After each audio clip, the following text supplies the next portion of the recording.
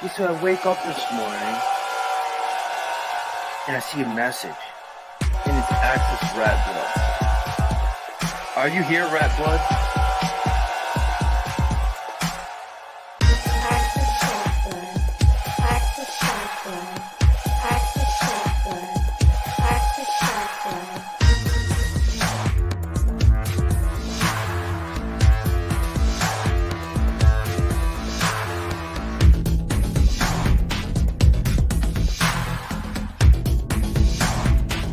And then you got people like Access, and then you got people like Access, and then you got people like Access. I'm Access fucking Rattblood.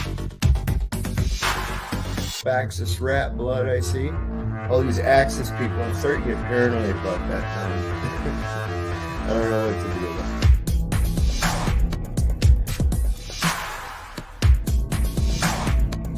And then you got people like Access, and then you got people like Access, and then you got people like Access. Are you here, Rattblood? I'm Access fucking Rattblood.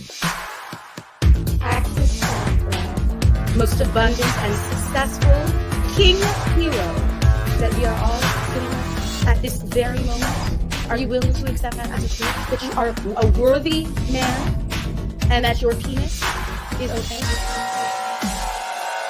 All these Access people, I'm starting to get paranoid about that now. All these Access people, I'm starting to get paranoid about that now.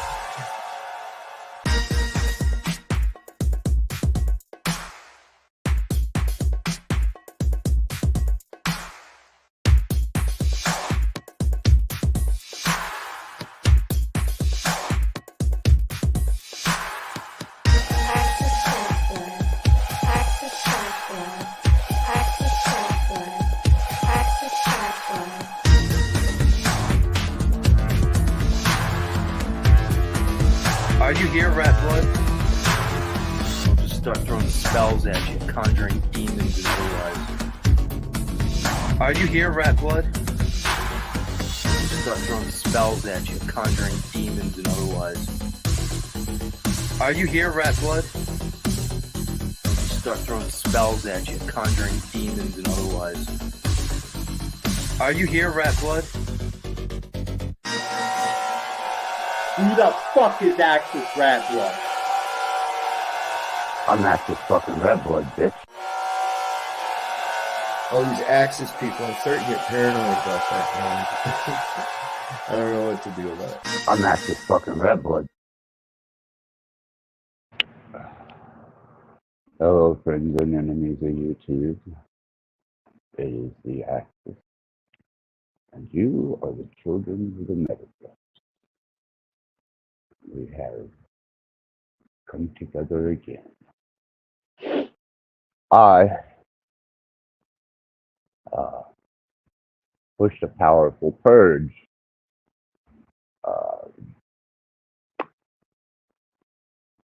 Death came, kissed me on the head, and said, "Next time." But what an experience. You know, it's your concern of consequences that keeps you in fear. But I expect that I have wonderful guests in the waiting, and that maybe we can share a little bit of insightful life fundamentals to help us on our journey through this experience. I know, as for me, there are various states of my personal being, and that's with most. But no one said you couldn't explore those places. The astral, terrestrial, material, and something that I find very interesting is that which is beyond superposition.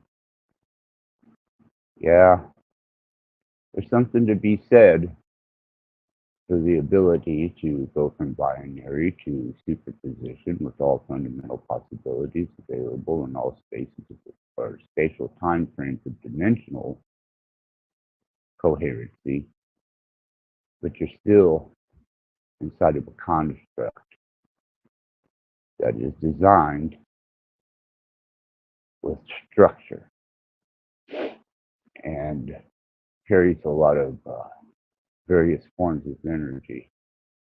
Energy's energy to a degree, depending on the variables of measurement, distance, fluctuation, hertz, volts, millivolts, teravolts,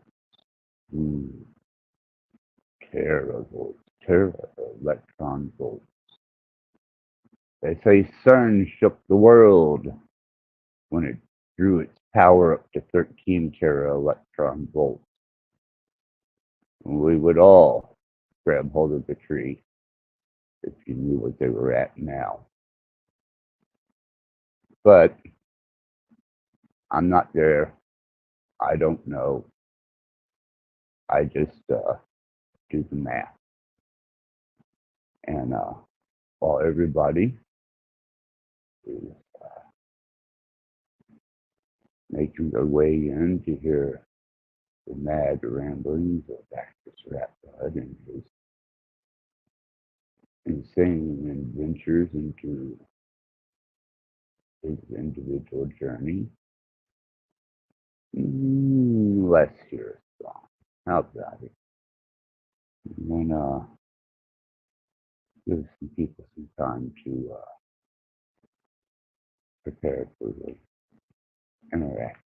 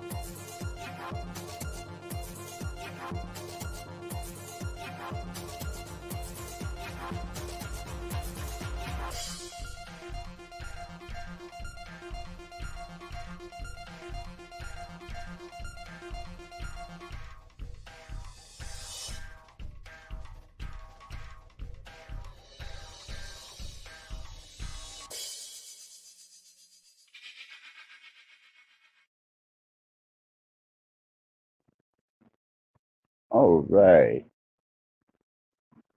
More Rattblood Radio. Seems that during this last purge, I really tripped the edge, gleamed the cube, and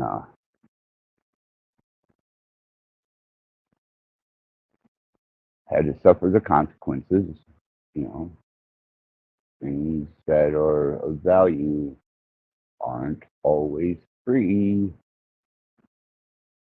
We took that away from ourselves a long time ago when we decided that the constant perpetuation of this earth and all it has to offer wasn't good enough.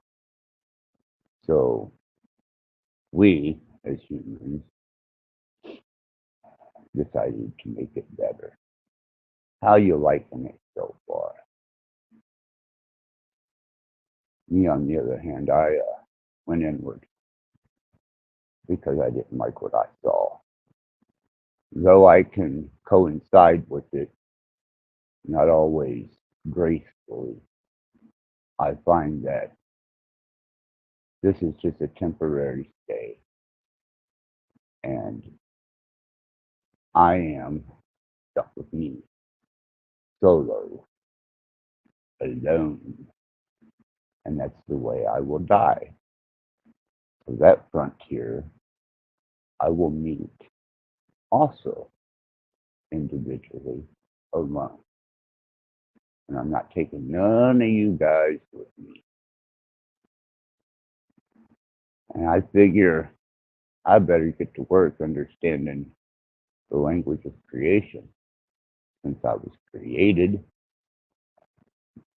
and the possibilities that I might achieve in this state to maybe better understand what lies beyond the visual states of creation, what lies beyond the unseen states of creation and spectrum and energy and vibration.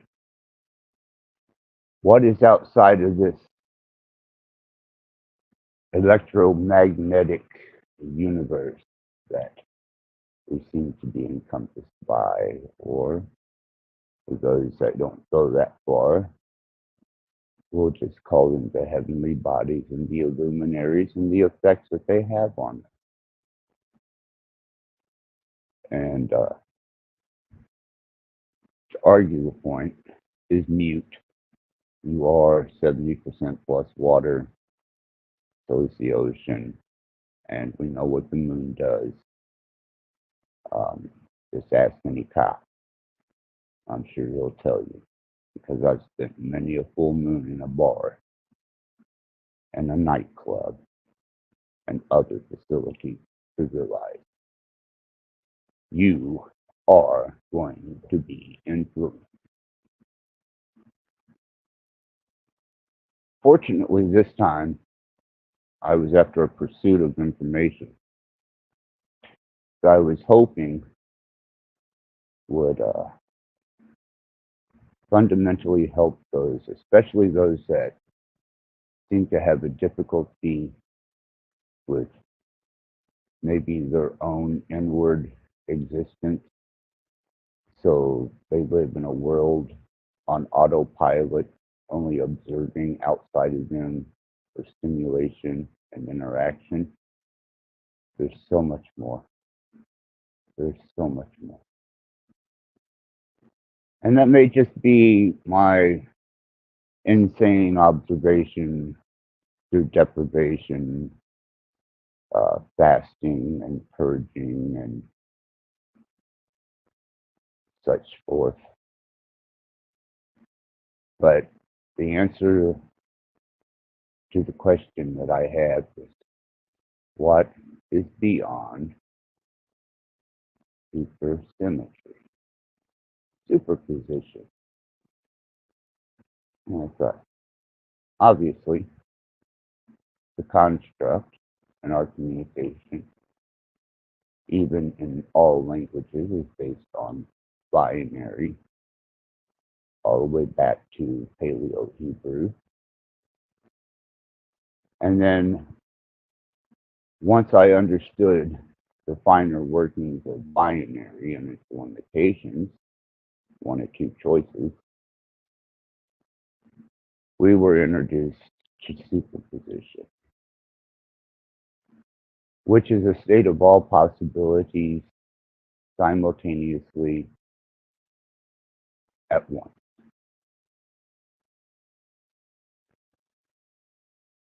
And I played around with that before I decided I've yet to endeavor on artificial intelligence, which I'm headed there, make no mistake. But I want to be well prepared when I do this. Because I say that it's pretty smart. We'll find out. Not that I can compete with a entire global network worth of information on call at the space of 500 qubits per millisecond. So my thinking then was, what's beyond quantum positioning? What is beyond all possibility? Because that exists in this construct and this dimensional plane and various others, but it's still a part of a construct that gives you a feedback loop. And a feedback loop is the construct safety protocol to keep you from seeing what it actually is. And when you understand that and the fractal nature of the way this place was designed, that there's even a place that exists just far enough that if you remove those safety boundaries and you have any mastery of your mind, body, soul, emotion, even your inner thought, you might catch a glimpse. But the price for that, this last time, I'm cool. I'm okay. But yeah, my in-home come in and found me flat. And they rushed me to the hospital. But was it worth it? Yes.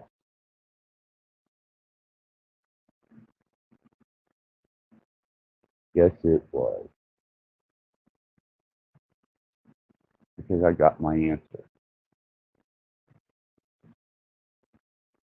And I would voice it to you, but I don't think you speak that language, at least not verbally. And I'm going to spend 3 seconds transmitting it out psychically to those who can perceive. So get ready. Here we go.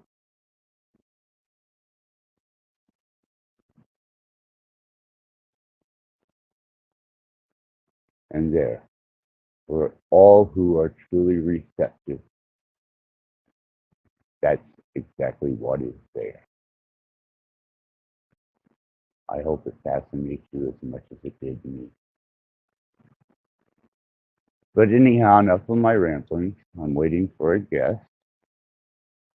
And you know that I can take you down the road of insanity that dead ends into obscurity. all variables and potentials waiting at your fingertips.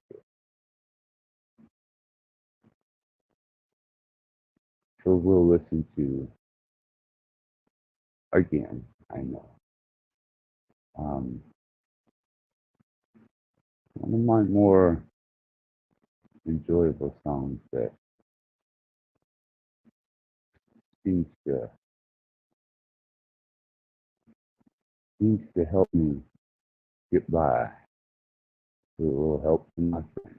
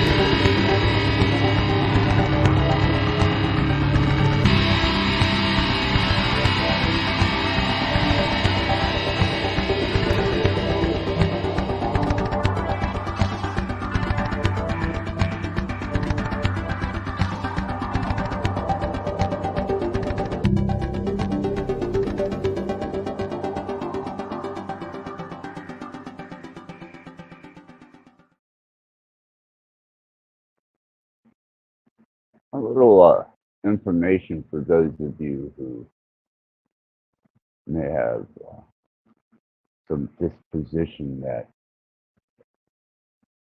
is ill against my ilk when it comes to certain substances. Let me remind you, ayahuasca, TMT, shrooms. I don't really think that marijuana is considered much more than a nerve and a sweet stimulation for that.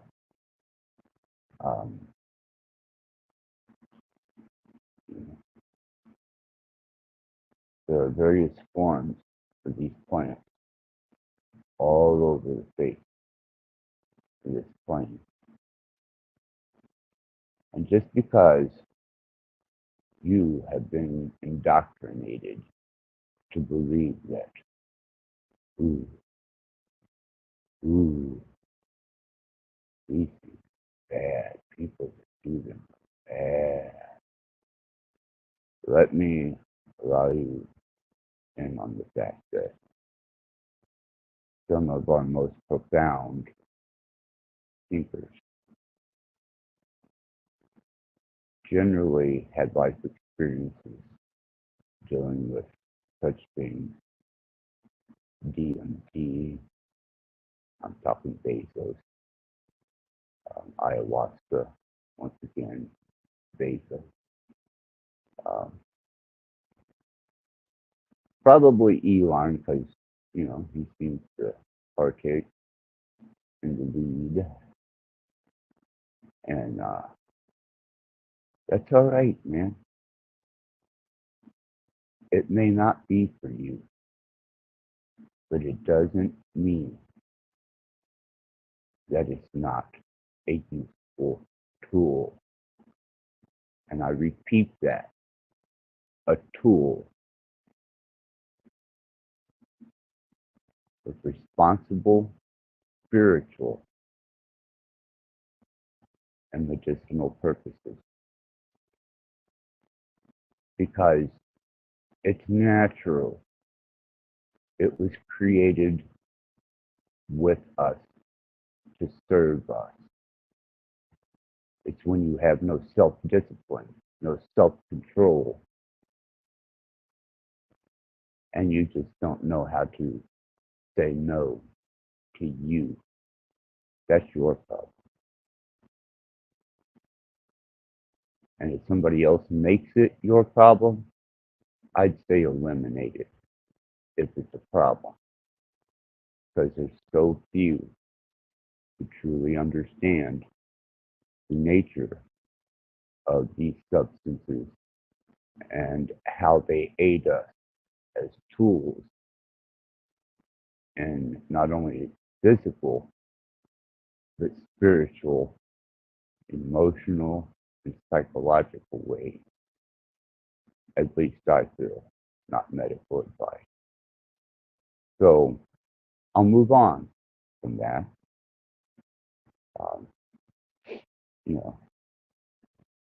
Heaven forbid we didn't have a good dose of Thorazine for the 5150 running down the street, butt naked with a hatchet in his hand, screaming that the demons are coming to get him, and headed to the nearest maid service so that he can jump into the deletion machine and save himself from the unseen.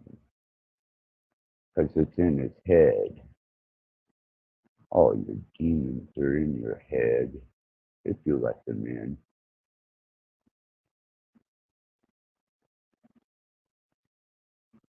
Some people just don't have that strength, that will. They give it over to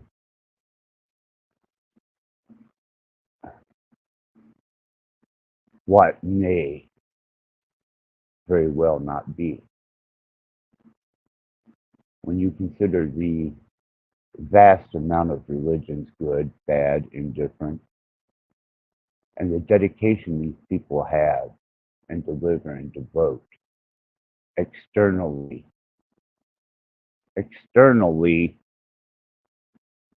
to these organizations, these indoctrinations, these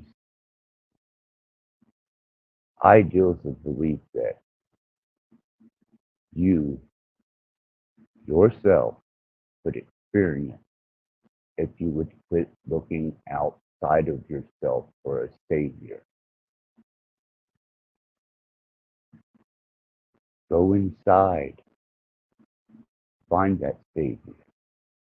Deal with those demons in you, because you are the one that allows them to live in you.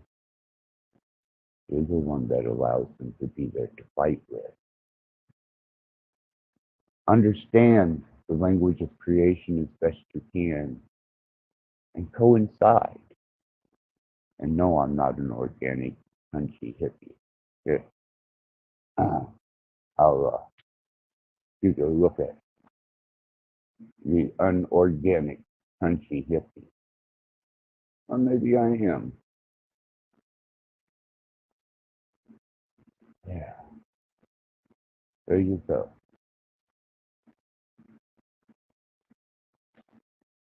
Hope you enjoyed that. A rare view at a completely insane individual.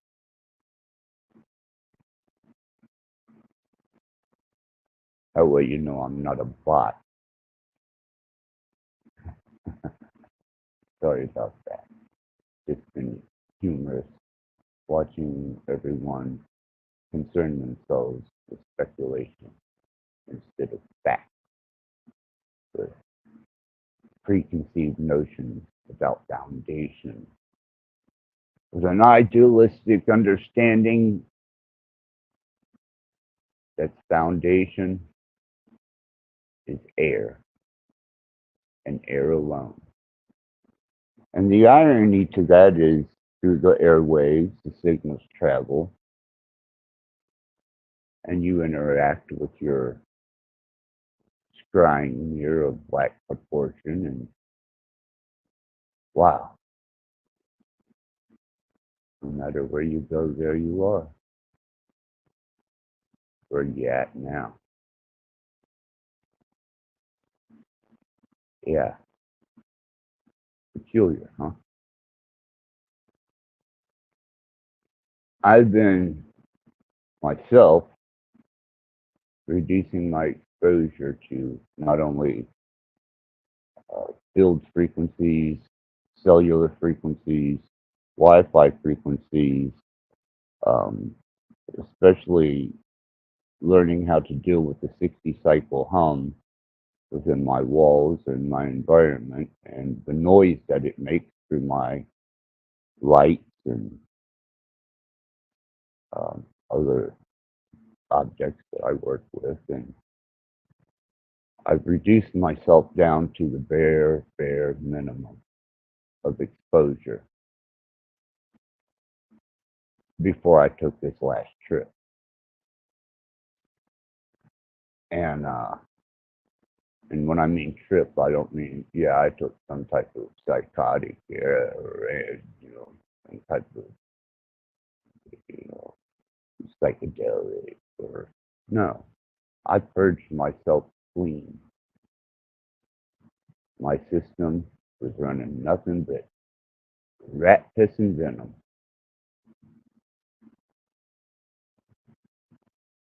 Because I dare not go there with a polluted mind. I hope you can take something from that and at least utilize it. Because in a system that wants to degrade, disempower, humiliate, embarrass, shame, and even bring you to the point where they're trying to make you feel inadequate as a boy, a girl, or other, as not being one race or another. Shame on them, and shame on anyone who allows themselves to be indoctrinated by such primitive thinking. You,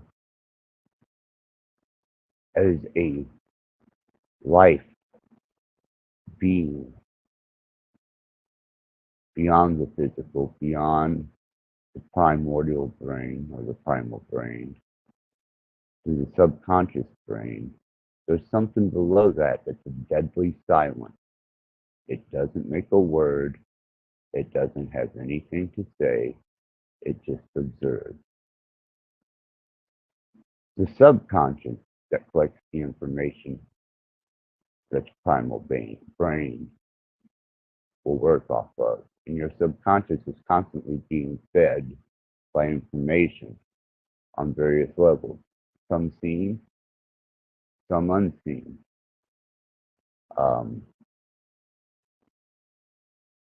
They've managed to use brain frequencies, emulate them, and transmit, which means they have two-way communication with your inner workings inside the cerebral mind. What have you done to defend yourself? Or just because you can't see it, it really doesn't matter to you, right? Hell, you've got all the amusement in the world just outside of your eyeballs. You got ear candy, you got edible candy, you got eye candy, you got sensational feelings, which is a type of touch candy, I suppose. Some people would say that sex is probably the best physical candy they'll ever have. And that's probably all they'll ever know. It's all candy.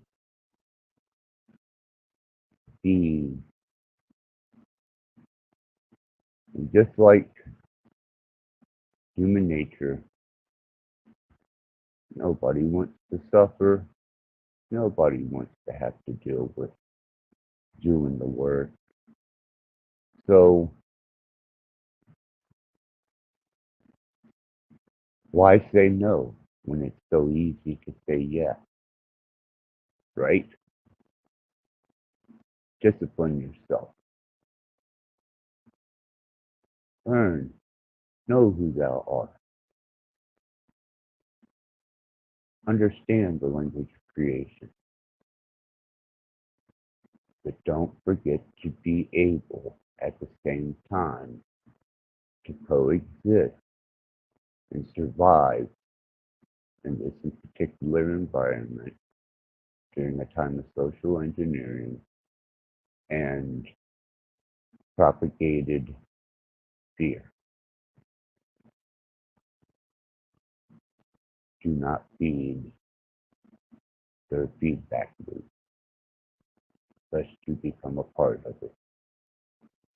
And at that point, you might as well pick up a YouTube channel and start preaching the word of the Lord, along with a little hellfire and brimstone, just so that I can still be observed as a true Satanist. They love that. The word omnius, I don't think, is quite capable of coming out of their pie holes or maybe even being interpreted by the cerebral state. Not sure, but Satanist is just one aspect of hundreds of infiltration and study. And I use what I need to out of each of them. But this is a part of my development. All knowledge on all levels and spectrums can be utilized to maneuver, coexist, and flourish in this environment. Tactical strategies to surviving life if you enjoy being here. Otherwise, lose your fear and you might have some fun for a while. But as long as you have some type of self-accountability, as long as you have some type of self-preservation or anything outside of the realm that does not concern others but only yourself, you might want to explore the inside just as much as you do the outside, because it was all brought to fruition by the same grand architect.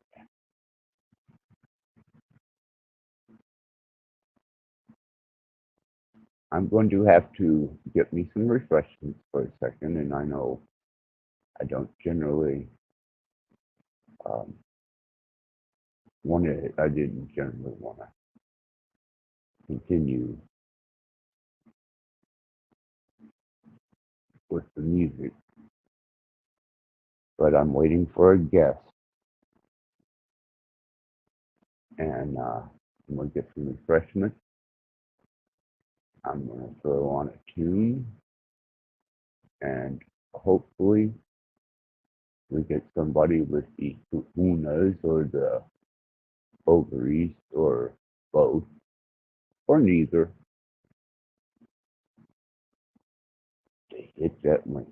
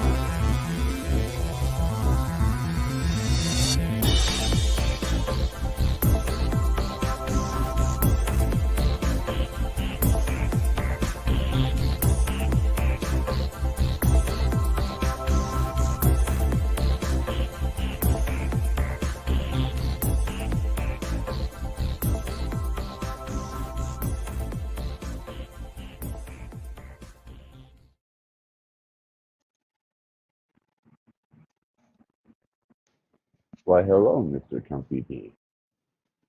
What up, man? I'll just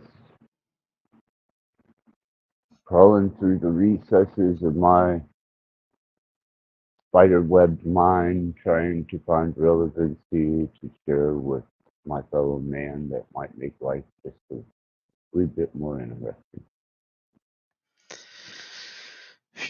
Yeah, that's what we're all doing. All of us real folk, at least. I don't. Not many of us left, Crunchy. Not many of us left. Yeah, I I battle it with all these decisions, like spiritual. Like, well, what do I even want to believe? It's like it does not. I mean, not that the truth doesn't matter. I can believe. I really do feel like I have the free will to choose a lie Can I if I want lift some weight from you, brother? to. What? Can I lift some weight from you? Yeah. Gotta listen. And it's hard But to I hear you, do. man. I've got myself turned up. Hold on, let me try doing this. Is that any better? Oh yeah, it's a lot better. Okay. Here's the deal. Okay. You were born into someone else's creation. That's obvious. Yeah, I don't This think I is would have created it this way. No. Yeah, but well, but somebody else's, yeah, and you were born into this creation, which has a constant. That was the natural state of things. Self-perpetuating food, self-perpetuating life, self-perpetuating seasons, self-perpetuating cycles. Didn't need no help from us at all. And then there was the abomination. And we developed into where we are now. And what was the abomination? I'll explain that to you in a bit. Just know that something happened. We'll call it the Great Cataclysm and a cycle of cataclysm. Because Supposedly, if we're going, that would be sin, right? If we're going off the Christian, that would be the turning point where I'm not a Christian. I'm an I'm not omniist. saying I'm not a what? Omniist? Yes. Let me tell you what. Okay. You can choose, Crunchy, to listen to everybody out there, their concepts, their ideals, and their speculation. Just a little. I don't mean to interrupt you, but I did just come from Forever Conscious channel. I was listening to him, and I was like, I know this, and then I was like, saw you live and thought I'd see how you're doing. But go ahead, man. I, That on the forever other hand, conscious research, right? yeah, the quantum death theory. Yeah. All right, go Yeah. ahead. I'm sorry. But anyhow, I took a step back and thought, I'm in this alone. This is a solo journey into this construct that I did not create, nor did I create the human body or its design. So the best I have to do is to try and understand how I work and how the construct works, or the constant. And with this, there is that which is perpetual, such as cycles. And then there's the persistent, that which works with the construct, the constant, and tries to utilize it in a constructive way. So they think, but the That would constant be us, our doesn't soul, need, yes, who our we. actual physical body and our soul is something a little different. But yeah, we physically interact with something that was perfect. And this is what we've developed. And in the course of this, which nobody can bring any type of fact to, only speculation, and there's probably as many philosophy, secret societies, esoteric schools, and religions as there are hairs on my head. And if you ever took a chance at choosing one as the absolute truth, then you defeated yourself before you started. All of them have something in them that is useful, and all of them have things in them that are very detrimental and unuseful. So you have to pick and choose for your individual self what type of relationship you want to have with you, the construct, and that which created it, which is beyond comprehension. Because when you start doing hypergeometric math and taking a look at things that most people can't see because they don't understand proportion, ratio, width, depth, height, which is the third dimension, and they just observe that which their eyeballs can see, then they're missing 90% of the show because there's so much there that cannot be seen. Wi-Fi waves, cellular waves, hidden geometry, golden sections, fractals. I could go on and on and I on. know. I know. It's so hard So, to not talk about these things, not try not to think about it, to be around normal people. well, they're just not I as think aware. they know deep down that like this can't be like real in a sense that like I don't care what I they hate that think. word. I hate that word real. You know what I'm saying? Real is relevant. It's I don't it's care what they obviously think. it's obviously a construct of some time. I can do So the math and prove it. It's already been done. Research I it. mean, yeah, well, yeah, simulation theory and shit like that. But it's It's mathematical. It's fractal mathematics. And it's yeah, equations, divine equations, and unseen proportions, and hypergeometric math. here's my big question though: do we have like does our collective conscious affect it? Is there Yes, it is a outside feedback forces? loop. Yeah, and that's what I've been saying. Like, I think it's just lack of knowledge, seriously, and it's weird to think that there is something. I can't even think of the words. That's why I hate English, but I hate language.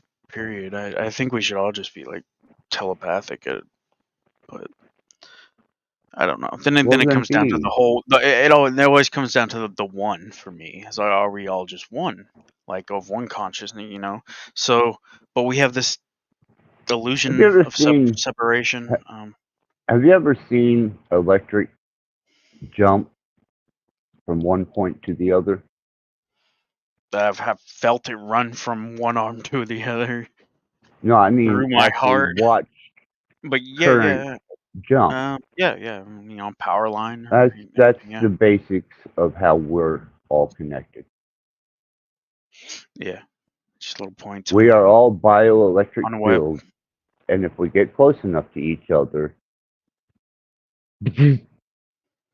we affect each other. There's an art It I goes think it's between that us. 6 foot distance. That I'm not going to. it's I'm not probably going to speak.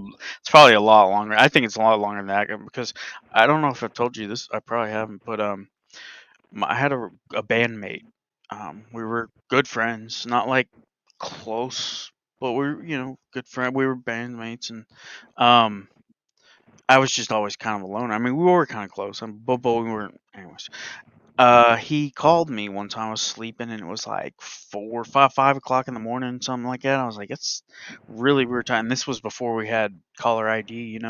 So, but I was sleeping, and I was dreaming that I was at one of his parties. Excuse me. I need some water. Hold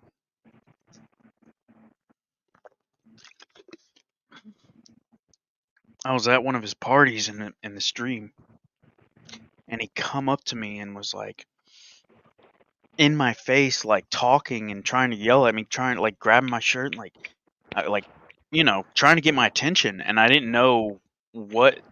I couldn't hear anything. I saw his mouth moving, couldn't hear anything. And then right as I was having that, the phone rang and woke me up, and it was like I instinctively knew it was him, but I picked it up and it was him. I mean, I had no. I mean, I didn't talk to this guy very often, but my sister lived with his ex girlfriend, so You he called me you and do he was like, realize this is not an uncommon phenomenon, and it's. I mean, not "It's to yeah." No, I mean it not. happens all the time. There's tons of stories out there. I mean, the Mandela effect, things glitching out and disappearing, and that's what it's all like. And then people, I was reading or listening to Ouija board stories today for some reason. It popped up in my feed. I think I was talking, but uh, yeah, shit. I don't know how. There's something else, the unseen, and it's ghost. I don't really believe in ghosts, No, no, but no, no, yeah, no, no, no, no, no, no. no, No. it's not I'm ghost. talking geometry and hyperdimensional proportions. If you want to start getting into residual energy and influence energy, that's a completely different state of energy and motion, some good, some indifferent, and some bad. But that's the same as shaking hands with a person. You're going to connect with their biofield. So if they're a bad person and you're a receptive person and they're transmitting, guess what you get? Bad luck, Their energy. but it can be a strong energy, but just I don't know. This is one thing I've been pondering is the light, right? What we see with our eyes that illuminates the world around us that we, in our color spectrum and everything. But is that because what I have seen with UFOs, I've seen them personally. I had one like come up to me personally, and it was like You know, I telepathic. don't I Well, don't not speculate on UFOs. I do not speculate on that why? which cannot be tangibly proven. Because Oh, I have my own experiences. okay. See, Have you had a I, UFO experience? I have had my own experiences with things that, if I explain, are going to be like ear candy for people. Because this is something that people are interested in. This is something that they Yeah. have made billions and billions and billions of dollars on and has presented to us in a false manner. And Yeah. people are so intrigued, and especially if they think they're hearing a new story of a possibility, you might as well be selling them ear candy, brother. Well, It's the personal experience that counts. What did it do to you? How did it change you? Did they give you some Reese's Pieces? nah, give me shit. No. And we could sit and talk about experiences that you and I have endeavored in until the sun comes up. But that is not a practical life skill. That is not going to help you or serve you. Now, maybe if somebody was laying in the desert freaking out because something bizarre just happened to them and you were there, you might be able to comfort them. Maybe share a little common communication. But this is YouTube, brother. My Yes. show is about forward movement and Gotcha. understanding the movement of cycles and the language of creation and anything else that may have practical, tangible, factual ways to help you deal with, skill with, or be able to endure or endeavor through without them getting to your subconscious, your alpha, your gamma, your epsilon, because they're attacking you on all levels. With I already know. frequencies, energy, vibrations, subliminal advertisement.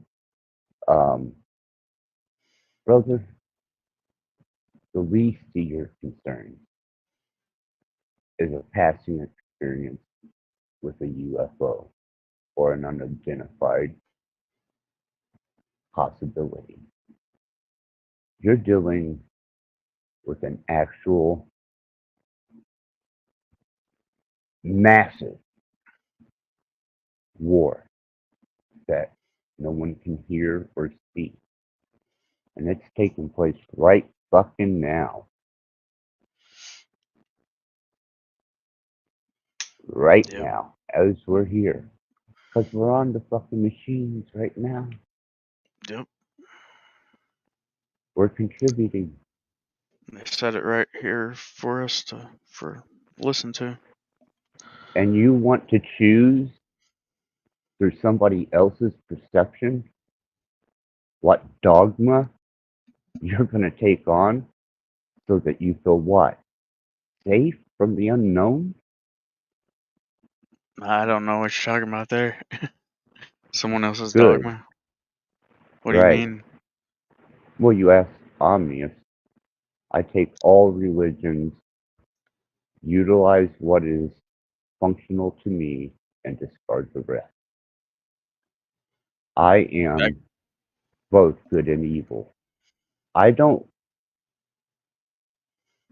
stay in one station because I know what that does.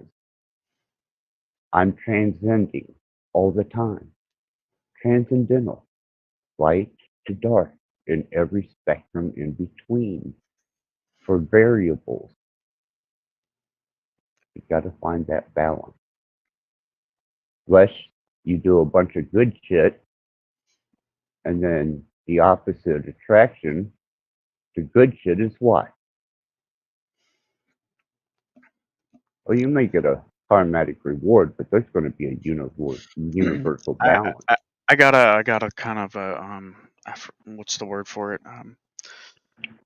That's a twist or it's a I don't know the word for. Imagine like say you're trying to do good, right? You're trying to do good for other people, make the world around you better, and you fuck up and accidentally, do some bad shit on the way, like accidentally hurt. You ever like try to fix something and you end up breaking two things trying to fix it. That's a good way to put it, I guess. Is that your responsibility? Or is your responsibility to first fixing yourself? Yeah, that's probably truth right there. But yeah, I mean, you grow up and before you know it, you're taking on responsibilities. Kids. I mean, family. That I mean, you could just go off on your own. I don't know. Well, Then I've you done both. get arrested and live No, in no, no, jail. no, no, no, I don't know. no. It's a crazy world. I led a successful life with all resistance at me. I raised my children, and then I took off as a nomad and lived out on the road for 3 years, coast to coast, 5 times. Just me and my circus dog. And I'd like to just experience that once. I would say that would be the greatest thing you could do for yourself. Free yourself.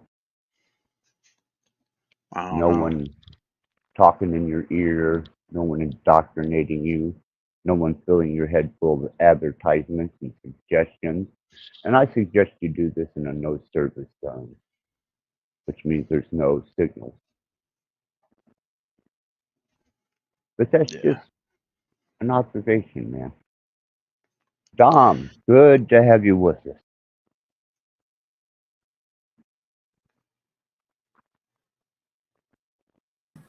Hey, Axis. Hey, Crunch. What's up, man? We were just discussing his development into a state where he may potentially not be so concerned about influences around him and more concerned about the influences within himself. Our energies around us. It also goes through us. But yeah, we can play that narrow view of thinking that we can control it, let alone influence it. I said deal with it. Yeah, that's right. You just deal with it. Yeah. I don't Yeah. see air. I don't see air, but I'm influenced by it. Right. I play around with thoughts that are they're not mine. So, but I can be influenced by it. Yeah, if I said influence, that was probably a misnomer word. It's his words. Yeah, I get deal it. with. Mm-hmm. Deal with circumstance to enhance it through skill sets to better understand it and maybe even develop a way of functioning without it overwhelming you to the point where your thoughts are no longer truly your own. You're on autopilot and you're just an observer of the outside world simulation. And you don't ever take that inner perspective to journey as far as you possibly can within yourself. And that even means dealing with all your demons, your hate, your fears, your loathing, your just contempt, disgust, primal vicious animal, all the way to sainthood.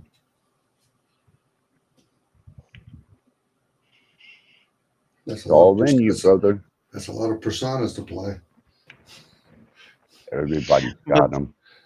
But I mean, I don't know. I don't want to be an animal, man. You know, I want to. That's what. That's what Whoa, makes. what? Whoa, what? You don't want to be a what? Hey, just play with words. Let him go with that Axis, please. Go ahead. Go ahead. I mean, I am an animal, but I'm not, I don't want to be primal, man. I want to think I cherish my for primal myself. state. But I want to think for also, myself, but it's impossible with everybody's opinions and influences. It's just like whoa. Hold on. not Hold on. impossible, but it's crazy. Don't stop yourself before you start because you just defeated yourself.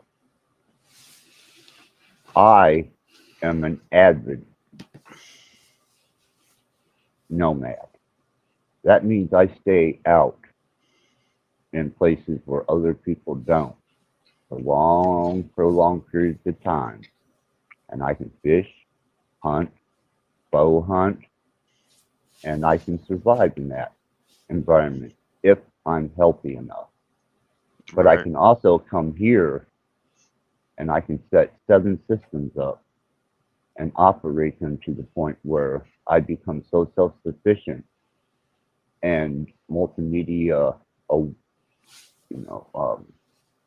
guess, present and still have an effect. And then I can shut it all back down and go straight back out to the primal.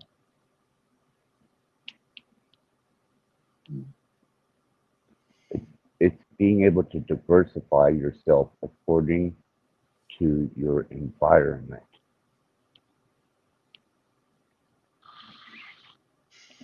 Well, actually, we've had this conversation, and I don't mind sharing it openly. It's under the premise that you're the vessel. And once a person maybe becomes aware you're not the vessel, because then you have to ask who's speaking, then you realize what you've been feeding the whole time, that form that you're in, which is classified as a human, an animal, a beast. You still have to take care of it. You got to feed it. You got to shelter it. You got to work for it. These are all a constant thing. And if you're not sure of it, then you have to ask questions such as, well, then who runs it when I'm asleep? Who runs it right now? Who's running the liquids in it? What happens when somebody goes into a coma? What happens when somebody gets hypnosis put upon them?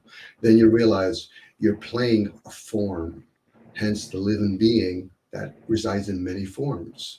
It just happens to be we're talking through a human form that has language. Animals have a language, but so do we. Many variation of language. Birds have a language. A deer has a language. Again, this is where we have all this indoctrination stuff going on, and we use language to reinforce it.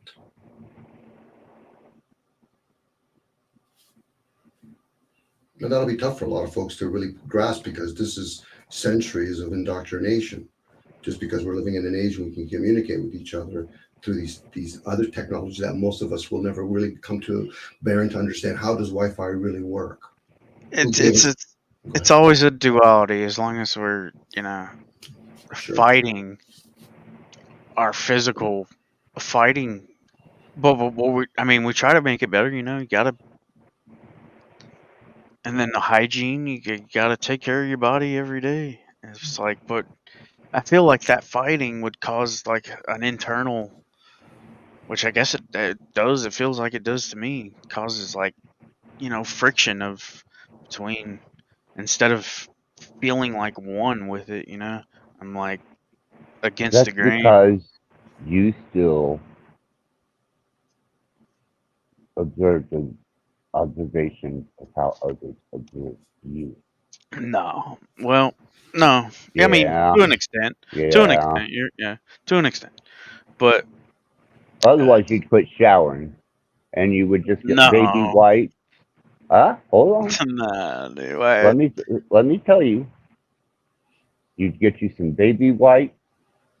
You would get you some rock salt for deodorant, and you would wash yourself down with baby wipes. Safe water too. And you would use the rock salt for your feet and your underarms, and make sure that at least keep your clothes to a certain level of being able to be tolerable. And don't get the stains off as far as being able to build up bacterial parasites such or draw animals, especially when you're out in the wild.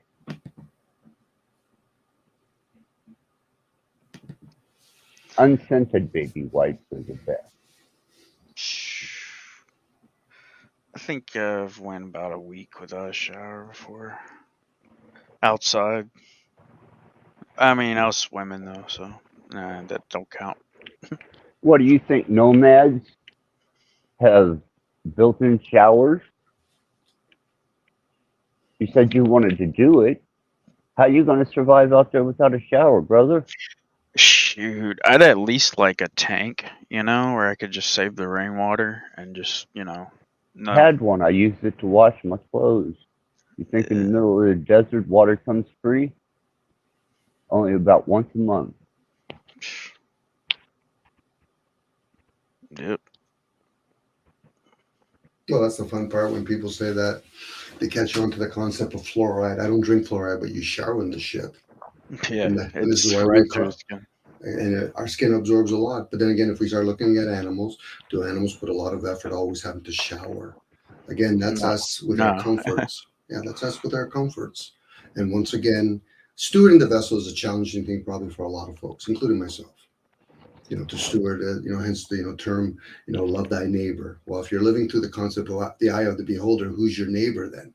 It's not those people outside you see. It's probably the vessel that you're in. But unfortunately, most people don't actually communicate with their vessel. They ignore it. And they get ping signs every so often. Again, this is more indoctrination. But if a person actually really hears themselves, they'll hear all their defenses and excuses. But it's this way, and then we use philosophy to justify it. This is this religion. This is this state. The earth is flat. It's a globe. I said those are all the stories that we make up. I don't know, man. You can't I mean, prove it. Hold on a second, Axis. But let's say you did know. How would you apply discernment to it? See, knowledge has its limitations. You can know something, meaning you can know a language, but we don't understand it. So that's where knowledge is. It's very limited. That's one step above belief systems. yeah. But well you're said. speaking your truth. You're speaking your truth. You don't know. So then at that point, that's where duct tape comes into purpose. You go into silence. And then you have to go inwards and realize the outside world is not going to give me that information. It's just not. If anything else, it's just going to play on the senses. And isn't all senses easy to be misled? Sure, I could show a hologram up in the sky of aliens and people are going to say, oh, those are aliens. So then how do we use the language alien as to describe somebody that's coming from another country? Again, that's a play on words. What if, Crunchy, I happen to know the exact proportion of the earth, and I told you? What is that going to change for you? And what do I have to do for the rest of my life? Defend that. Can I prove it? Oh, I may know it, but I can't prove it to you. Nah, I guess it doesn't matter, and it's not gonna matter. No, not at all. And listen to the word, it doesn't matter. So it's not something that's of interest to what somebody's physical connotation. We speak. We just don't listen to ourselves. It doesn't matter. What business is that of mine? So we have to make it economics then when the person says that. When somebody says, I'm going to do good deeds, I say, are they healthy deeds or are they just good deeds? Because good could imply spiritual. What's evil? What's material? Again, we're using a language that's been so altered that the other languages have just been as altered as this one. And then this language is a meaningful language. So that means that just makes it a mind fuck at that point. The only universal language is mathematics. And it encompasses all languages, regardless. But it does not encompass necessarily symbology. Maybe by a proportion or a geometry, but as far as what a number assigned letter means, a symbol can tell a whole story.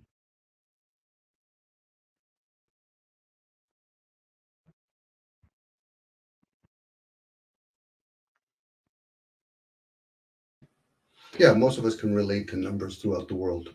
It's like symbols, After a while, you can just remove the stop sign and maybe even the color. Some people will actually naturally pick up the shape of the stop sign, and then they don't realize how much their feet are already doing something else. It's association. But yes, numbers would be a universal language for the human species. We can't present numbers to animals. We would have to condition them, and that would explain how we get conditioned with numbers. But Right. there is energy behind. Go ahead. It's like my rat.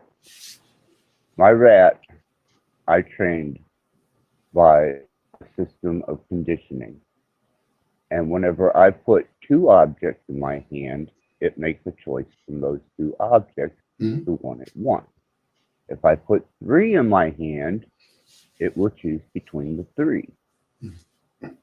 But if I only put 1 in my hand, that's the only option. It can take it or leave it. And the program is set up even with the human race. You give them a couple of choices. They're not fill somebody up with hundreds of different choices and say you don't have to make any of them. You can just entertain them all. You know, that'll be very few. That's why we have certain people that some people would classify them only because we classify them as genius.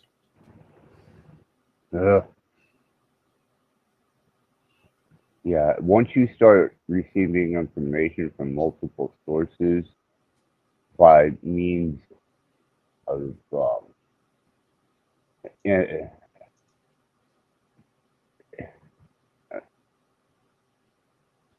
I did a short show on it.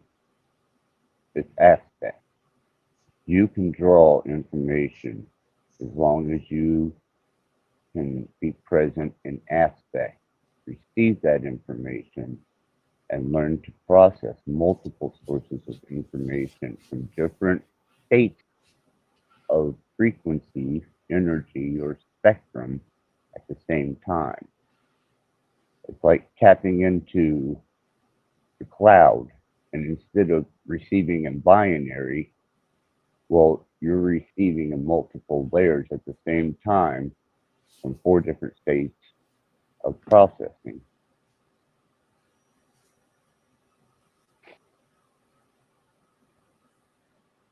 You process the energy around you at a distance, if you choose. That's proven. You can visually, in aspect, observe that which is not presently available in your environment. You can, as you said earlier, have precognitional interaction with someone who's getting ready to call you. Mm-hmm.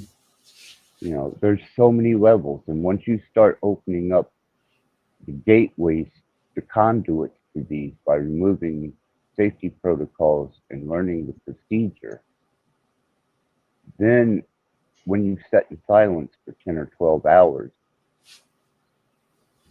you don't ever find bored.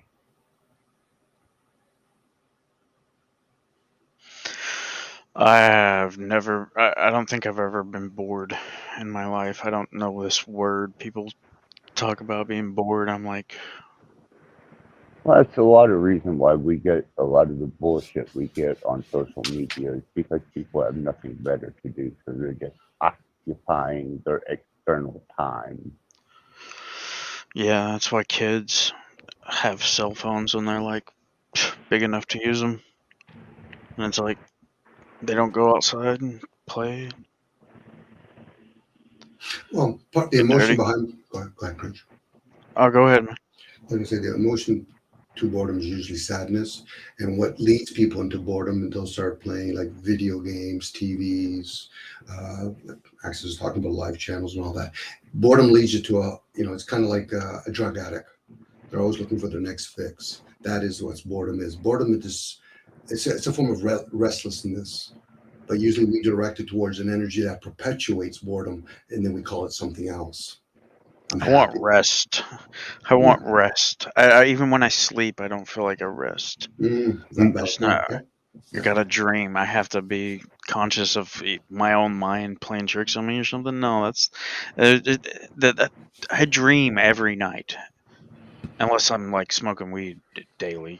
But I dream every night, and if I do it too much, it blends in with reality, and I can't. My memories of like dreams, I'll think like were real sometimes. I think like,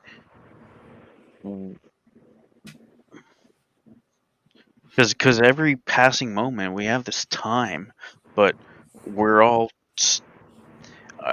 our bodies age somehow, but just a few seconds ago, me talking to you, it seems like a dream. I remember that as well as I do a dream. But the concept with the dream is we're in a state of stillness and silence, and then we're communicating with something. Unfortunately, in the waking state, unless people use a heightened imagination, you're not going to realize what am I actually communicating with. This is why people have a concept of intuition, downloads. You can do things that will alter the brain, such as hemp, in this case, weed, or you can do ayahuasca, or you can do all kinds of stuff, but it's just giving you a glimpse. But when you're in that state of rest, as you're saying, prior to sleep, then your body's getting ready for it. But unfortunately, I can only speak on myself on this part, where I'll eat late, so I'm not even getting into fast mode.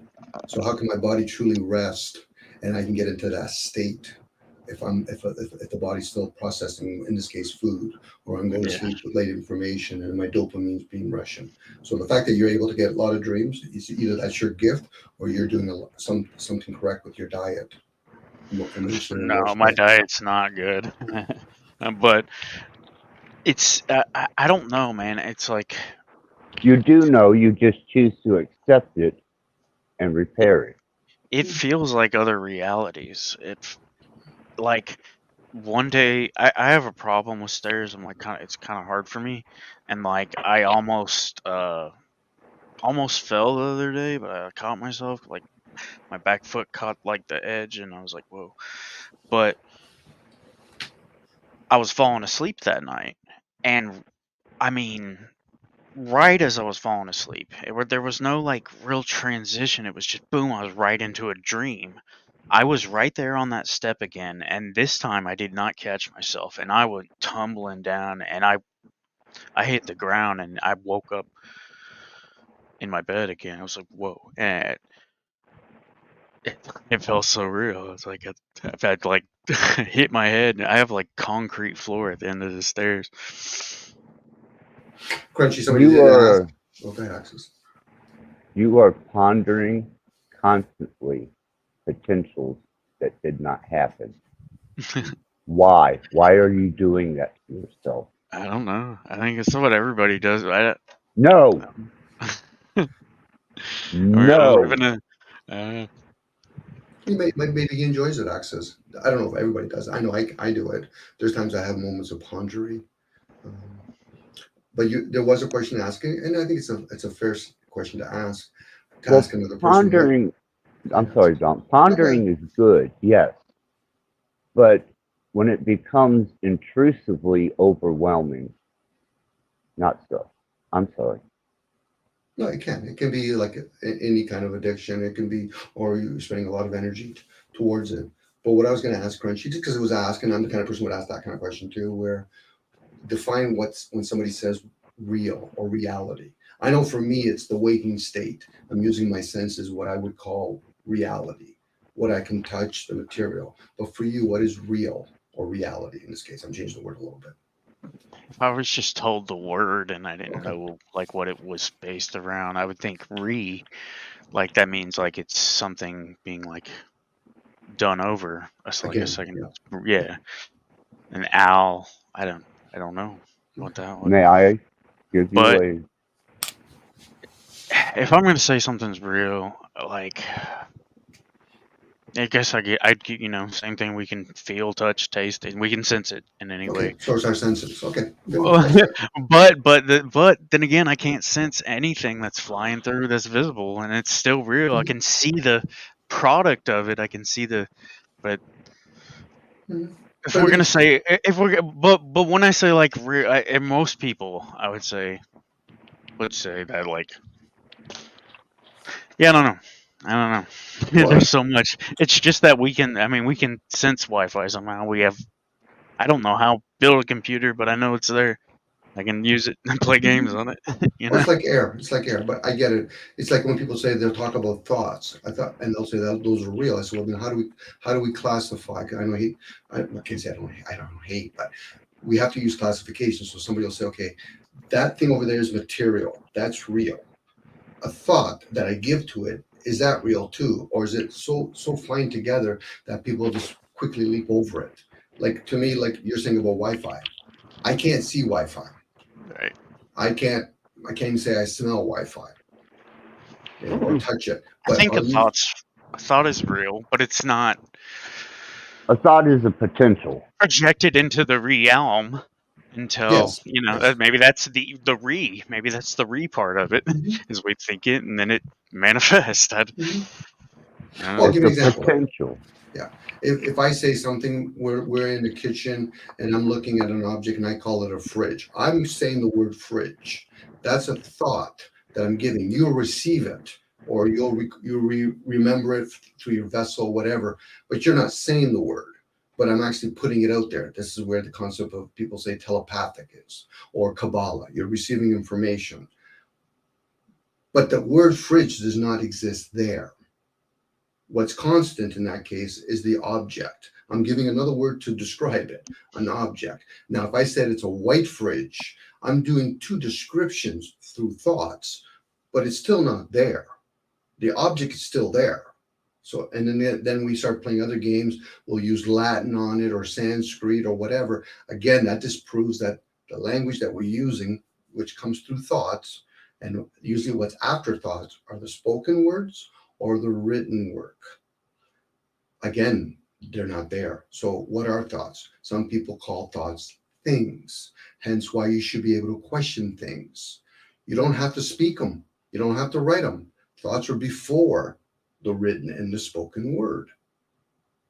We do it all the time. It's just that we just kind of ignore it. Because if I have a thought, I don't have it in Italian, in this case Latin, I'll have it in what we call English. Or if I've been taught to symbols.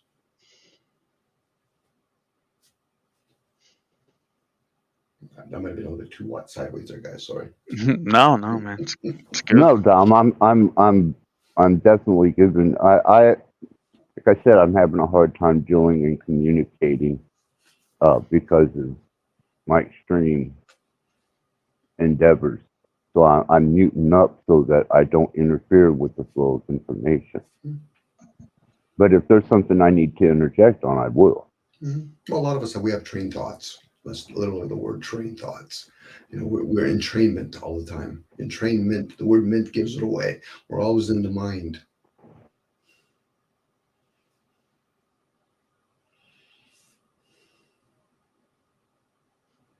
See, like right now, I'm conditioning myself not to interrupt or interlope into the flow of information or a conversation. So the only way I'm going to be able to get myself readjusted to this is a little button on here called mute. And it says to me, shh, quiet. Well, sometimes everything interacts with itself. I know for myself, sometimes if I go into a state of silence and when I'm hearing somebody, and then let's say they say something that sounds like an inquiry, something might spew out of me and I need to share. I know it might sound like I'm interrupting, but once people get to know each other well enough, that flow will flow with each other. But I get it. A lot of times we have our own thoughts. You can't even say it's our own thoughts, but we have thoughts. It's just that we forget how to harmonize with each other. Well, How do you I'm make finding, choices? Like, how do you make choices without thought? You can't. You must not understand the instinctive nature of muscle memory and exactly what the natural state of the unutilized parts of the mind that work on autopilot without your ability. It's like breathing in your sleep. You're not conscious of it. It's in the design. It's like moving out of the way of something that's flying at you without reacting. You just move. That perfectly explains NPCs. So, they've just and with you, Crunchy, I think Dom has a more comprehensive way of communicating with you because I just come back from a massive adventure and I am rolling. So you must forgive my over-ambitious need to celebrate I hear you, man. Right self-discovery. So don't think that I'm disassociated because I hear everything that's going on. Yeah. I smoked a fat blunt before I came on here. Sweet. So I'm pretty lifted too. I think Crunchy, in a lot of aspects of what we do, whether we're aware of it or not, we are playing that what people call NPCs. You know, there's the people that to try to defend or attack something they don't understand. That's where some people would call them NPC, autopilot. But there's a lot of things that is running in with me right now as I'm communicating with you that's in that NPC role. Mm-hmm. You know, thoughts, I get what you're saying when you bring that ongoing program. You know, so I'll have a thought of something. But then again, knowing that there's many languages out there and we don't learn all those crafts, that would say that we're limited in what thoughts we have then. It's not like as though I'm having thinking of Greek language or the Asian writing skill sets or American Sign Language. So that tells me I have to be conditioned, first of all, to a limited program. But now I have other languages. I know numbers, I know colors, I know body language. If I'm around you guys, I might be able to understand that language. So again, those are thoughts. And best way I can say, when we speak, that's for the avatar. Thoughts are what some people call the language for consciousness. But I'll again, tell you, go ahead. I wish I could separate myself from my body right now, man, because I've got too much pain that I just want to get away from. Mm-hmm. A lot of times when there's pain, not to take it away from your pain, Crunchy, we also have attachment to a lot of pleasures. So it's a duality going on. And we're attached more than we are resistant to another. But not taking away the fact that your body and probably even your emotional and mental planes might have pain. And, you know, helping If I you can with elaborate with you, Crunchy, I'm under 9-hour medical care a day in home. Yeah. I don't get to leave my bed but once a month to go outside. Rest of the time, as far as I make it, is to the bathroom. It's worse So than you're I a got. very fortunate individual. Yeah, we all got to count our blessings. It's, you know, it's just I don't understand why there has to be any in this fucking. That's what makes it feel like a hell realm. It's so dense. Because I didn't take care of my fucking body. I rode it like a recreational vehicle, and now I'm dealing with the consequences. I like the term recreational. Then how are we gonna explain accidents? I mean, just accidents happen? You know, it's like there's Well, no. I guess it depends what types of accident. If we've participating making cars and trains and all that, we're actually putting ourselves in harm's way, and at the same time it can bring us comforts and certain kinds of Okay, luxuries. well, in nature, okay, a mutation, right? It's Yeah. just like an accident, right? I mean, some Mhm. random mutation, like, and then it takes off, and I guess does some, but like babies, okay, being born with some weird mutation, then it's just suffers for like it might live a year and just suffers that entire year. What's the A point in lot that? of times that is generational genetics passed forward. You are your great, great, great, great, great, great, great, great, great, great, great, great grandfather's genetics. Could be. Yeah, I'm with you on that, actually. Yeah. Yeah, but then that opens the door for some people. They don't want to talk about rebirth and reincarnation. How does energy stored? What is a soul? You know, for a lot of people, they want to stay to the ongoing program. And for them is, I lived this once. Oh, okay. So then explain why other people talk about the Dalai Lama. Why are people trillionaires? How does air always work? Like, you know, what we drop in 1945 into the air is probably still here. Again, that Yeah. opens to the question, what is air? What is breath? What is prana? So when we have pain, we might be, and success, pleasure, pain, Well, we might be inheriting something from a previous I'm lifespan. talking residual energy transference through procreation. Hmm. I'm not talking spiritual. I'm talking actual, reactive, physical, residual energy that may pop up somewhere down the line as a genetic mutation. Mm. And it's not necessarily because of reincarnation or this, that, or another. No. It is because energy will residually pass on from the mom, the dad, to the child. That's the obvious state. You can look at a child and you can see trace of both. That means the energy from those parents were transferred into their offspring. There's a lot of poisons that the mother takes while, pregnant that I think affects a lot of things too. That they're not even aware of, you know what I'm saying? And then we just say, oh, well, that's just some random fluke of nature, when it could be something that even, doctors don't even know about. But Well, doctors more times than not, hence the term teacher, they're not really going to be chemists. So they're not going to really understand when you start talking about different chemistry that's involved. Like, why have people got away from the weaning process for a child? Because there's memory in milk. But unfortunately, we've been conditioned to think, well, just drink a cow's milk, drink some sheep's milk. I don't want to be a sheep. I don't want to be a cow. Man, my son loves that milk, man. I think it's addictive. There's something like, well, now there's a bunch of sugar in it, but when the body's malnutrition, it'll try to pick up what it thinks is healthy for it. But it's like blood. Are we supposed to be drinking other people's blood? Or let alone, how does blood even work? What is the memory cells of blood, let alone other things like gold or silver? Again, we the masses are limited to that information. And, the ones that are informed on it, what would they do with it? Consuming blood would be, I'm sorry, not blood, in this case, gold would be advantageous for some people if they found out that's their gift. Think about gold, it's a conduit. And if you have a body that's able to take that gold, then you can actually be a conduit for information. Have you taken that, what is it, mono, Yes, what is it called? Monoatomic gold. Yeah. It's not atomic, because... Monoatomic, meaning that it has one atomic particle. I don't think that's possible.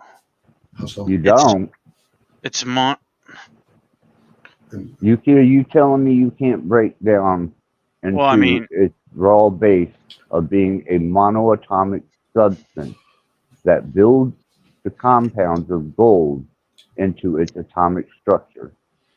Anyways, well, I've heard of it, but how did it, because... The guy that found it and invented it did nothing with it.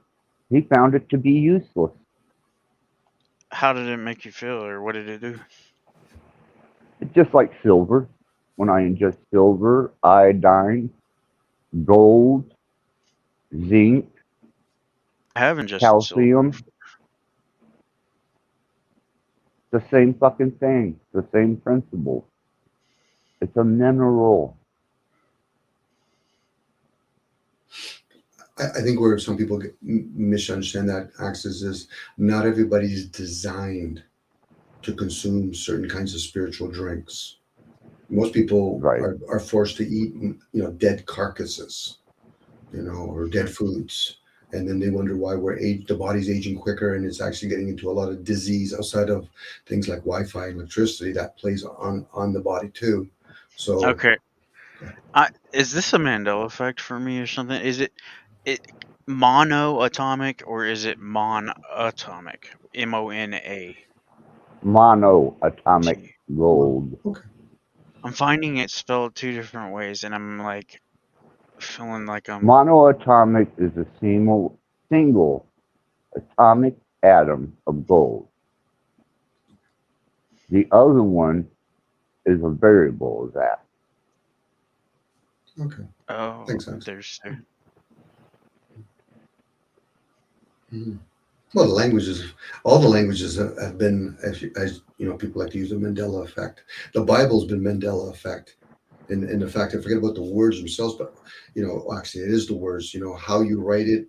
Was it in a scroll form, a book form? Everything's a Mandela effect. If they're going to play the Mandela, it's just that those are NPC games. The best thing you could do is run away from those NPC games.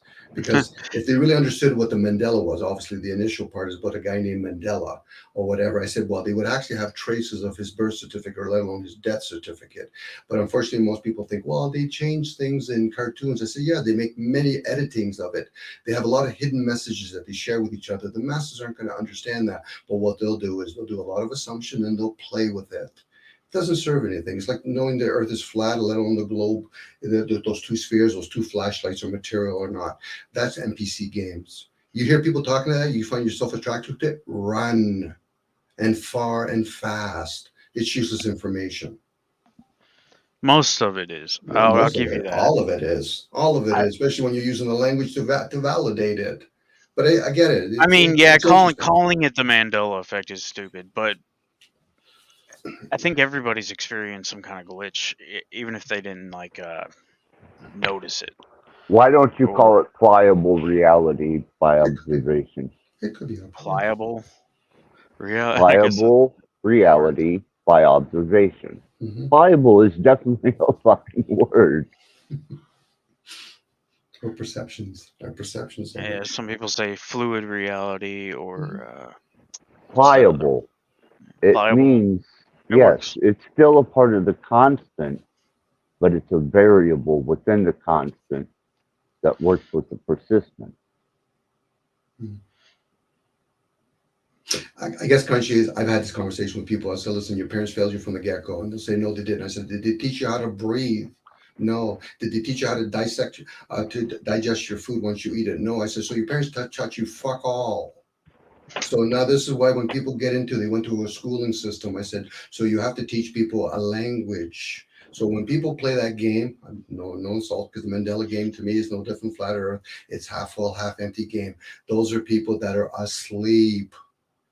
They're all asleep. I'm asleep still too, but at least I know enough to say, listen, how does it serve to play the fucking game? It doesn't.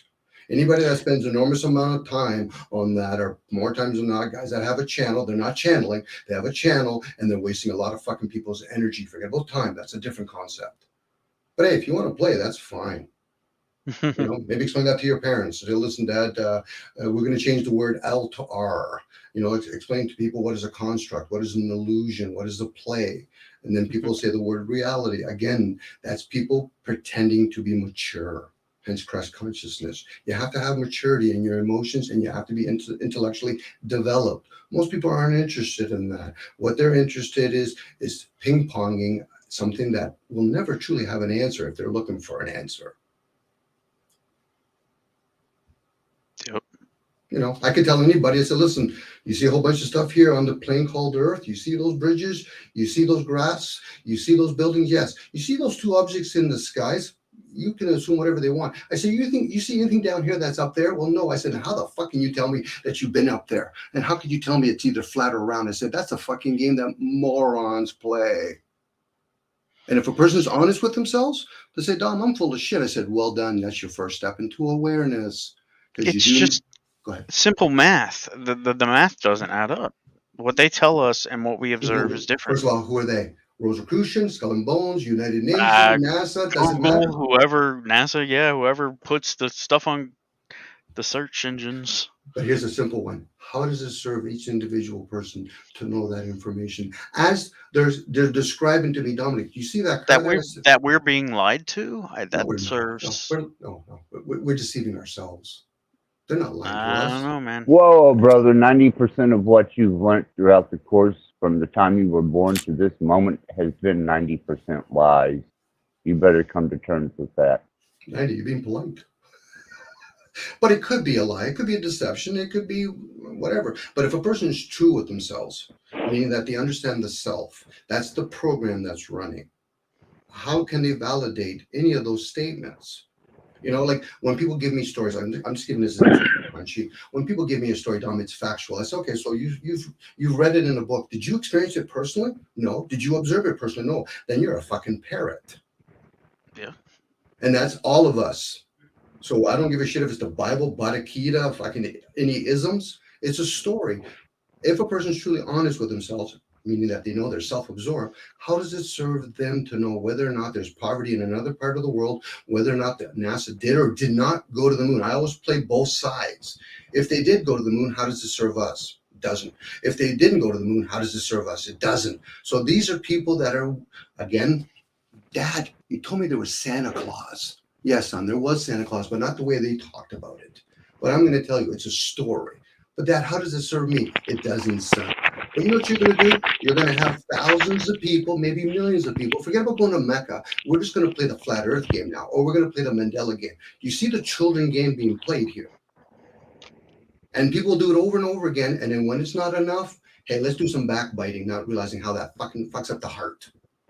That's the game we play. And then people wonder why they got to do fucking escapism routines. Let me smoke my fucking weed. Let me drink enough. Let me fucking watch porn enough. Why? Because you're trying to fucking deceive yourself constantly over and over again. And then a person wonders why they're in pain. The physical pain is one aspect. What about the emotional and mental pain that we're suffering? To hear these fucking children yip yap over and over again. That's why we want to escape. Well, no, because you're going to reboot yourself over and over again. You got to go through it now. Best thing people can do is hope to reboot themselves so they can actually serve humanity. Because most people aren't here to serve each other. They're here to fucking play games with each other. Now, I'm being a little bit obnoxious about this, but I do hear people talking about Mandela. The first thing I'm thinking, there's a fucking bullet designated for you. Pull it. Talking about Mandela is a waste of fucking energy. Talking about Mandela is a waste of energy. No, Crunchy, most people, you've never fucking probably revolted against yourself. You've never actually kicked yourself. Whoa, Dom. Okay, I got to correct you there. Okay, I'm going to shut up. Sorry, Crunchy was abused on a public platform. Sorry, Crunchy. Where an individual told him to go kill himself.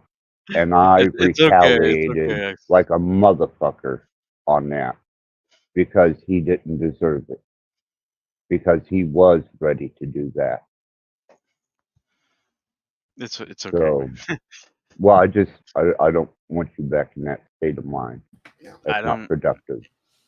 I'm not. I apologize, Crunchy, make it personal. I usually get kind of with the concept. I like your passion, man. I do. So I like people to speak their mind, and even though I'm full of shit sometimes, if not a lot of times. And that's no offense to you, Dom. You didn't know. Well, I should have just stuck to the concept of Mandela. I hear it, and it becomes a skip record. It literally is a skip record, and I get it. And then people try to justify them. And that's where it becomes a deception, because it could literally be what some people call the concept of the truth. But the fact that people have to defend it and attack it, what does it become then at that point? If a person is true with themselves, and let's say me, you, and Crunchy, we know that we're criminals. We act like a criminal and we talk like criminals. And if somebody turns around and says, Dom, that's not right being a criminal, I'm going to stay true to myself. I'm not going to fucking defend it, let alone attack you. It is what it is. I choose to live that way, and that's my way. If a person values being the Mandela effect, then why are they fucking gathering more fucking recruits?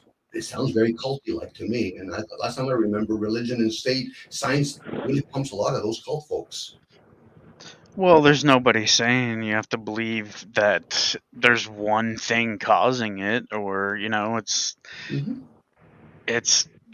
but nobody. I think it's a great community because you've got your Christians, you've got, but there's a wide variety of people that just are seeing it and talking about it. Here's the variable: some people see it, some people don't. Some people have different experiences with it. Some people have really adverse experiences with it. But until your dead neighbor and you walk outside and he comes back out the door completely alive, then you can go, this might be some kind of strange, pliable effect of reality. I've heard some people claim that, but it's not happened to me. But I've seen...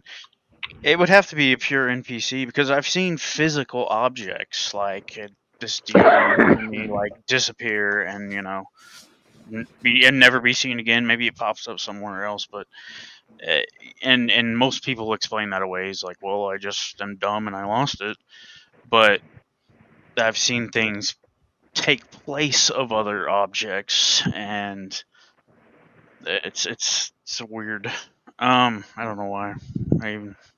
My point was, if I seen a person do that, I would say, wow, that has to be just a physical body. There has to be nothing there anchoring him to his timeline, and I don't know why. I don't know. There's a mathematical equation to it, Crunchy. I can't explain it over here on open platform. Okay, I'm not going to become that kind of target. I think a lot of the people are clones on like TV or whatever. They're like, because some of the people that I grew up watching are not the same people. Just remember, Crunchy, you live in a construct of mathematics that compresses numbers to save processing speed. Well, then I'm in a computer. No, I didn't say that. I said you live in a construct that is based on numbers. Yes, the construct. Period. Well, yeah. And it crunches numbers. I- If there's 100,000 zeros, it's going to place that 100,000 zeros as a single zero, and it's only going to utilize it when it's necessary to be used, which is residual self-observation of something that you are absolutely, to yourself, positive will be there in the morning. Yeah, we always expect the sun to come up the next day, don't we? Possibility may dictate that something could happen to create a disruption in that possibility at any point in time. It's happened before. Mm-hmm. But it's very favorable that when people, say things like the sun's going to come up until somebody entertains the ideal.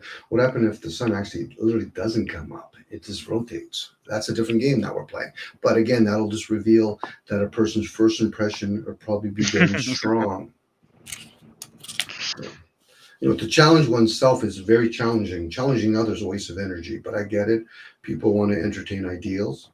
And if a word gets misplaced or misused or change a digit, then somebody say, yeah, then they start getting groups. But the thing would be to each individual person when they're back with themselves, how does this serve me?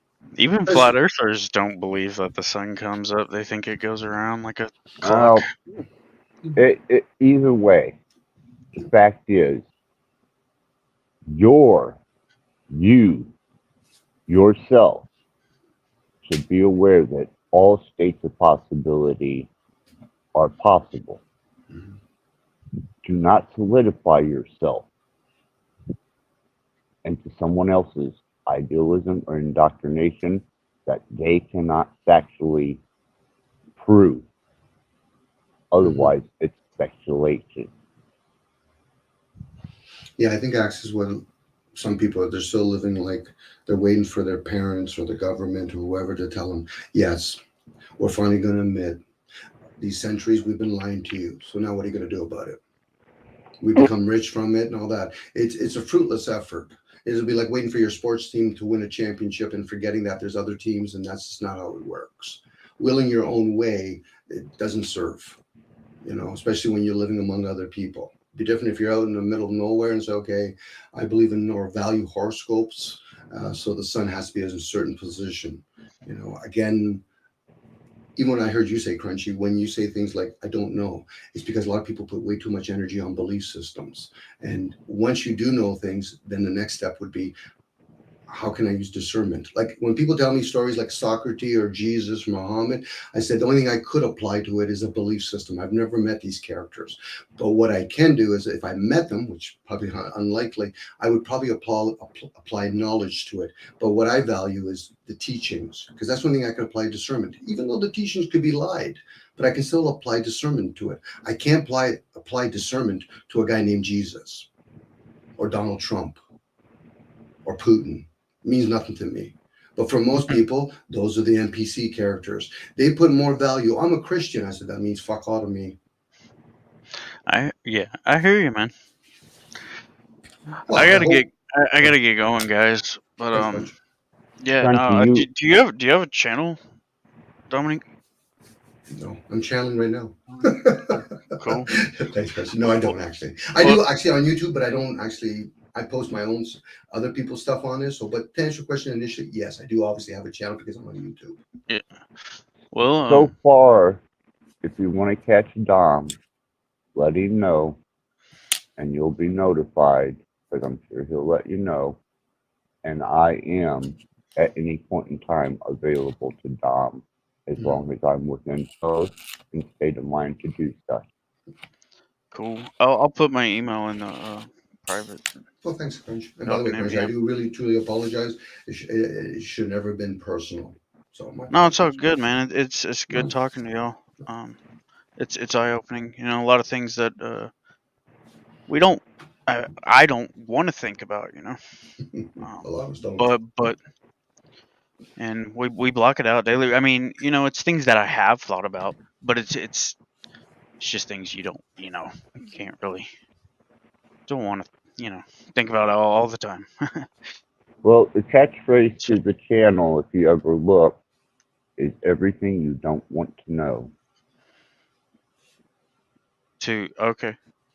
To this channel, Access Rattblood, everything you don't want to know. Cool. Well, yeah, I gotta get to sleep. Wake up early. Crunchy anytime, brother. It is a pleasure having you. Yeah, man. You too. Thanks. Talk, Crunch. Peace. Yeah, let me cut that and paste that. It would Yeah. be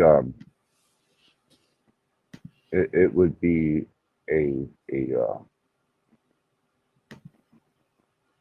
be a nice thing to see him be able to develop a sense of self to the point where he was no longer reliant, reaching out in desperation.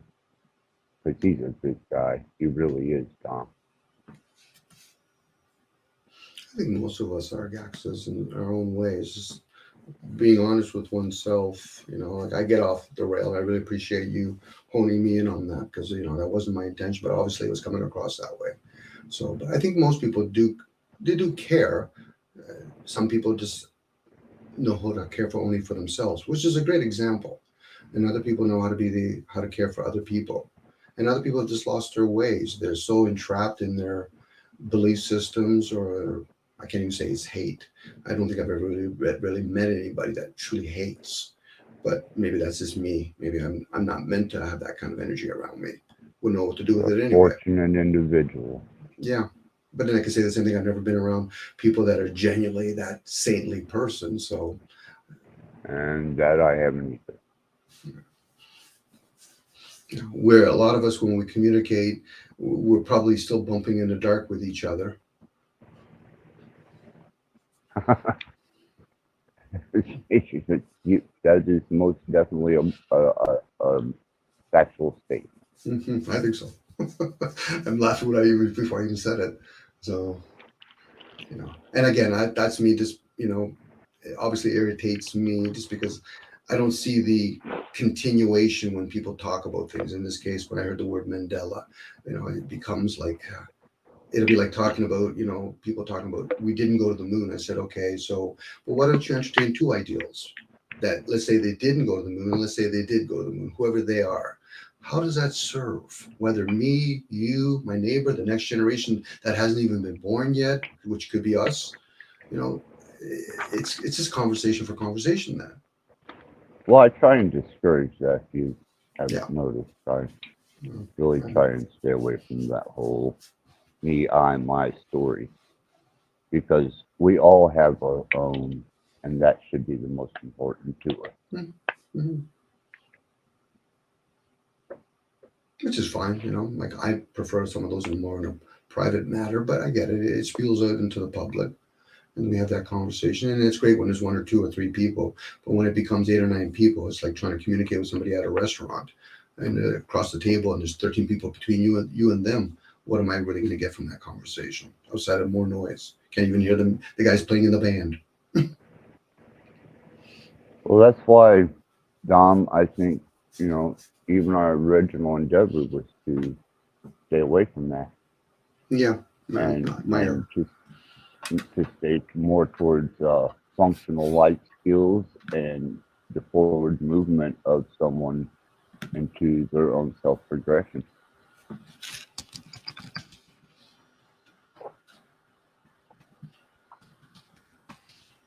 And I try and stay by those guidelines Hmm.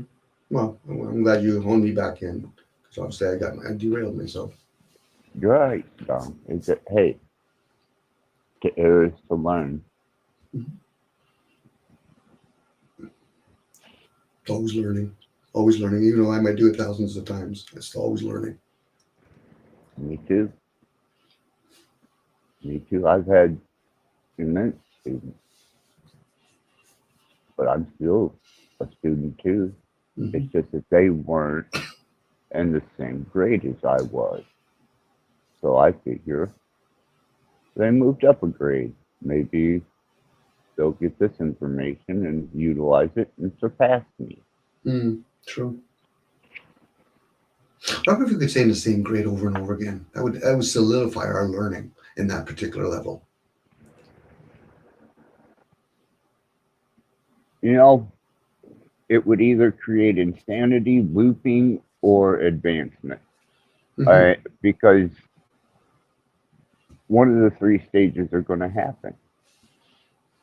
They're either going to exceed the teacher and they're going to go to find something more palatable, or they're just going to continue looping what the teacher said, or they're just going to completely go mad with repetitive information that they can't get around, under, over, or through.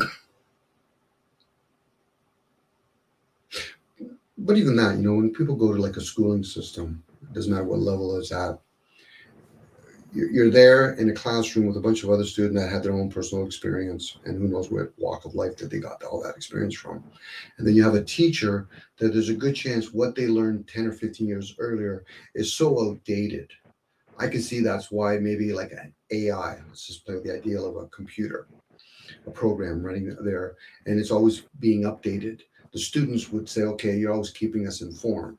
So the advantage would be us learning, and in that case, the computer's just there just to regurgitate information. But when we have a teacher in front of us, unless they're keeping up with whatever the ages are teaching, then we might be regurgitating old information, which See, we that's probably just already are. it, Dom.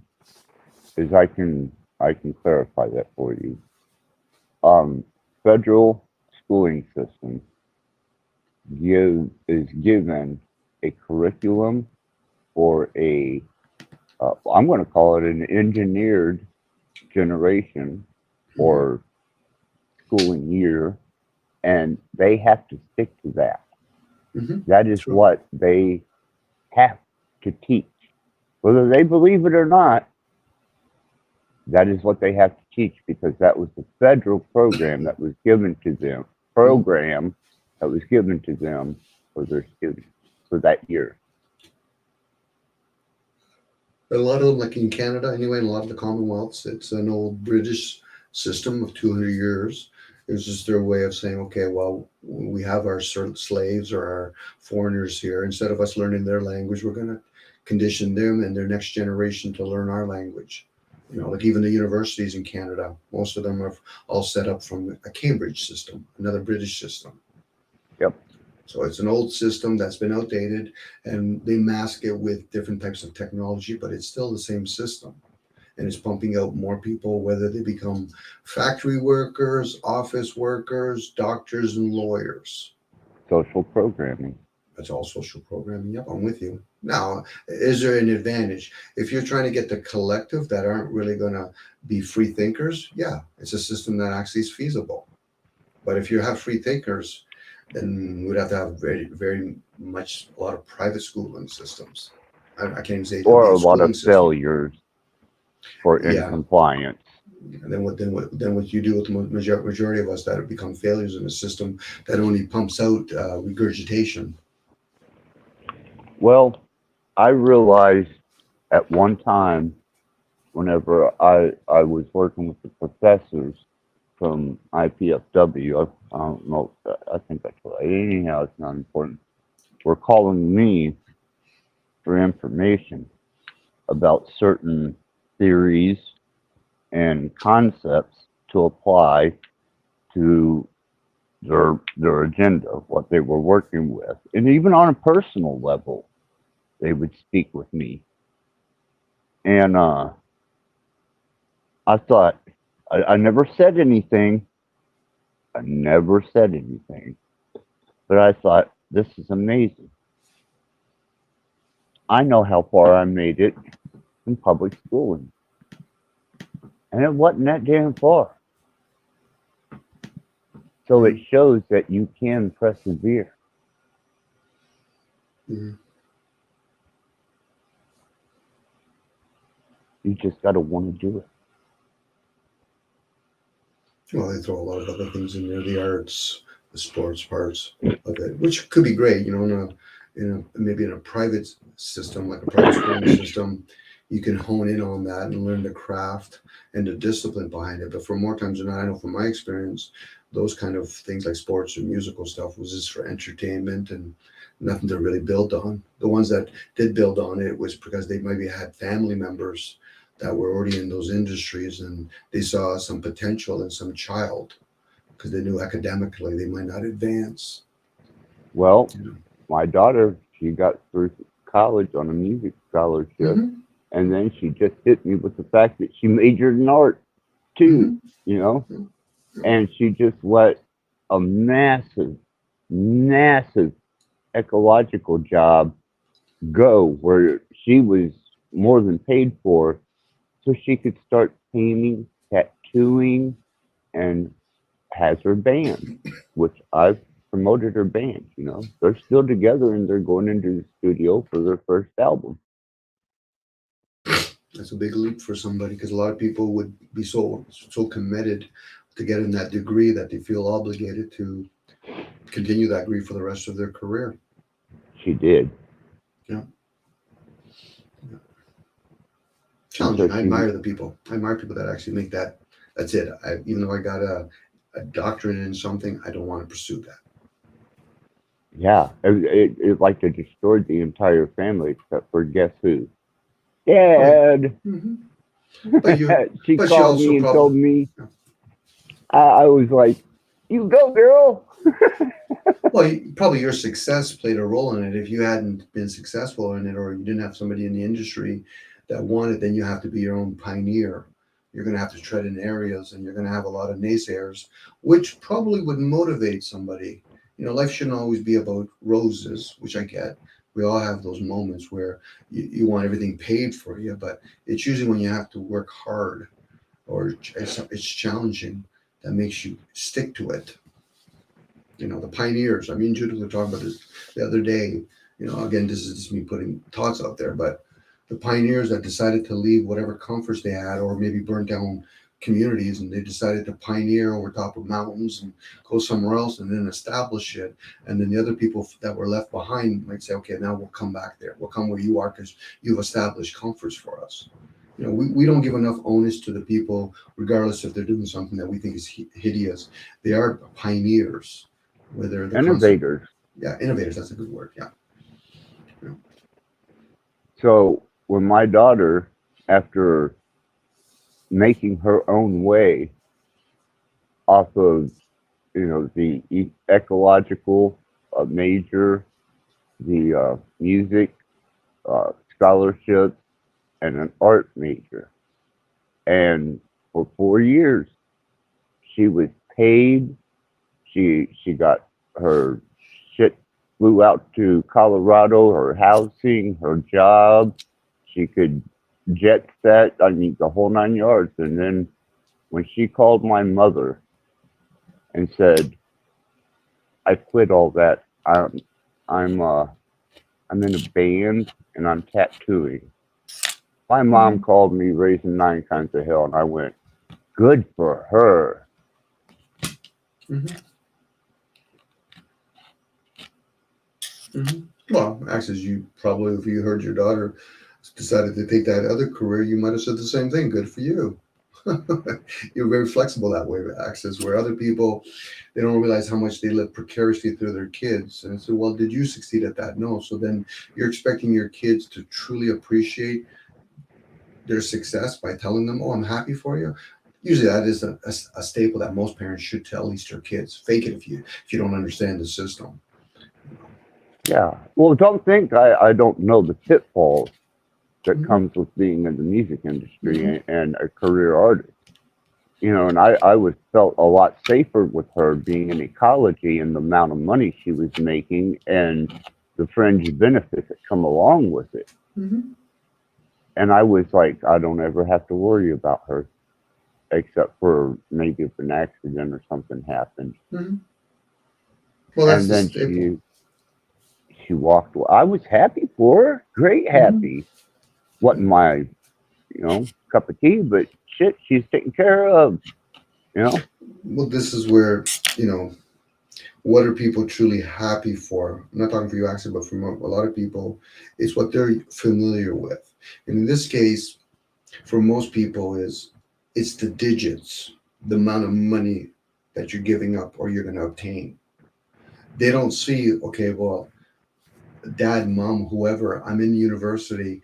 I'm actually in the thick of things. I'm hearing a whole bunch of students having a difficult time with their student loans or their careers so absent. I mean, so not absent, they're so short, or it's going to be replaced by AI. What parents usually assume is, yeah, but you can earn all kinds of money. I said, Mom or Dad, you're only familiar with the concept of numbers. You really aren't applying all the other stuff. Like, am I happy? Would I be able to grow? Would I be able to get back up off my feet? You know what I mean? Again, that's where most parents will send their kids to university and they're just like simple construction workers. I said, you failed your kids. What do you mean? Unless you taught your kid at a very young age to associate with other people that are going to be in those particular crafts, you're only looking at it that you didn't earn a lot of money from your particular craft. What happened if a doctor doesn't get paid that kind of money, or an athlete doesn't get paid that kind of money? Would their parents really want their kids now to become an athlete? Probably not. So the common denomination is, most people will say this, the root of all evil is a person's way of not thinking about what money is. Opposed to this thinking money's the evil. No, money doesn't. It's not evil. It's our thoughts are surrounding it. If they can't measure it, it don't exist because they can't see it. There you go. That's a better word. Measure it. Exactly. Measure it. Now, are we measuring financial? Are we measuring our happiness? Are we measuring our sadness? All these different measurements. But most people always go towards the one that's constant, that everybody else is talking about. Money. How much money do you make? Is it good money? Well, how do we even know it's good, let alone money? What is good money? I can make a gazillion trillion peso, and then somebody says, well, I live in Canada. That's equivalent of $10. Yeah, but in my country, it seems like a lot of money. I said, potatoes. Again, it's if a person says, Dom, I'm going to spend 3 weeks mining for gold. Well, good for you. What are you doing, Dominic? Well, how much gold can you mine in 3 weeks? Well, in 3 weeks, I get lucky with one nugget. I could probably sell that one nugget for about $100. So you're telling me you're working 3 weeks for $100? I'll take my chance of working electrical because I can make that in 1 hour or 2 hours. It's but it's gold, Dominic. I said, well, if it's gold, are you consuming it? Well, no. I said, so how does that bring you value then? Again, they equate it to numbers. Yep, measurement. That's again, this is where the universal number, the construct of numbers, can also work backwards, because we become so focused on it that the average person or a person that understands, the universal language is numbers. Why is it numbers? Because constantly everybody's just thinking of it. So how do we not know there's other energies out there that's probably more spoken, like creation? There are. I'm with you on that axis. But for most people, they're going to scratch the surface and realize we're going to use everything with numbers. Everything is, we're going to triangles. We're going to make it 360 degrees. How do we put that in a circle? Okay, so we're going to play all these games, but at the same time, step back enough to realize, but what happens if I don't want to chase numbers? We're taught in school to chase marks, and those marks now become numbers in the form of I made 6 figures, I made 3 figures, I made 4 figures if I include the 2 little zeros. Again, those are games that we play with each other. Now, somebody might step in all this and say, well, Dominic, but how does that work? How is that practical? I said, well, that's for you to question. Yeah, burn your calendar, tear your wall clock completely out, and start observing the luminaries, get your cycle set right, think outside of the box a little, find what you are sufficient at, and apply it, that you can survive without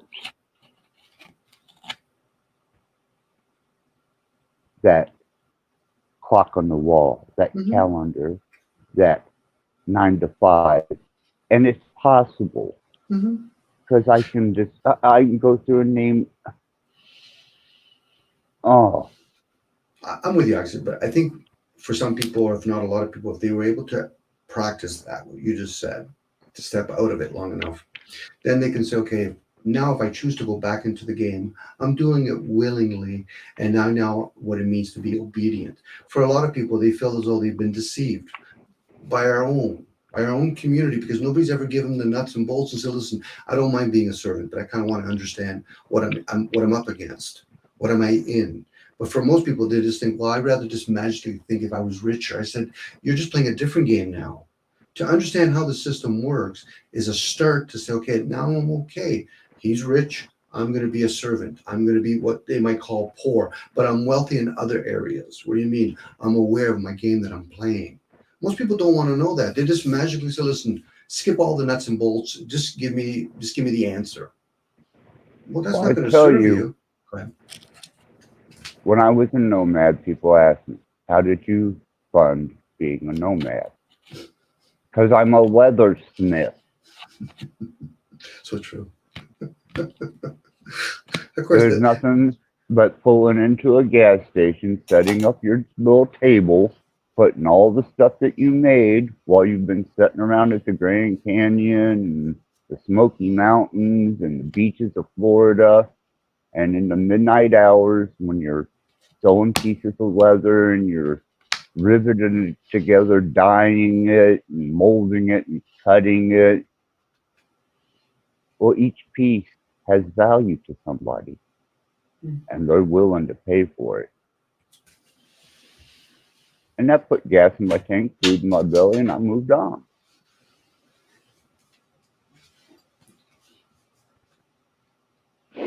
Well, occasionally, I broke a guitar out, and where I was able to do it, set and strum songs just to get gas money to get to the next state. Mm-hmm. Well, I get it when people are projecting, and that comes out of their projection because money is so important to them. How did you finance yourself? I get the initial inquiry, but if they're wanting to find out about a nomad, especially if they're talking to you, Access, it would be, unless they already know what a nomad is, how did you handle yourself out there? How was the weather out there? There's so many other questions a person could ask. But just to find out, because that's important to them, how did you finance it? It's like saying, well, how did you finance yourself to go to university? I said, but what about all the other things? My studying, the people that I associated with, what group that I hang out with. Again, people have a very narrow focus based on their own projection. There could be so much could have been inquired about it. Where did you stay? How was the weather when you're out there? What part of the world did you pick? I get it. It's almost a given that, yeah, there's going to be maybe a chance that you use the car, but you might have turned around and said, yeah, I use a horse and a wagon. I met people on that journey. I've seen people on a horse, and I already knew by looking at them. I didn't have to ask them. I just looked at them. I said, they're living out off their horse. They have all the things stored on it. Yeah, they don't need petroleum. And other people I met, I get it. They had an RV. I can ask questions like, is it a diesel and all that kind of stuff. But to just always bring it back to what a person over focuses on. Well, how much does it cost to fuel that thing? Where do you rent? How much does it cost to rent? I said, again, that's a very narrow view.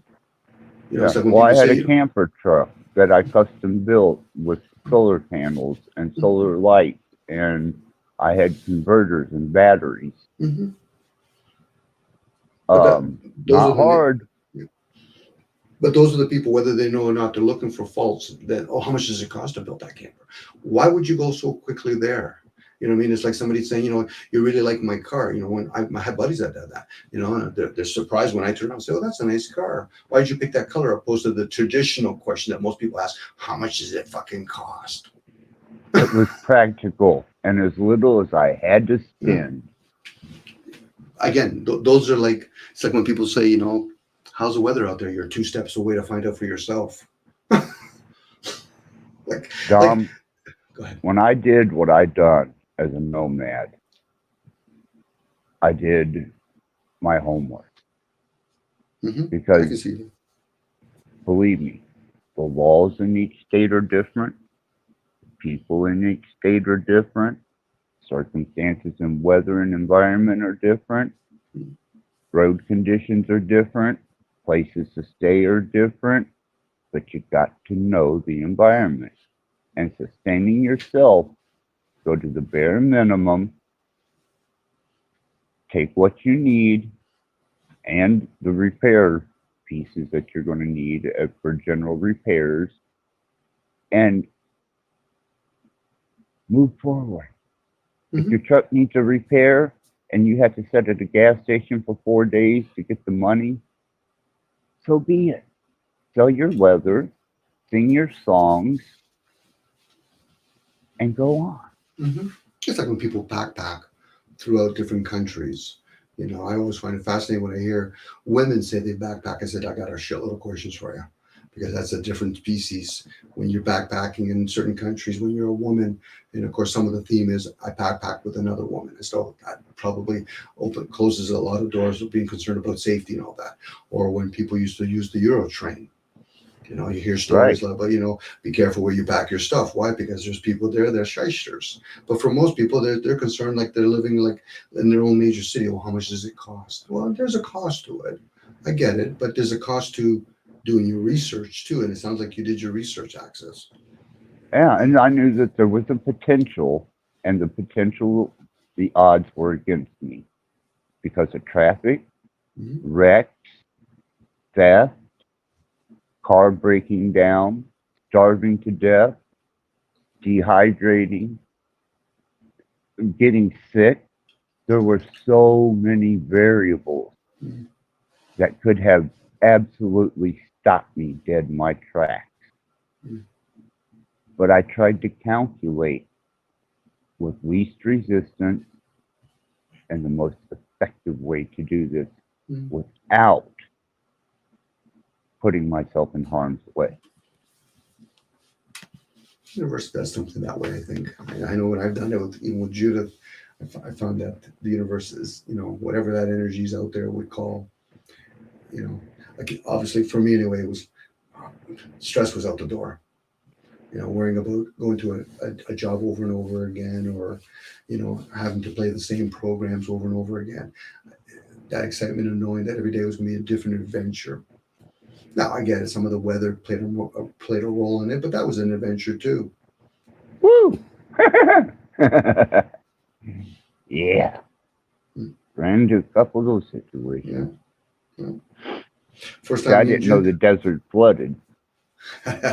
Learning lesson 101. Was your tent flooded or your whatever flooded? No, luckily I had parked on high ground and a torrential came through. And had I been where I was originally going to park, my truck would have been half submerged in water. Only lasted about an hour, maybe two, and the water was gone. But it would have been enough to disable my truck. So you were guided and you followed it. You knew enough. Okay, I thought of this, but I'm going over here. I don't know why I just did it. And next day you figured out why. Well, the reason is because they told me about dry washes on YouTube. And I seen what dry washes can do. They can carry fucking 75-pound rocks into the middle of your path. And I thought, you know, I should probably stay away from dry washes in low-lying areas. And you know what? Sure.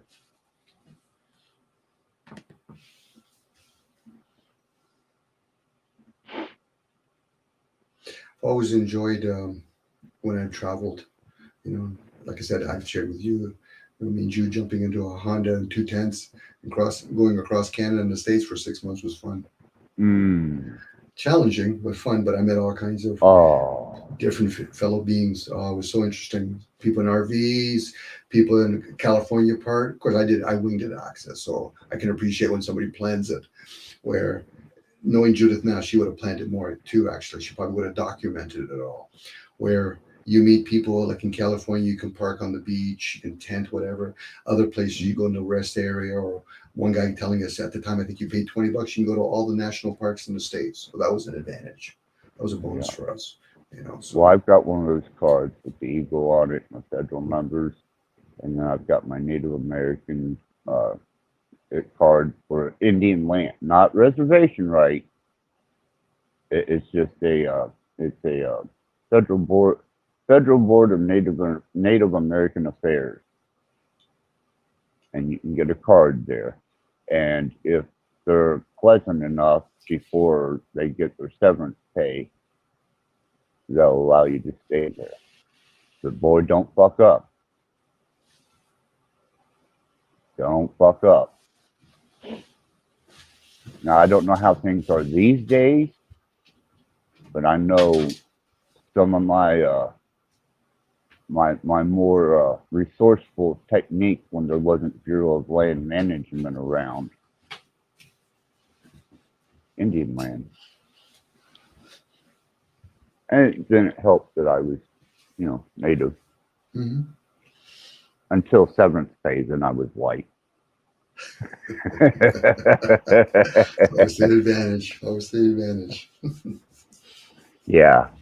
Once I knew severance was coming, about 3 days before that, if not a week, I would get the fuck out of there because I knew what was going to happen. Yeah, And I I wasn't guess, wrong. like I said, from my personal experience, I'm glad I was able to do it. You know, the fact that you did it. I respect any man that does it. Mhm. Because that is truly throwing everything to the wind and enjoying your personal freedom as a being. Well, even when I traveled in Europe, for me, I think I've shared with the Access where it was a form of escapism for me, but along the way, it gave me a lot of disattachment to a lot of other things that never felt right with me. I had my own attachments in other areas, but when it came to constantly going to work and appeasing things, it just never set with me. Not because I agreed or disagreed with it, it's never set with me. And then when I try to make sense of it, I'm like, I'm going to lose something if I continue doing this. And even to this day, a lot of my buddies have done well by sticking to it. But for me, it just didn't stick with me. It goes back to knowing oneself. Somebody could be in a factory or working at a job for 30 years and might not affect them. Others, it can. You'll see it in them. They have a heart attack or they have diabetes or they're just not healthy. So they've, trudged through it. Well, those are the. Go ahead. As romantic as it sounds, remember, if you're out there and you find yourself in circumstances that I did, you're going to have to kill and eat. Mm-hmm. Mm-hmm. Period. Mm-hmm. Well, you said it, Access. It is a soul journey, whether or not you're living in a big mansion or a condo or you're living in a tent or you're living in an RV. It's still a soul journey. Those are discomforts. And in those comforts, you can get easily displaced. I'm not going to say no to those comforts, but I realize I'm forming an attachment too. Yeah. Well, I was in the middle of the desert in a no service zone. I wasn't driving 75 miles back to civilization, and I was hungry. And I thought, I've got a little bit to choose from here. Coyote, rattlesnake, and a couple other things that were a lot less distressing.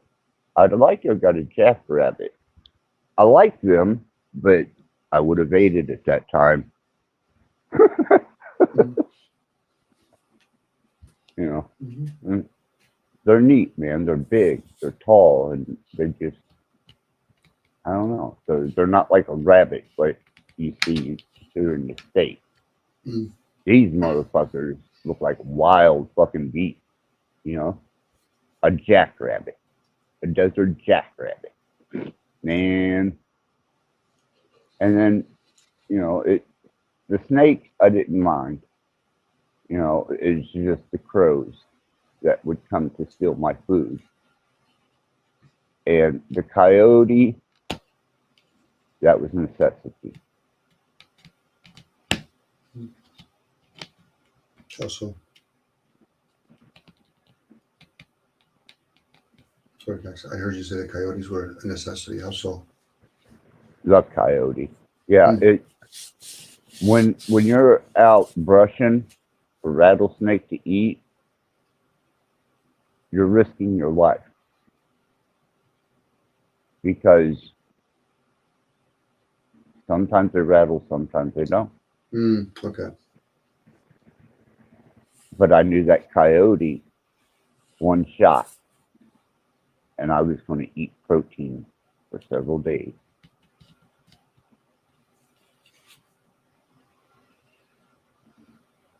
As opposed to smoked snake. But that's in a no service though. I mean, there was plenty of biting ass, stinging fucking insects, but I no, I just wasn't willing into crunchy shelled scorpion. I didn't want to eat the tarantulas. There's just a lot of things out there that I had to make a decision, you know, which is going to be the most nutritious and sustaining that I'm going to be able to get my fucking hands on. And I couldn't eat a crow. Well, they'd eat my food, but I wouldn't eat them.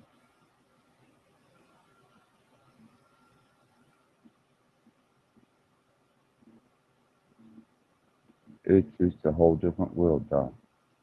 And you're thinking. There's no one to tell you right from wrong, up from down, left from right. There's no time except for the rising and the setting of the sun. There's no noise, absolutely deadly silent. And when your supply runs out and you haven't completed your sabbatical, you have a decision. Do I finish the sabbatical and push the limit, or do I just give up and go back into town and get me some spam? Well, people that have always lived that way or grew up in that, where it's a constant fueling, you know, your needs for your food and shelter. Comfort, again, gives it a distorted view of it. You know, that's why I think some of us, or if not a lot of people, still feel as though that, you know, they're entrapped. I said, okay, well, we're better off with nature. I think we would be when we're not aware of other things, in this case, comforts. Because once you have comforts, you can't get that out of your head anymore. You know, there's going to be a place where you're going to have comfortable sleeping, opposed to being with nature again. Well, challenging. It's a discipline, and it's self-discipline.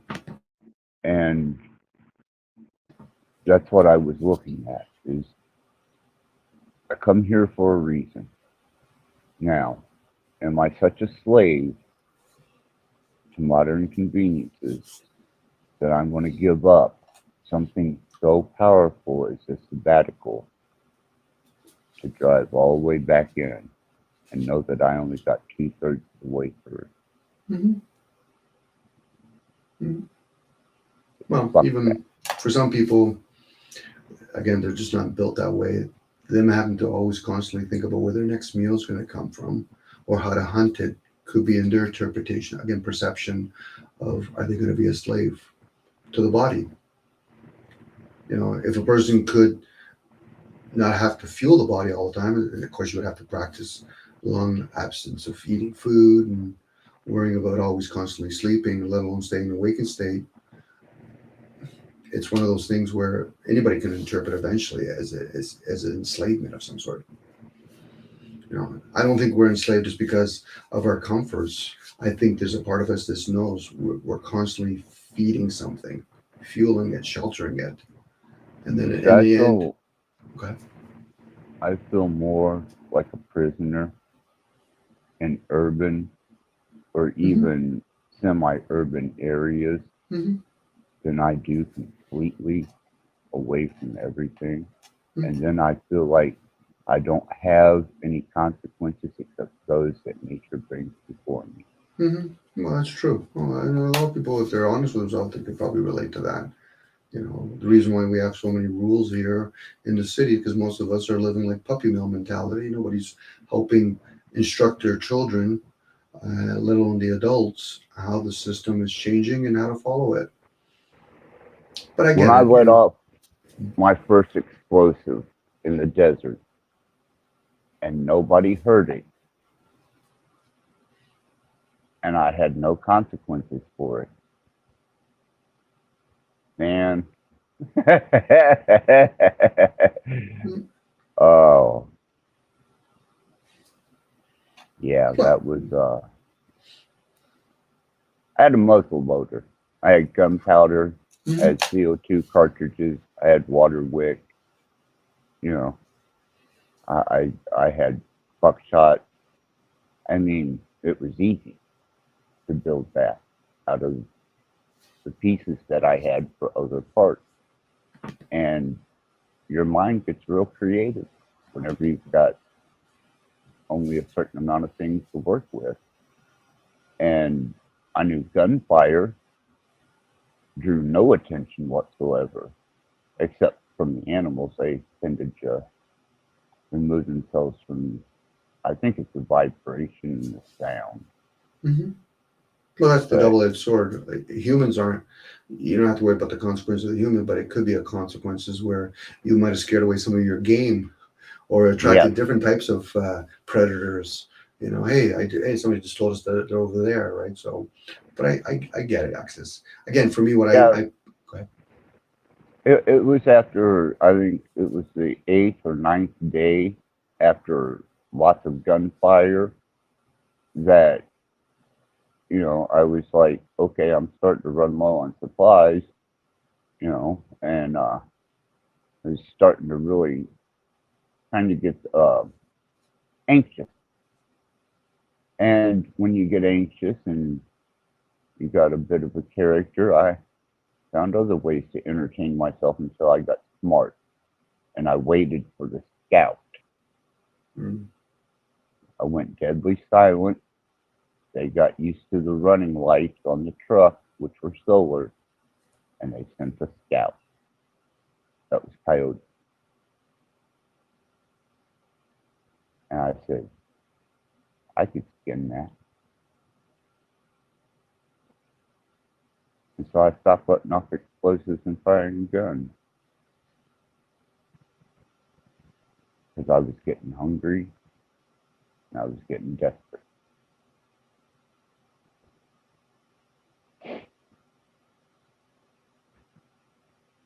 And that could be energy that other animals pick up, and then you can. It's kind of like you know how animals, some animals, they mask themselves with certain things so they can attract other things in, and not realizing, you know, I'm going to give you the impression that I'm the one that's being hunted, but I'm actually the predator.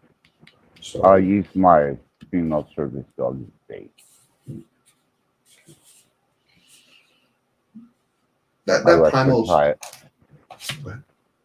I left her tied to the bumper with the kick door open and waited.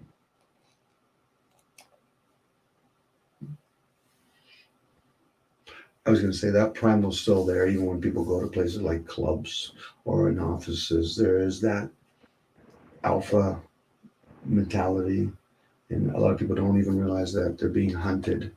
They don't realize they're the bottom feeders, and they need to be fed. You know, in some ways, I'm not talking like literally eating people, but positioning. Again, a lot of it's skills that a lot of us have lost because we mask it with perfume, cologne, clothing.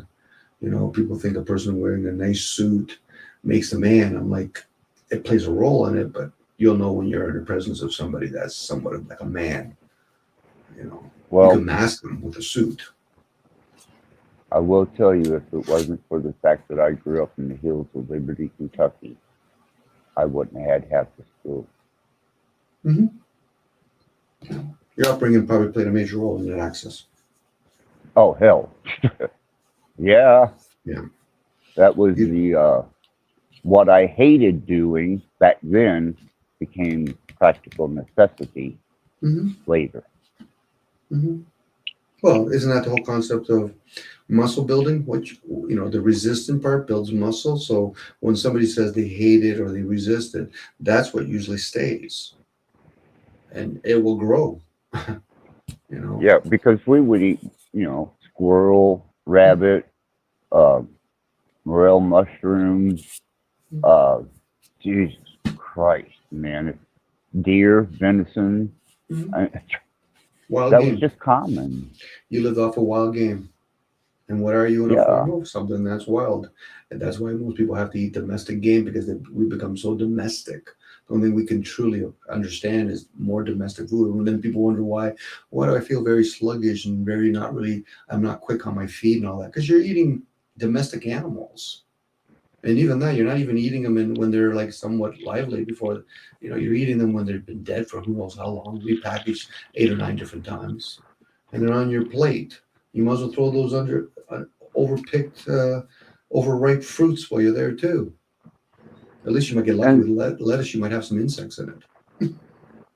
well, I tell you, once you got the animal, getting it home and processing it, skinning it, well, you blood it, you skin it, and then you quarter it, then you salt it, and then you process what you don't freeze if you're lucky enough to have a freezer. And you hope that it lasts, because you know what it did for us? It saved us money so we could pay our bills and get through hard times.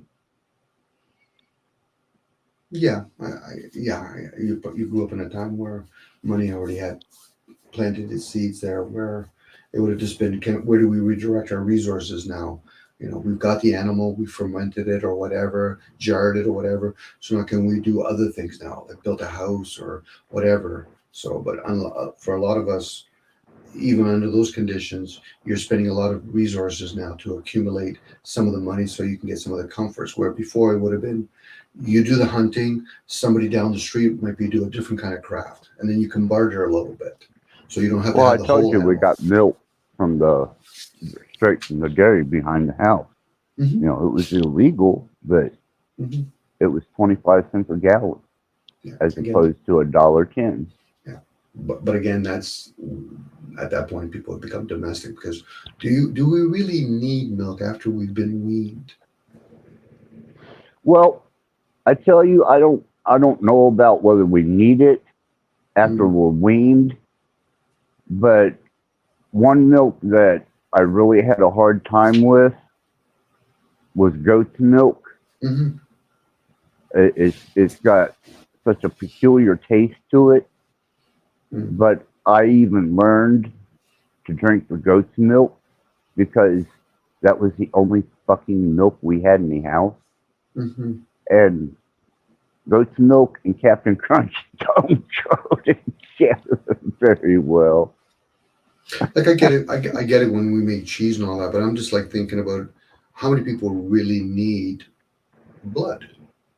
Like I know there's some people there, because we have technology, we need some blood. They can be vampires or whatever. But again, if a person or the people that do customs of their children are weaned for 2, 3, 4 years, people that are malnutrition with calcium defect deficiency is because maybe the first 7 years they never did that processing because everything is a memory. So if we were drinking from our mother's milk or midwife's milk, there's a good chance there's memory on all that, and it would sustain us for the rest of our life. But introducing cow's milk, goat's milk, I don't see goats drinking humans' milk. No, and you're right. We did it out of necessity and practicality, and the Similac was just one of the biggest bastardizations of the intimate bonding between the infant and its parent. Mm-hmm. you know, that completely cut everything out. Cow, goat, soy. That was just straight fucking powder out of a fucking can. Hmm. And then Planned Parenthood would load you up with all of the Similac you needed so that you didn't even have to make a bottle of milk for the child. Hmm. Again, I get the, even in those other cultures, there's that constant, next door to you is this thing called civilization. Whether it's in the Roman time, the British time, the Greek time, you have this civilization, and then they would coin people that were tribal as pagans. And I'm like, but aren't they closer to nature? And the rest of us are living this back-ass word, malnutrition society. And again, it goes back to, I'm not surprised I'm actually abusing my vessel. There have been so many programs. I could resist to not go to McDonald's and go into roadhouses, but then I have to decide, okay, so what's the lesser of the evil in this grocery store now? Right. It's nothing really healthy there. I have the illusion, but then couldn't the duration of my lifespan determine to see whether or not, maybe I made a lot of decisions that weren't healthy. Forget about bad or good. That's why I had my meals start being delivered to me for protein basis and my body needs and structure due to my weight, my size, and my metabolism. Is because I couldn't get out anymore to be able to gauge what was in a superstore. I couldn't do it physically anymore. I mean, especially when I was confined in a wheelchair. So I had to determine for myself, do I sit here and hope that maybe something nutritional falls in my lap, or do I do something about this to sustain myself, because I'm not able to leave, I'm not able to drive, I'm in a fucking wheelchair. And so I have my meals ordered until they could get my nurses and my in-home care in here.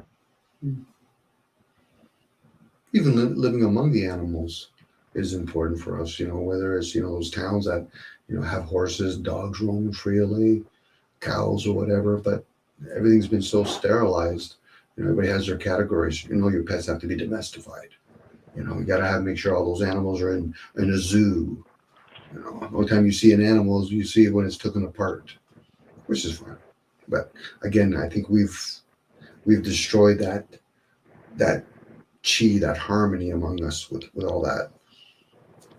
And then we blame, if people want to blame anything and say, well, it's the technology now. I think it started way before that. It's like when I hear people talk about the breaking of the family. Oh, no, that was a secondary thing. It was the breaking of the community first, because the family expanded into a community, and that's what we were. And now the communities have been so broken down that you can't even expect a father and mother to be the sole provider, let alone the teacher of that child. You need a community.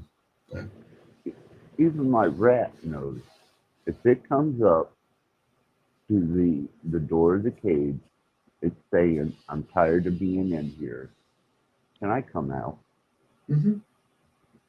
And it's got its ways of getting my attention. Whether it's rattling the cage or it sits there for about 10 minutes just staring straight at me at the cage door. It's saying, open the fucking door, I'm bored in here, or whatever a rat gets. I open the door and she's content. I like to think all beings are socializing creatures of some sort. I think they've done studies on that. You get a bunch of mice, you can get them addicted to certain things when you separate them, but once you start putting them in there socializing, they'll start slowly weaning off whatever addiction they have. So we live in an age now where we have all this technology. It encourages fucking smoking weed and drinking, because it's the illusion that we're communicating with each other, but they're not actually being in the presence of somebody that that you enjoy their company, and vice versa. It has to work both ways. That's why all the plants that I named at the beginning of this, you can throw a fit and call me a drug addict or whatever you want to call me, but these are utilize indigenous natural forms of enhancement, whether it's for medication or whether it's for taking down safety protocols. It's something I utilize as a tool. And a couple of times it's probably kept me from going over the edge because I was in such an open state under the influence that I could interpret what was happening to me without it leaving a mental scar. Mm-hmm. Mm-hmm. Well, you're using the word too, mental. And then all the other thing else gets affected, whether it's the emotions or the physical part. Yeah, because don't think it's all nice out there, Tom. Don't think I would be naive. The adventures. Don't think the adventures I take are all just jolly raw, happy fucking. Oh, I've touched the boundary of something. Oh, there's Dom. You are your own worst fucking enemy beyond this perception. And there are other things that are so indescribable. That's why I say energy has personality. I've encountered it.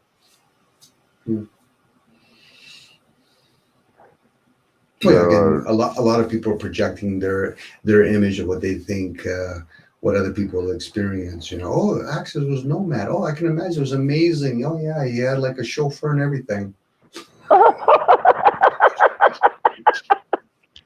And a dog as a co-pilot. that would be the enjoyable part. Having another mate with you and a dog, it probably says, okay, you're bringing me back to where I need to be. But I get it. It's like, it's funny when and NG comes up with something one time in the near future. I love the way he explains himself. He's just saying something about it's called Food and Drug Administration, not by accident. Yeah, when you don't even have the capacity to go to a hospital or a doctor, you better know how to take care of yourself, because whenever you run into the situation where you have to medically treat yourself, which I took a very proficient medical system with me, and learned how to use it before I took it. And believe me, man, there were times that I spent 3 or 4 nights in the back of that truck just because I did not have the strength, the endurance, and there was a couple of times I got wounded, not by my fault, just by environment, where I thought, fuck, I'm gonna have to stay off this leg for a few days. I can't be shifting gears, so I'm right here. Got to nurse this some bitch back to health. Again, nature plays a major role. So being in nature, I was just thinking about myself, me and you went for a hike recently, and it helped my lungs a little bit. And I always find myself, when I'm in nature, I have an easier time to making that whatever and spit it out. And I know enough to say I apologize to the nature, but I know nature knows how to deal with it. When you're going into a hospital, everything's so sterilized. So no matter what you touch, nothing's really aiding you. Everything else is just bouncing off of you. So, but when you're in nature, if you aren't healthy, there's so many components that are going on. The air, the smell from the woods, if you're in a woody area or in a jungle or whatever, there's an opportunity to correct us in that form that we're in. So I can't see, there's people that are going to be sick, obviously. Usually when people get some sort of disease in these small communities, is because something has not been hygienic to clean. Their eating practices or how they've been sleeping or whatever, and that's just a bacteria or a virus that's doing its job, and you just happen to be in the way. So, and some of your best allies, whether people like it or not, is a fly. If you can catch a fly in a jar, and it gives maggots, believe me, the smell of blood and the predators it brings or those maggots on that wound, that makes a hell of a difference. It's like leeching. Yeah. It knows how to absorb or suck that, whatever you want to call it, maybe bad blood or toxic blood or whatever. It just knows enough. But for a lot of us, we're in such sterilized environments. You know, driving a car, it's so sterilized. It's like, Yeah, and getting a jar full of maggots don't take but about 4 days. I didn't realize that. Okay, I'll have to keep that in mind. 4 or 5 days, if you can get a fly or two in a jar, and you throw something nasty in there, 4 or 5 days, you're going to have maggots. You can't just expect an empty jar. You've got to throw something nasty in there that they can eat and breed on. And then the next thing you know, man, you got a fucking jar full of maggots, but you can't let them turn into flies. Oh, okay. There's a key element there. Okay. Yeah, because they will. They'll go from maggot to fly in no time. Nature has so But many you ways wouldn't of- know that until you've experienced it. Yeah, you would have to, and probably put some science to it, like you're doing, and then you put it in words. Obviously, that is part of science. We bring it in words, and then we pass it on. A lot of those things just aren't traveling freely or openly among the masses. You know what attracts flies more than anything? Your shit. I know. I'm full of shit. I love it. Serves a purpose. So when you shit, you don't cover it over. You leave it open, and you wait for the flies. And then you strategically use a fish net, a fine, well, it's a draining cloth is what it is. You put inside the fishing net. They've got another name for it. Straining cloth. And the flies can't fly through the straining. They can the fish net, but they can't fly through the straining cloth. And you can also use your wrap, you know, the white gauze wrap that comes in rolls. You can line your fish net with that.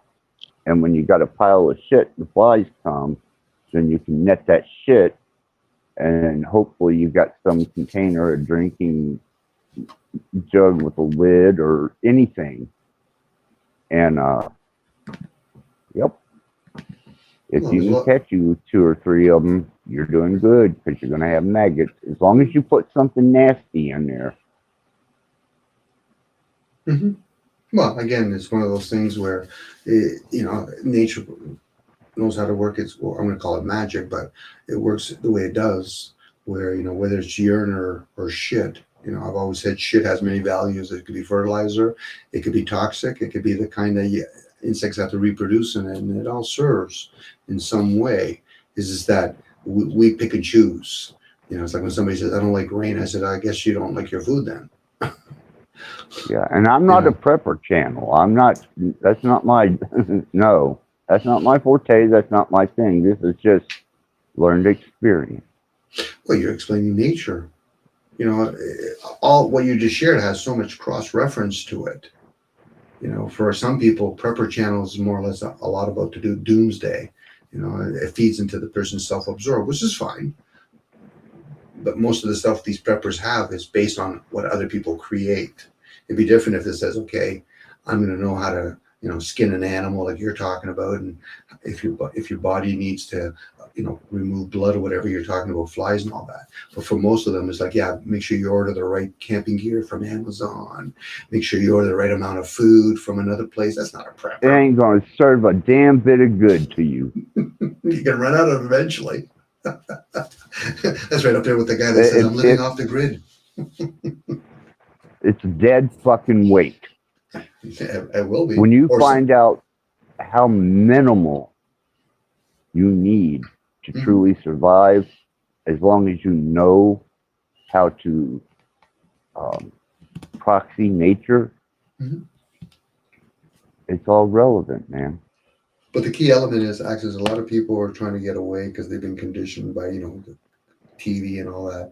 They don't want to survive. They want to thrive. So they see people that, without understanding how they become well off, in that game of thriving, you have to manipulate a whole bunch of other people in that system. Angie talks about it, where there's a system and you're fueling it all the time. And it's challenging for people because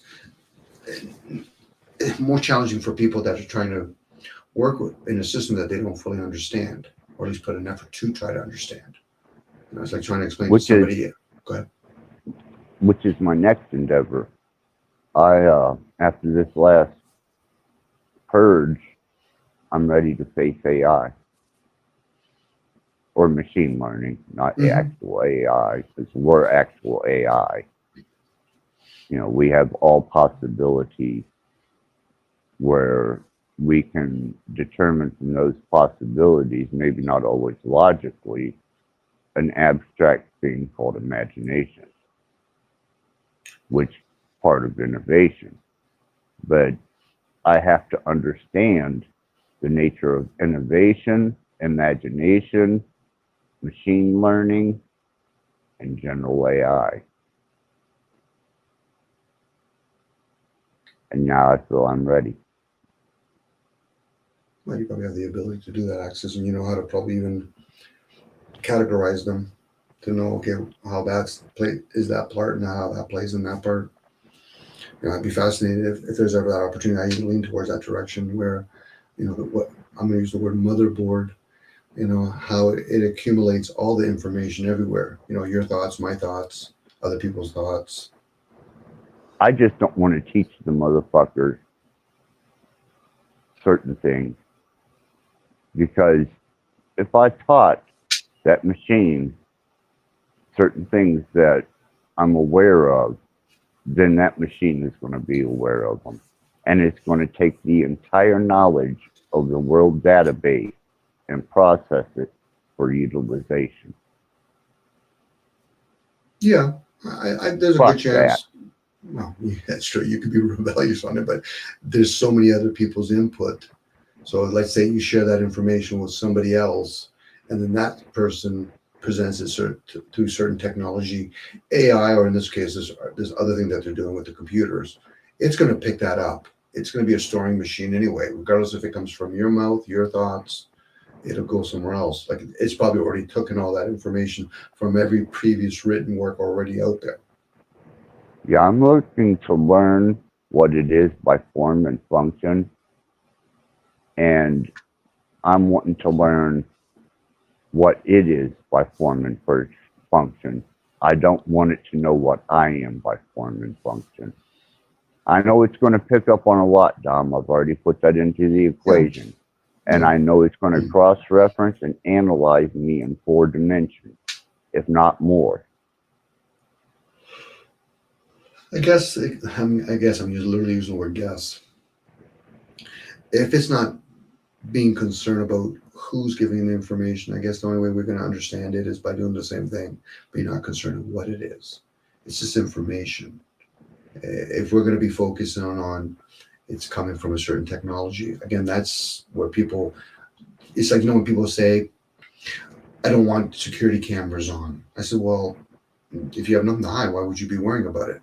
Unless they're so caught up that they're so self-important, they want to be able to dictate when they want to be seen. I said, well, then you've already lost. If there's a game that you think there's a winner or loser. Yeah, I just want to understand the devil I'm sleeping with. No, he's probably within you already. Oh, yeah, that's why I said the devil I'm sleeping with. Yeah, it's become so present now that it wants to take my pillow, too. Mm-hmm. Well, I'd probably turn around and say, Axis, here's the catch. You sleep, I never do.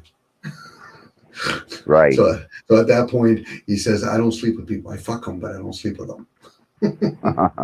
No, I'm just playing with words at that point, where AI, whatever this we're going to call it, I'm going to use the lingo that people use, AI, it's everywhere.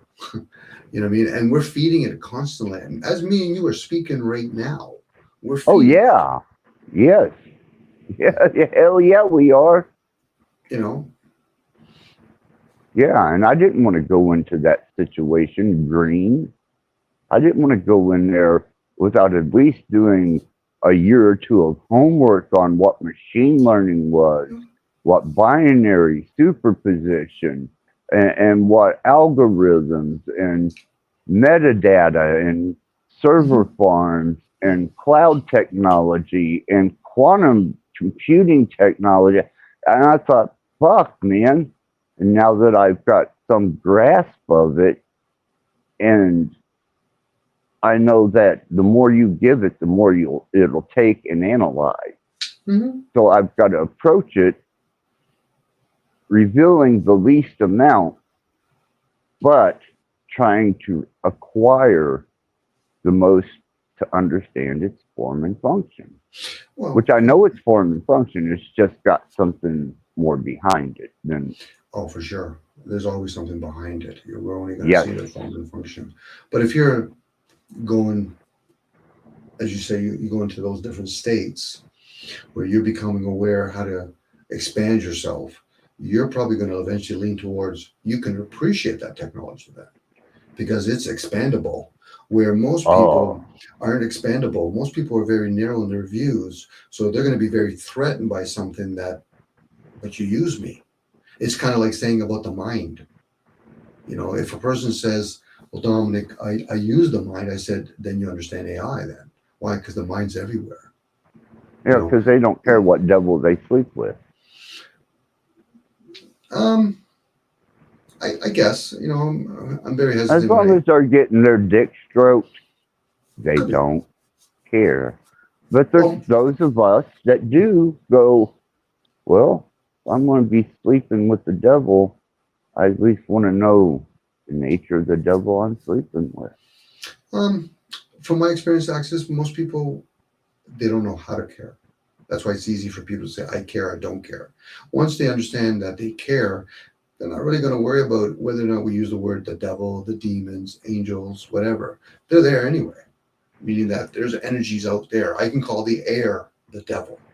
I can call the sun an angel. Those are just words. I can call that the Silver City or the Golden City. Those are just words. The people that really get caught up in those words and then they try to put a story behind them, they're asleep. Leave them alone. Right. At that point, the only reason why they make new policies is to keep them in line. If a person truly understands you don't harm another person, you don't need human policies. But yeah, it's the many that wreck it for the few, not the other way around. Many are being conditioned to be arrogant, ignorant, sloppy in their language, which I'm doing it too. That's when I'm going to be able to communicate. You know, if I start speaking proper English or proper Latin, then what? Then I have to narrow the scope even more. You know, so, but again, whoever we're sleeping with or in the waking state with, those are just words at that point. Because for most people, they already have a connotation when they hear the word devil. They already categorize it as bad. I said, well, this is just a misnomer in communication because I didn't have a better descriptive word to say potential enemy, which is presenting itself as such in a form that I have yet to fully comprehend. So therefore, the further my comprehension of this thing is, the least of the devil it becomes. Well, most of our enemies are in these panels, a chat, or the people that go around professing they have answers. I said, then you're the enemy. What do you mean? I said, I'm not looking for answers. Well, my thing is, once I've been interpreted, analyzed, and categorized, that's AI. Mm-hmm. And that's what it does. Mm-hmm. And I know that I'm going to be at the bottom of the heap.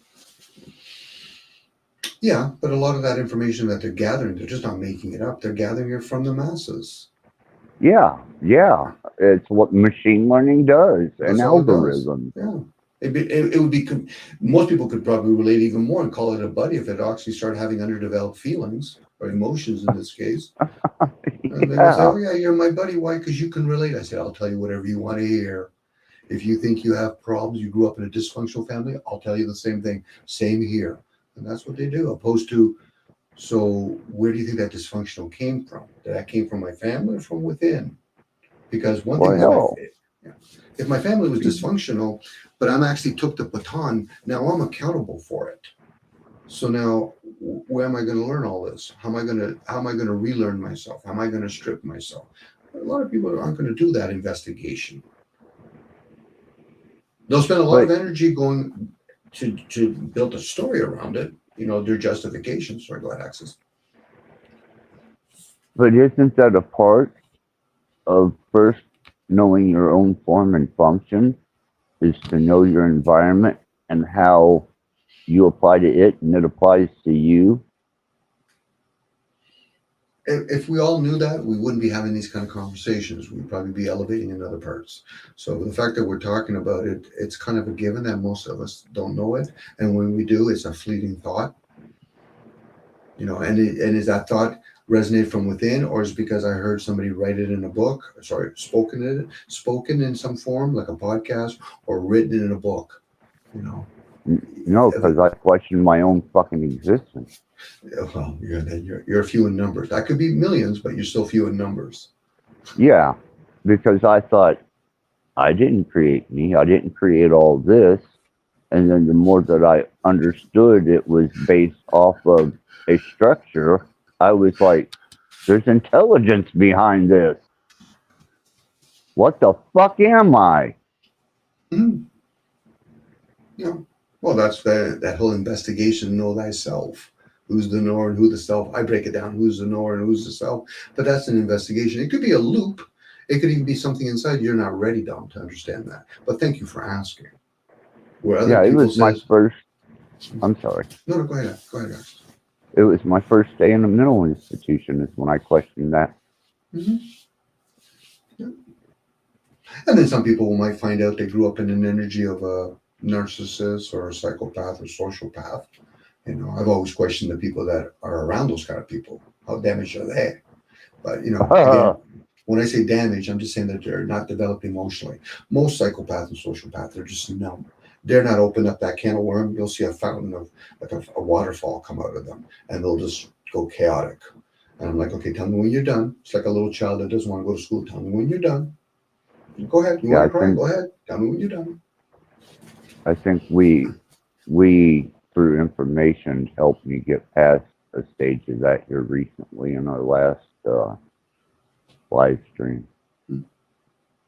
That was I'm still thinking for that information. I'm just sharing it out loud. Whether I'm practicing it or not, I'm still sharing it out loud. It's like when people talk about health, I said, I understand health. It doesn't mean I practice it. Two different things are going on. And the ones that actually can implement that, well done. It's like in my trade, electrical. I know how to apply electrical.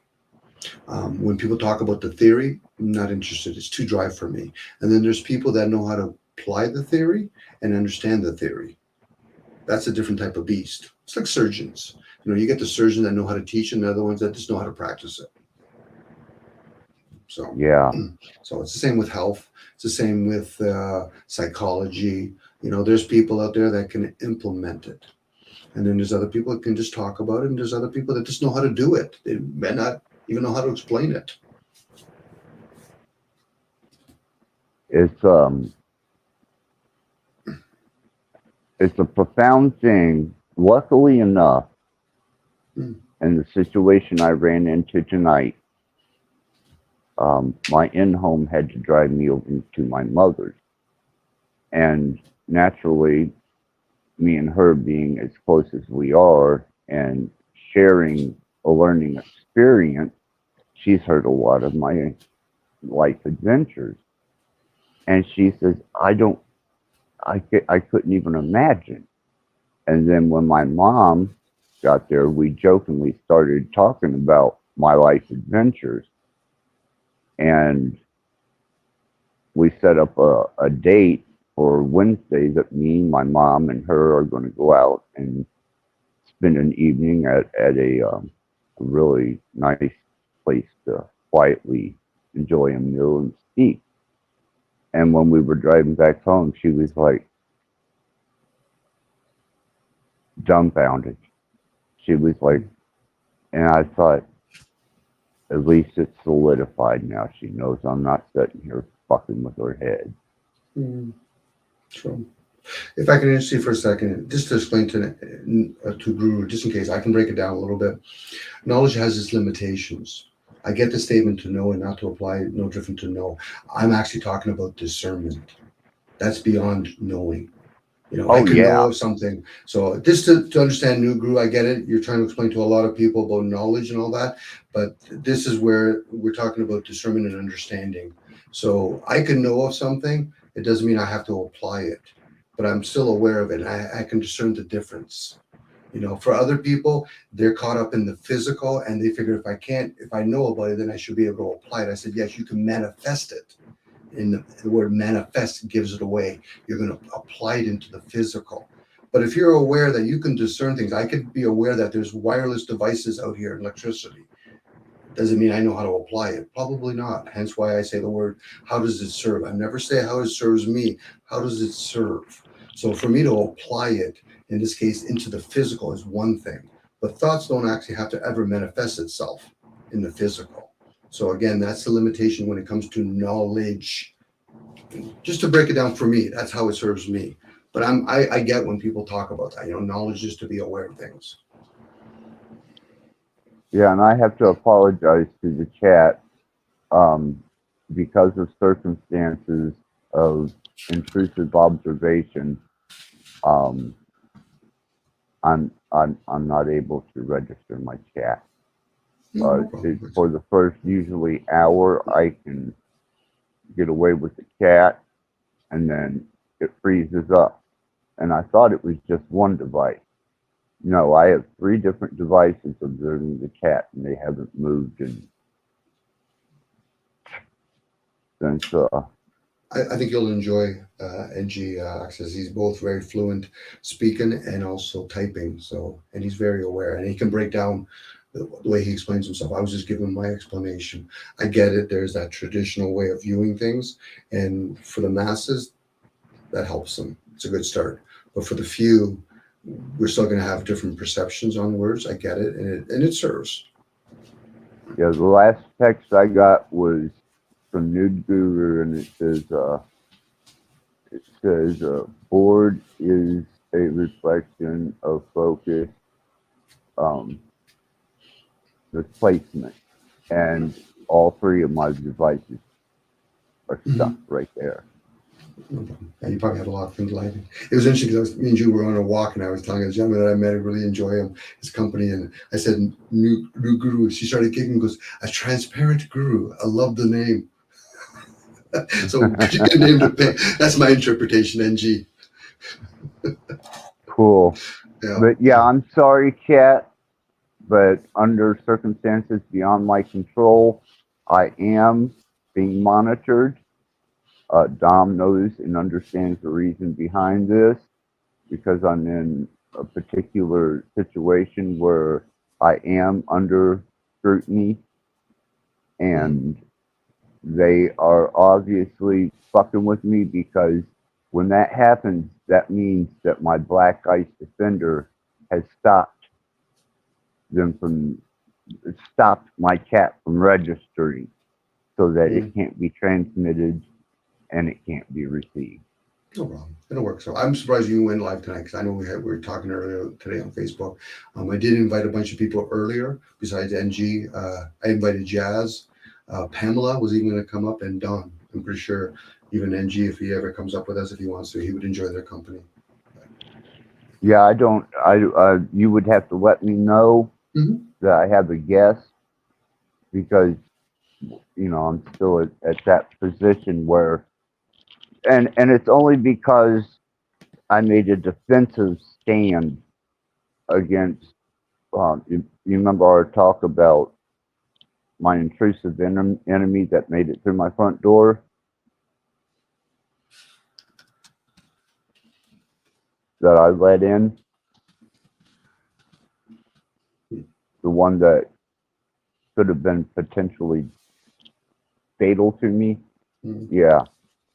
Well, it's working for me, Axis. Sorry, I was going to say, it's working for me because I know at least I was hoping for that, me and you and a couple of people, the channel would be more, because I know you're a really good host, and it would come down to that, where I've actually weaned off a lot of other channels. I told you I've done the ritual. I think I have to do another ritual to get rid of a bunch of other channels that I've been going to. It's on me, obviously, but it's just I'm realizing that there's a lot of looping going on a lot of these channels, which is fine for them. For them, yeah. Yeah. Not here. Yeah.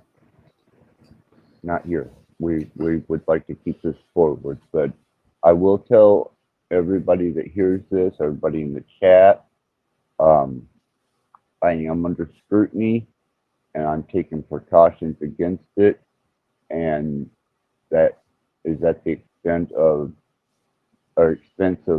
my chat, being able to observe my chat, and to know whether I have a guest.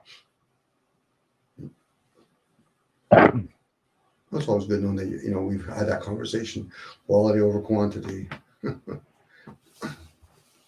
So, but I'm just appreciative that I was able to endure enough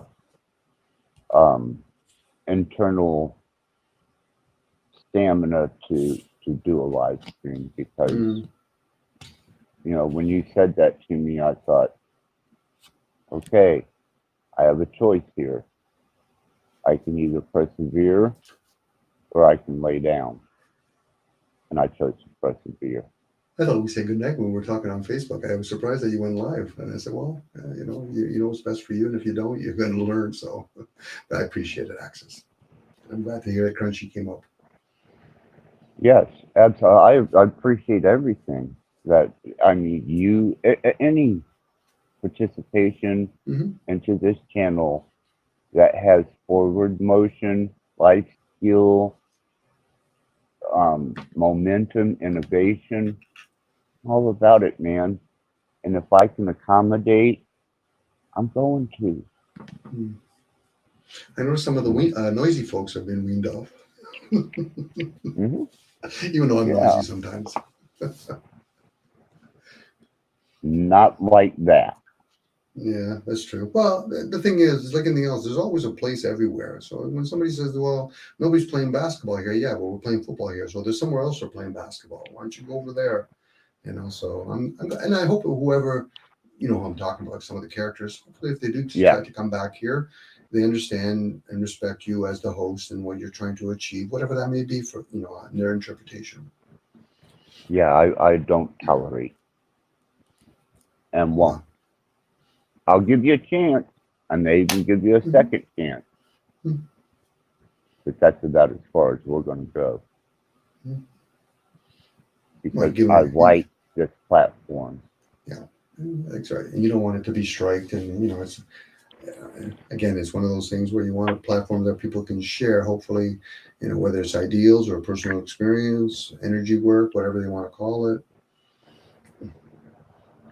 It's the place that Ian helped me understand to develop.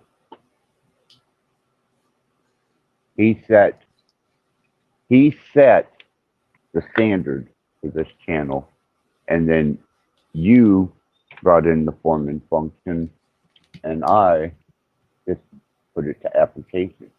Well, I hope he comes back. Hope he visits us once in a while. Same with Charles, if he chooses to. But I get it. They like to fuel their channel, which is great. Ian's actually, he just did a live here recently. He's been watching the old Rattblood Radio, and his subscriber and base has subsided to just a handful, and he is just as content as he can be with it. And we're still just as right as rain. Yeah, it takes a lot of effort if you're going after the quantity. You really have to throw a whole bunch of things out there. That's why a lot of channels have all kinds of drama, entertainment, which is another form of drama, which is fine. Yeah, if a person likes that kind of stuff, all power to you. Yeah, Ian eliminated all of it completely. He tolerates zero. Good for him. Good for him. Well, a lot of the good channels you hear about, whether they're doing podcasts, they do the same thing. Because if it's like any disease, you let one in, next thing you know, they're all in there. And other people say, "Well, I'm not a canker." So I say, "Yeah, you're enjoying it. I know I can get caught up in it. So who are you fooling?" Yeah, and I'm trying to mentor Charles was a little bit, because he's a placeholder. You understand what I mean? No, I was going to ask you, break that down. I've heard you say that a couple of times. I got a gist of it, but it'd be easier just to hear you share with me to break it down. What does it mean by Okay. placeholder? If there was no Charles, then there would only be me and Ian, or Ian first, then me. Mm-hmm. And if there was no Ian, then there's just me. So that makes two placeholders, two potential resources for people like us that would not be available. Okay. So he's a placeholder, and even Alki, you know, he is a placeholder. So is it kind of And like they haven't come to their own yet, kind of idea? no, it's they're providing a platform that caters to those that are not conformative to the box. They think outside, they think abstract, they theorize potentials, but also have valuable things to say at times, which are within the realm of what we discuss. And as long as those platforms are open, somebody like us has a place to go besides here or Ian. So he's holding a place. And just him holding that place and allowing what he does through there could inspire someone else to start a channel with the same concept. Let's question everything. Okay, but can that placeholder too, if they're not really strong in their position, also entertain other people that I would call, like, say, noise? Yeah, Okay. They can. Okay. Ian did it first. I did it first. Charles, that's why I said I'm mentoring. You know, Okay. I'm letting him know, and he knows exactly what I'm doing because he said I used your example the other day, and that let me know that he's catching on. He may not be there yet, but he's catching on. But his platform is open for me to get on there and express my ideals, whether anybody wants to hear them or not. True. Well, the fact that it's being recorded, and if they keep it online, you're still able to go to a different range of people, and hopefully the few that it's meant to hear it will hear it. Exactly. Yes. A placeholder. Yeah, that makes sense when you say placeholder now. Yeah, because I get it. More times than not, a live panel doesn't necessarily mean they're also recording it. Once they're recording it, it's beyond just a live panel. It's all the people that are going to have a chance to hear it somewhere else down the road. Now, I know a lot of people that go to panels and chat really aren't going to follow up and listen to it after. That takes effort. You know, if I'm not there and live, well, then why would I listen to it after? I said, because there's more conducive energy to listen to it then. You know, especially if you understand the luminaries. Some information is not always best to listen to when it's Mercury retrograde. Right. You know, sorry for putting that out, I guess. You know, I got to be on the panel live. Why? Even though I have a flu. Okay. Yeah, it's just building a community, and he's got a TP in that community. Now he has a choice. He can either invite all the dissidents into it and turn it into an undesirable part of the community, or you can go in there, sit around, and communicate, and those who want to hear you will listen. Yeah, you have to as have opposed to it being gone completely. Yeah, if you're after quantity opposed to quality, you're going to be held hostage to yourself. You know, you're going to entertain all that. But if you're kind of like, no, you're gone. It should be almost a zero tolerance. And that includes everybody. I was disappointed in Flow State. I mean, I had hoped knowing him through the years that I did with We Are Awake, that he would have at least addressed what got him to where he is.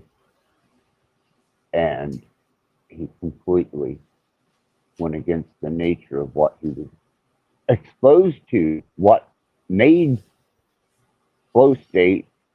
Without getting into, I know we're just talking in general about people, and I don't want to even tap into other people's names, but me and flow state's done been at it about okay. this. Okay. So, but I guess where I was going with that is you could both have the many siblings living in the same household does not necessarily mean they're all going to see it the same way.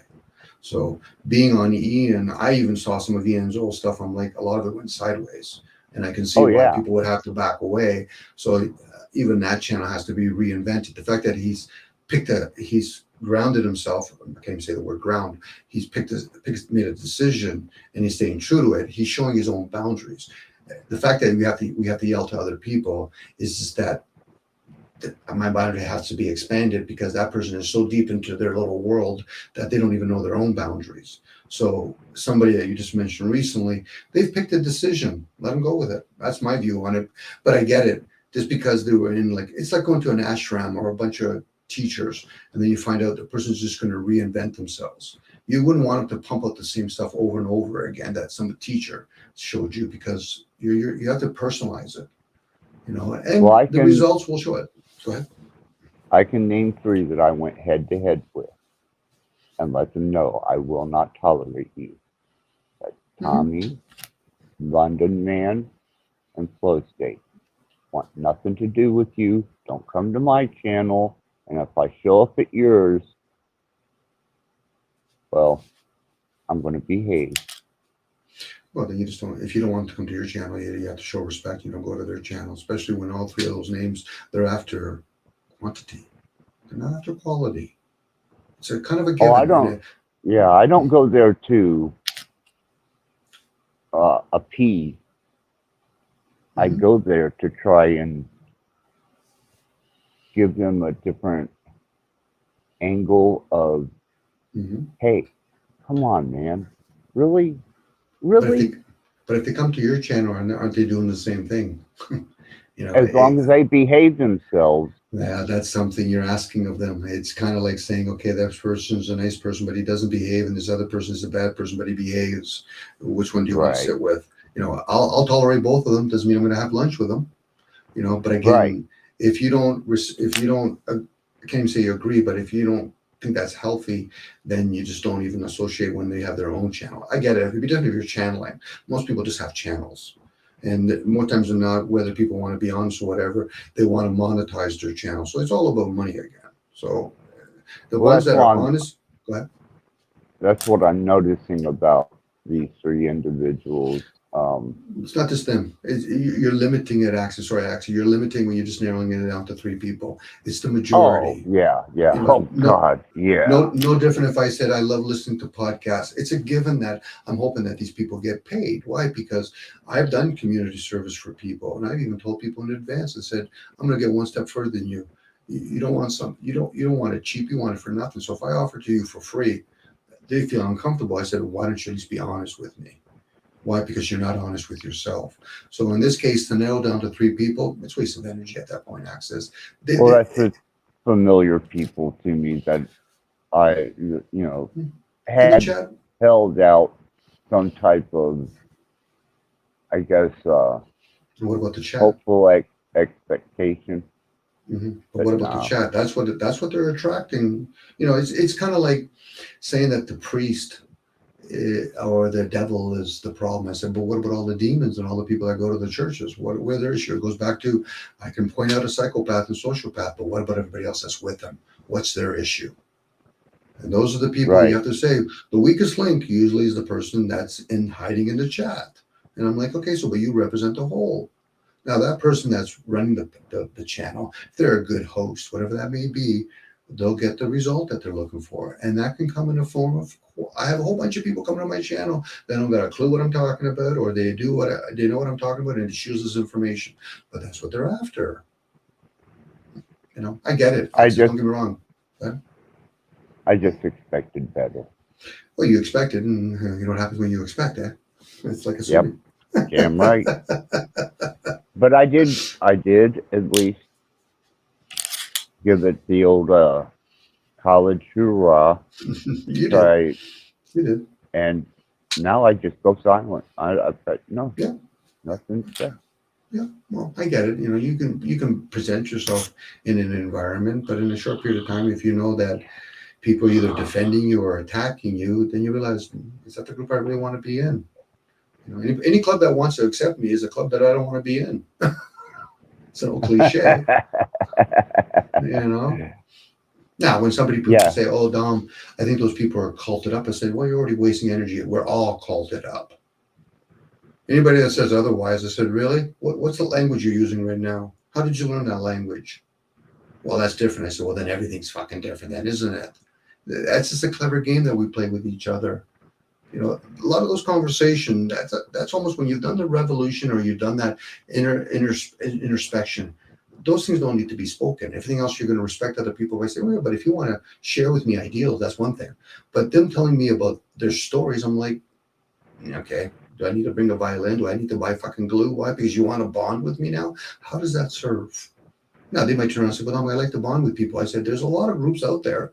Do I give you the impression that I want to bond? How many people say shit to me on a regular basis, Axis? I agree or disagree, but meanwhile, they've never asked me once, Dominic, how do you value that stuff? I don't value it at all. So at that point, they have to be honest with themselves. Well, then they're Dominic, I must be projecting. I said, bingo. Or do you think I'm lying? I don't value people agreeing or disagreeing with me. First of all, I don't even know how the fuck they could. It's pleasantries. They're given. We all do it. I just chose not to do it anymore. I just say, okay, I get it. It's still out there. I still have belief system. I just don't value them as much. Fuck, I don't even value knowledge that much. But I realize I have to communicate with other people. So Dom, I know a language. Okay, well done. I'll give you a fucking little, dolphin shake or whatever. But if they truly want to elevate themselves, go beyond the fucking dumbed down version that we're playing with. Yeah. I get we have to fuel these fucking vessels and we got to steward them. And some of us are going to be good at it, not me per se, and others are going to be terrible at it. And then eventually you can graduate to fucking steward and land. But eventually you might realize, but am I even the vessel? Well, I do, and I want to put this out there because he has been very receptive. Jeff,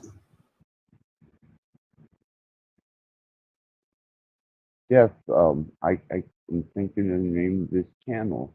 Jeff, he's the gay guy that has panels, and he presents himself as a Satanist and a gay man, and you've been there before. I've seen you there.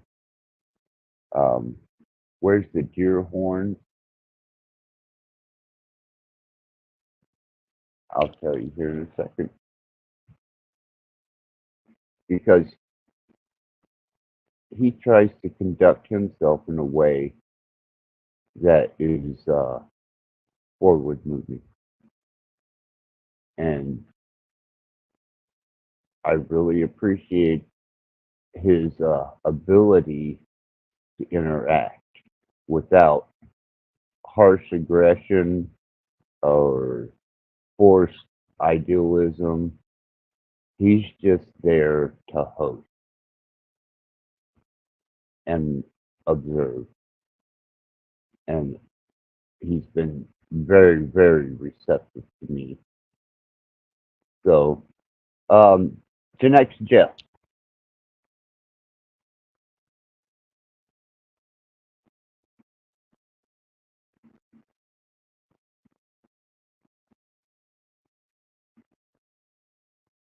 Still don't ring a bell?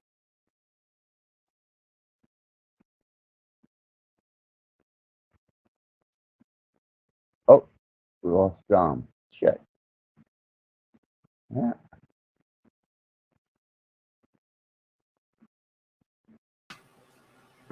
Sorry about that, Axis. I think I pushed the wrong button. I got myself booted out. That's okay. Gen X Jeff. Mm-hmm. So I do promote his channel. Mm-hmm. Sounds like you have good interaction with him. Yeah, he seems to be receptive. Mm-hmm. I get So, a different yeah. I get a different energy, but it'll reveal itself.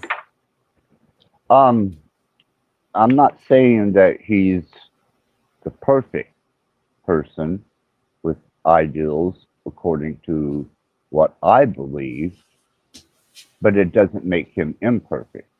It just means that he's presenting something that in this community is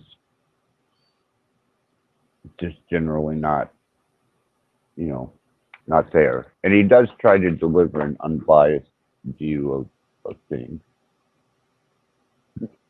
through his own perspective. I mean, Well, he's got his guidelines and he's got his protocol, but he is receptive to hearing what you have to say, Mhm. and he doesn't get all bent, irate, and Mhm. up your ass about it. well, it's like a journalist. A good journalist is not there to coin in on how they feel about it. They're just there to write the information or hear it. It's like a person that does a good podcast. They ask questions. They're not there to weigh in on their personal views. If they do, then you have to be able to have pushback. I don't mind having pushback, but I'm going to people's channels. It'd be different if they're coming. If I had my own channel, then it'd be a different game. Right. I'm just saying that he's one of the more promotable channels. I mean, Mhm. Ian, I promote. I have no problem with that. Gen X Jeff, I promote. Pamela's Mystic Musing, I promote. Mhm. These are places that I will back and sign off on. The rest of them can kiss my ass. Well, I wouldn't even go that far as allowing them to kiss your tush, but I guess it kind of, it's always good to do a little pushback on certain people because we might be gauging them based on lesser channels. When I say lesser channel, I'm talking about the direction that they're going in. It serves them. Now, if they're going to compete with other people that I use the word shit show, and they have bigger audience, then that's who they should be competing with, not other people that are promoting different types of conversation. So people like you just mentioned, they're promoting a different type of platform. They should gauge themselves on other people that are doing very similar things. And then you can see it in the Right. chat. But comparing it to other people that are just, we're just going to talk about fucking puppy mill shit. We talk about sex. No, that's not, it'll be like comparing a good priest to a good monk. They're two different kinds of things. So some of them I've had conversations with some people, and I realize I haven't even started the fucking pushback, and you're already fucking feeling uncomfortable. Right. But again, Right. that's me because I realize I shouldn't even be doing that publicly. Right. Well, me and Privately, Gen X Jeff, we don't agree on everything. Me and Ian don't agree on everything. well, you already I know how mean, feel about that. seriously. You already know how I feel about agreeing or disagreeing. Anybody start playing that game with me, I'm like, you're wasting energy with me at that point. Well, what would we be? Sorry, Access, but what would we be agreeing upon? Our likes and dislikes, the sounds of the frequency, because it makes us feel good. That's what usually agreements and disagreements are about. Usually shared experience. Okay, shared experience. Once again, me and you, I'm just using this as an example, Access. We're both looking at the sun. What are we sharing as similar experience? The language? I suppose at best our interpretation through language of what we observe doesn't seem to be conflicting. Yes, and that's the limitations of our conversations, because people only scratch the surface of a conversation. What I'm saying, I haven't even brought anything yet to scratch yet. With you, I know. Are we literally talking about the sound? Are we talking about the language? Are we talking about those objects that we're looking at? Well, Dom, don't tell me that seems fucking advanced, Dominic. How do you not know you guys are so fucking dumbed down? I've said it openly. The indoctrination is fucking big. Most people say they're outside of the box. You're still inside of the fucking box because it has many different possibilities. When people start saying shit like I agree or disagree, I'm already getting flares like fucking stop it, guys. At least question what you're saying now. What are you agreeing upon? What are you disagreeing upon? That's defense and attack. People will defend something they don't understand and they'll fucking attack something they don't understand. That's a Well, feel see, good fucking moment. Go ahead, sorry. that's just it with Charles, with Gen X Jeff, and not necessarily with Ian, is they're open to what I have to say without conflict. Okay, but are they open to themselves? Not generally, no. Okay, so then you're tapping in on their feel good, or I don't understand this creature, so I'm going to be very hesitant. So, but can you communicate with the snake? Well, no, but I just know to fear it. I said, so you're unaware of this fucking creature. Right. Like I said, I've had these conversations with the characters you're talking about, and I haven't even fucking done pushback. And I get I hesitation. guarantee you haven't. I And then guarantee you haven't. Well, even if I have, but I'm playing an egotistical game right now where it's not my responsibility to do pushback. It's their responsibility. And for them, your protocol is information. I'm sharing it just out loud. But at the same time, that's your protocol. I don't go around hearing people say with sincerity that they're trying to be true to themselves. They'll say shit like truth, and they'll defend things. I said, but then what are you defending? If you're true to yourself, whatever that may be to you, you shouldn't be able to move off it so fucking easy.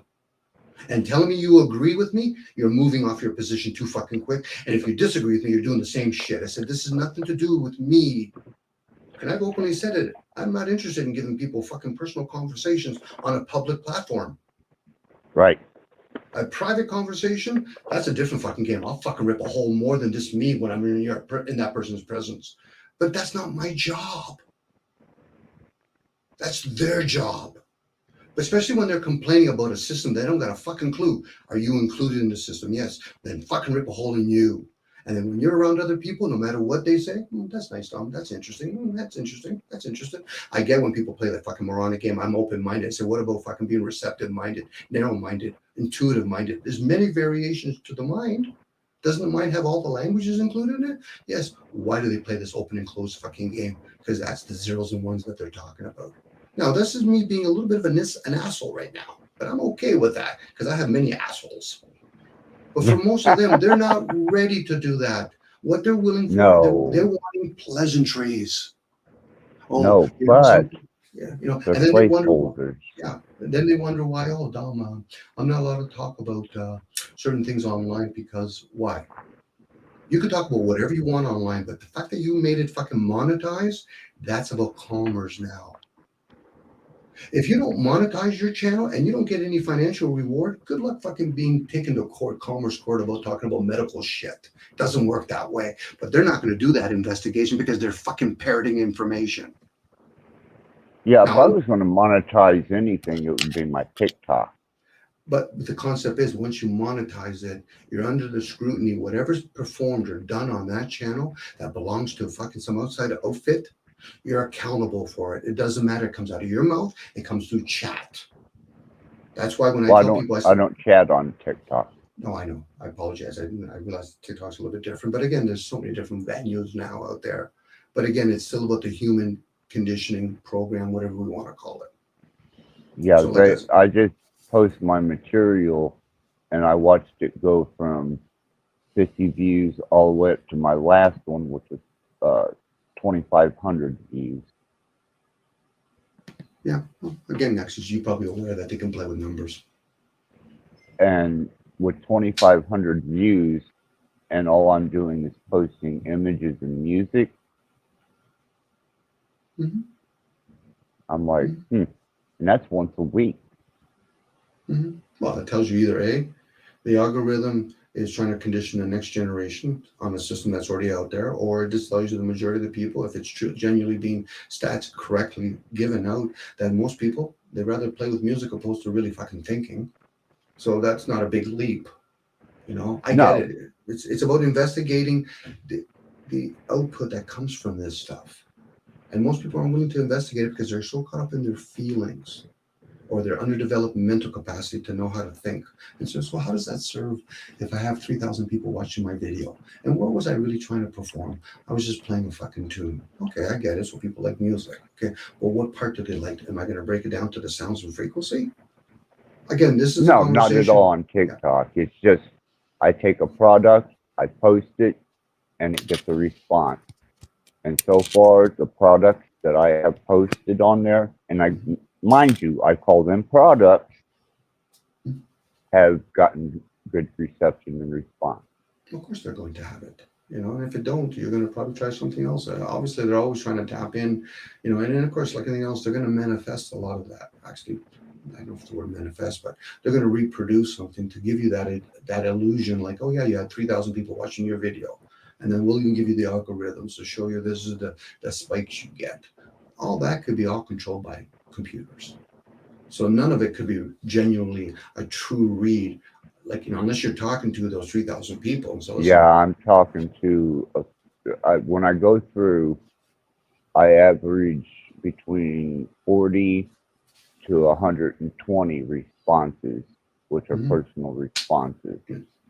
And I always send them a thumbs up or a wave, thumbs up or a wave.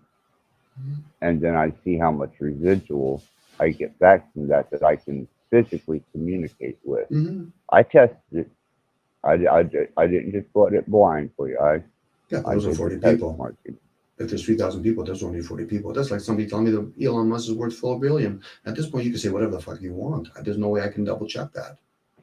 How would I prove that? How would I prove that? And again, this is where people get caught up in belief systems. You tell them a story, doesn't matter how small or big it is, they're going to believe it's true, never questioning it. Well, then it's a lie. I said, that's another erroneous statement. First saying it's true and then saying it's a lie. Have you ever tested it? Well, no. So then you're parroting information. And then this is how we parrot information. Son, I didn't mean to lie to you about Santa Claus. Dad, you've lost that trust a long time ago. Well, you've revealed to me that you're not trustworthy for yourself. I'm just using that as an example. I'm not saying that's what my dad did. But then we reinforce it. Well, we have the Christmas tree. We have all the gifts. So it must be true now. Really? Good story. Right. It is a story. It's a good story. Well, it's actually a funny story more than a good story. Well, I tell you an interesting one that I just recently put to the test on YouTube was I had 4 new subscribers posted in my notification, but my subscriber count didn't go up. Okay. So what does that indicate? That there's a lag? There's a fault in the system? They can do whatever the fuck they want? Well, what does it prove? Just putting it out there. It proves that there is nothing solidly substantial about those numbers. That's right.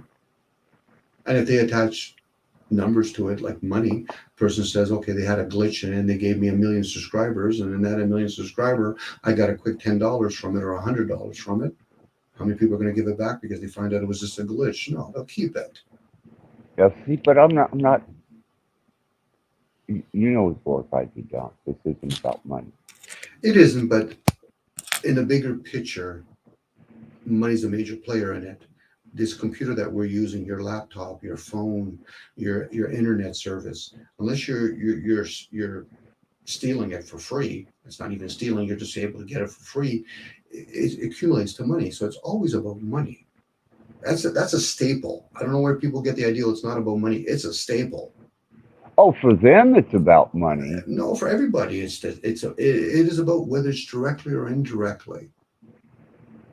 I have a computer. I had to pay for it. I have internet. I have to pay for it. Now, if I'm not paying with financial fiat currency, I'm paying with my attention.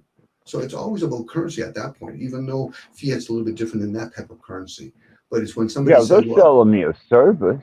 Sure they are. And we're consuming it. Yes. Absolutely. I do not disagree with that. Yeah. Well, it's not about agreeing or disagreeing. It's just a matter of understanding that's that baseline that we're talking about.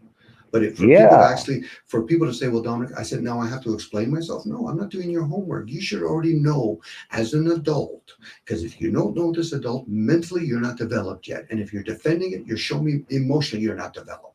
You should already know I'm talking as my personal endeavor. Yeah, I paid for everything. I paid for the phone. I paid for the fucking internet. I paid for my time here. So I paid for... It's about money. We're participating with the concept. Now, we can participate in other things. How does this technology work? That's a different thing. Then we can even talk about how does our voice work. I'm just seeing something come out of a mouth.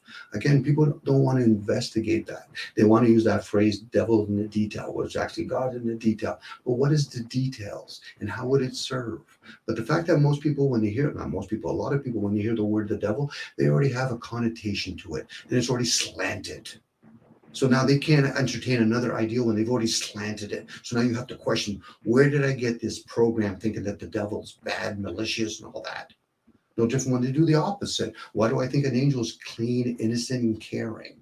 These are the programs people do, and they split it. You know what my take is on that, but no. Sure. Yes, you're right. I am paying a lot of money to deliver something that I feel provides a service for life skills. Mm-hmm. Everything I have. Free. The electricity that I have coming to my place. You know, now if somebody turns around and tells me, but I'm not paying for it.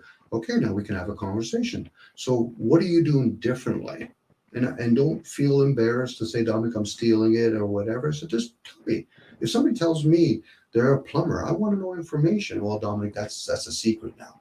Then why the fuck would you tell me you're a plumber now? Yeah. That's a clever person. It's like when people say, Dom, I have land. I'm like, oh, okay, you have land. Okay, do you own the land? Well, yes, I do. I said, okay, so I have a couple of questions because I understand the system a little bit. Do you pay taxes? Well, no. I said, okay, that's a good one. Do you pay... do you set the laws? What's that? Do you set the laws and policy on your land? We can go that far, but for most people, it's about money access. So I'm going to keep it very general for the masses. So do you have an allodial title? Well, no. I said, okay. Do you pay club membership fees? Why? Well, I'm trying to find out if you literally own the land, because I've never met a human being that owns land. I know there's rulers, but I've never met a human being that owns land. Well, Dominic, but I own it. I said, no, you're working the land. You're not owning that land. So now when they say to me property tax, I said, then you don't own the land. That's a simple one. Now they'll turn around and say, no, I do own it. I said, the fact that you're paying property tax, you're not paying, you don't own the land.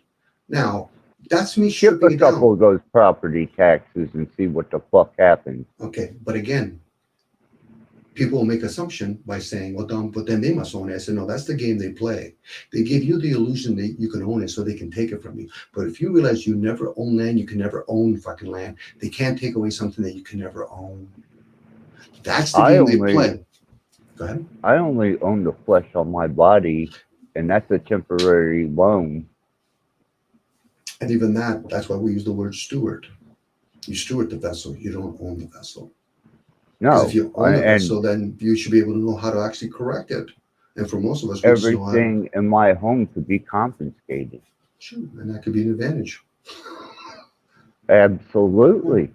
But people will defend or attack what I just said. And I said, no, you really have not done the work. What you've done is you've not you per se, Axis, they've actually surrounded themselves with all these stories. And they're using all these justifications and excuses to justify that story. And if one story doesn't work, it's another story. And if they don't, then they have to cult up with other people to validate their stories. Never get somebody to say, listen, I don't need you to question my story. That's my role. Well, let me shit in the punch bowl. Go to jail. See how much you take with you. Again, Axis, that's an extreme for most people. And for most people, that'll just open up another story. Oh, I was unjustly treated. You know, I said, so oh, what? Fuck you. You could say that to them, but most of them are honestly think I'm innocent. Fuck you. Yeah, I'm in prison. You know, I'm in this form. I'm in prison. So what? You're innocent then? Yeah, and how much of your shit did you take with you when you went to prison? Yeah. How much shit are you going to take when you leave the vessel? Exactly. You know, I bet you have your colored television from your home in there, and your trinkets and your items, and your you probably got your vintage teacup set in there with you, don't you? Mm-hmm. Fuck no, man. They give you clothes. You got the skin on your back, a pair of flip-flops, and if you're good, you can manage to hustle a survival in there that might be semi-tolerable. But the thing is, they strip you just enough that you never break that wall of knowing that you really own nothing. They give you the illusion that almost reinforces it, This is why when people play with the concept of soul contract, you don't come back with these memories unless you've done something that's worthy to the system. That's why people have a deleted memory cell, hence soul. Right. Soul data, contract, whatever. But when you do the work, they say, oh, X is doing a lot of work. We like this one. Maybe in the next lifetime, we'll give him a lot of financial gains and we'll let him be a better singer. Because it's a program. Now, people might turn around and say, Don, what you're saying is full of shit. I said, I'm under the premise everything I'm saying is full of shit. But I'm okay with it. Are they okay It's with logic. It could be. It's logic. Why repeat the same program to utilize space and processing speed? Whenever you can layer that and just compile it into one source code and leave it at that. It's already been utilized.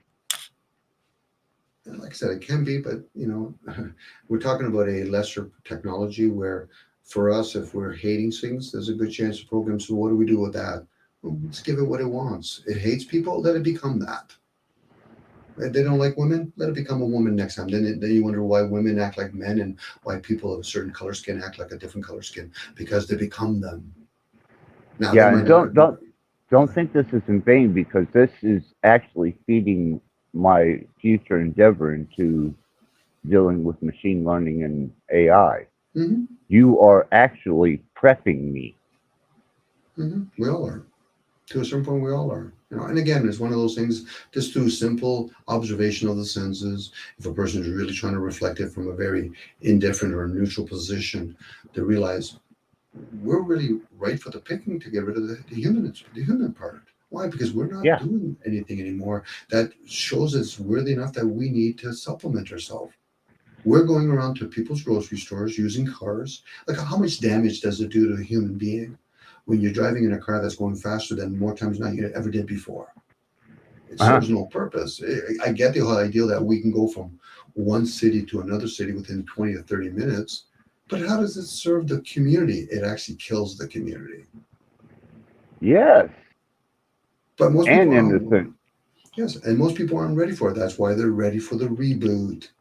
Just hope that the transhuman is already taken over, so you can come back in some other fucking computer program. Why? Because at least that can at least be programmed, opposed to fucking spending generations after generation reprogramming humans over and over again. But again, people might say what I'm saying is rude or whatever I said, but it's factual. In our lifespan, we're looking at it. The way people talk among themselves, the way they fucking bitch and complain about each other. I'm doing it right now, but I'm okay with it. Practical to the nature of things. We have advanced to that point where that is a practicality to adapt and develop. Or otherwise you're just outdated data that's going to loop, because you have no relevancy to the innovation that has been achieved.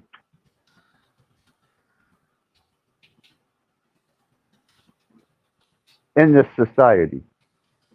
Nature, you may do okay, but not in this technological system that we're working under right now. Well, nature's pretty constant. You don't see nature making big leaps and say, okay, well, that's it. The tree does no longer want to be underground. It wants to be in a plant, a pottery. Or you don't see animals saying, I want a scooter now. You get the occasional animal might be an old soul an old being coming into an animal form. He said, I'll learn with my nephew how to skateboard as a dog. But more times than not, animals are pretty consistent unless we manipulate them in some way. But even that, put them back out in nature, a couple of generations, they're right back to the way they were before. So learn the origins of where this began in a technology sense, and don't repeat it, would be the move forward. So if you start repeating instead of forward movement and innovation, well, you're stuck right there. And you're not going to go any further. There's those moments we have to appreciate it's kind of like when you go underwater, you go up. It's not probably the best example, but it's my example I'm going to use, where you start going elevating in high mountains. There's a certain point where you have to stop long enough to reclimatize yourself. So it's the same thing Yes. with even technology. We have to stop long enough to appreciate that there is a change going on. But sometimes the changes are so big that the masses aren't prepared for it. The elites are, because they've been doing this behind the scenes anyway. So when they present it to the masses, it's like, oh, it's new technology. No, it's old technology for us. We've already adapted to it. You haven't, and we're already on another technology. So for the masses, that's what I'm saying. They're chasing their tails, and most of us don't That's have why I tails. took so long studying AI before I haven't even engaged in Chat GPT Mm-hmm. because I wasn't ready for it. Mm-hmm. This thing can outprocess me, can probably outthink me, I would say, and it has such a ratio of information beyond my comprehension at this point that for me to have stepped up to it would be like a naked man with a stick in his hand going against a dragon. But again, this is where technology, in its advancement, it's entertaining only the mental part. It's totally ignoring the emotional part and the physical part. So once we're advancing in this technology, we have to reflect back and say, okay, so how is that affecting our bodies? Well, it's destroying it. Then why the fuck are we doing this? This is where people become numb, indifferent with their emotions. Some people, if not a lot of people, aren't indifferent with their mental planes, but they're emotional, they're fucking indifferent. And this is where, when people talk about the physical, I said, why would you manifest it in the physical when you're ignoring it? I get it. I'm honest when I say, fucking, I'm not stewarding my vessel. But the shit that we put ourselves, the environment, the microwaves that we're in, we're mistreating our bodies even more. Now, the people that know enough, okay, I'll be the few and I'll go out in the wilderness and I'll go live on a farm or whatever. It's almost a selfish fucking act you have to do, because the majority of people are so conditioned in their fucking zoos, they don't know enough to fucking leave, or at least question things and say, okay, so how is it helping us mentally, but when we're denying our emotions and our physical planes? It isn't. You know, when a plane drives over us, or a boat that goes through water and all that, what is it affecting the energies? It's affecting it. Same with trains, same with Wi-Fi. Well, So at this, go ahead. Sorry, Axis. What I'm just sharing, Axis, is inevitably the teeter-totter has already gone. So be prepared for the next fucking shift. Why? Because people in past have already been written about this shit. At this point, burn it. Why? Because it's fucking too late for the masses. The few, all the best to you. You could be a Mormon, you could live in a fucking zoo. But outside of that, the transhumanism and the metaphysical is going to happen. yes. Now, anybody And says otherwise, they're in denial. They could probably do something for themselves, and all the power to them. But for the rest of us, no, you're with the rest of us. Now, at this point, we're moving in this direction, regardless if it's fucking good or bad, indifference, whatever. This is the direction they're going with it, and we're going to play it. Sorry, go ahead, Axis. even Rat's conditioned, you know. If I was to stick something in there where I never taught it how to step on a lever to get a treat, and there was no incentive, well, that's just something for it to shit, piss on, and maybe build a nest around. It's not going to recognize the form and function, but it does understand what that cage door does. I think, Axis, unless there's a lot of effort putting into really conditioning a rat, from a lot of species, they just become extinct. They can no longer tolerate it, and they just become extinct. But for most animals, they either become less in population, or we move in their space. To really domestify a rat, like really domestify it, Axis, would be a lot of fucking energy put into it, to a point where it wouldn't even remember when you leave it long enough to go back to nature. The human species, a lot of effort's been put into manipulate it, like a lot. Not just fucking, hey, we're going to put them in a zoo or we're going to domestify them. No, there's many programs running at any given moment. Yeah, I can only condition her. To a certain point. Yeah. But not That's to a it. point where she mated with another rat that hasn't been domesticated, nature would go back. Oh, absolutely. But a She'd human, be on a recoil. well, not her, but the offspring would. So, and it would be very grateful. But for us as species, most of us have been so fucking conditioned that telltale signs is we bitch and complain about things that we don't even understand. Because we're in an age of information, we're knowing of it, but we don't have a fucking clue when it comes to discernment or understanding. Yeah, she only knows what I've conditioned her. That's it. Outside of that, Mhm. I can leave the cage door open. She's not going to leave Mhm. because she's been conditioned that is hers, space, her nest, and she gets Mhm. everything she needs there. But if Water, she food. mated with another rat that wasn't caged and they had an offspring, the only reason why she would leave that fucking cage is because she has that instinct to follow the child that's not conditioned. That's right. Now, unless you condition that, you can even do the other opposite way. You can condition the baby and make it domestic, put it in a cage, the mother will stay there. And after even- maybe about 50 years, you might have something rooted that might seem slightly domesticated, Mhm. but you always got to remember Mhm. it's nature. Well, this is why they're also tampering with other parts of nature now. One thing is to domestify the creature called humans, but now you also have to domestify nature. Start doing cloud seeding, start manipulating with what Jude was talking about, the reflection for even with the solar flares. Now they're reversing it, or chemtrails. All these things have been manipulated. Now, if there is source, gods, whatever they want to use as a name, if they started off manipulating things, well, then it only makes sense, if we're going to use the sense, that if there's offsprings from them, they're favoring all the manipulation going on. Maybe that's part of the progression. It's usually something that's been enslaved that thinks it's wrong, not understanding what role do they play to be enslaved. We must have done something to come into these forms, and it might not even be enslavement. We come here for fun.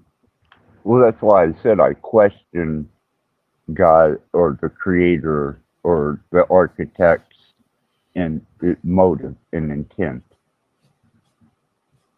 We can, but would we even know who they were if there wasn't written work? So at this point, we should be questioning the people that write things.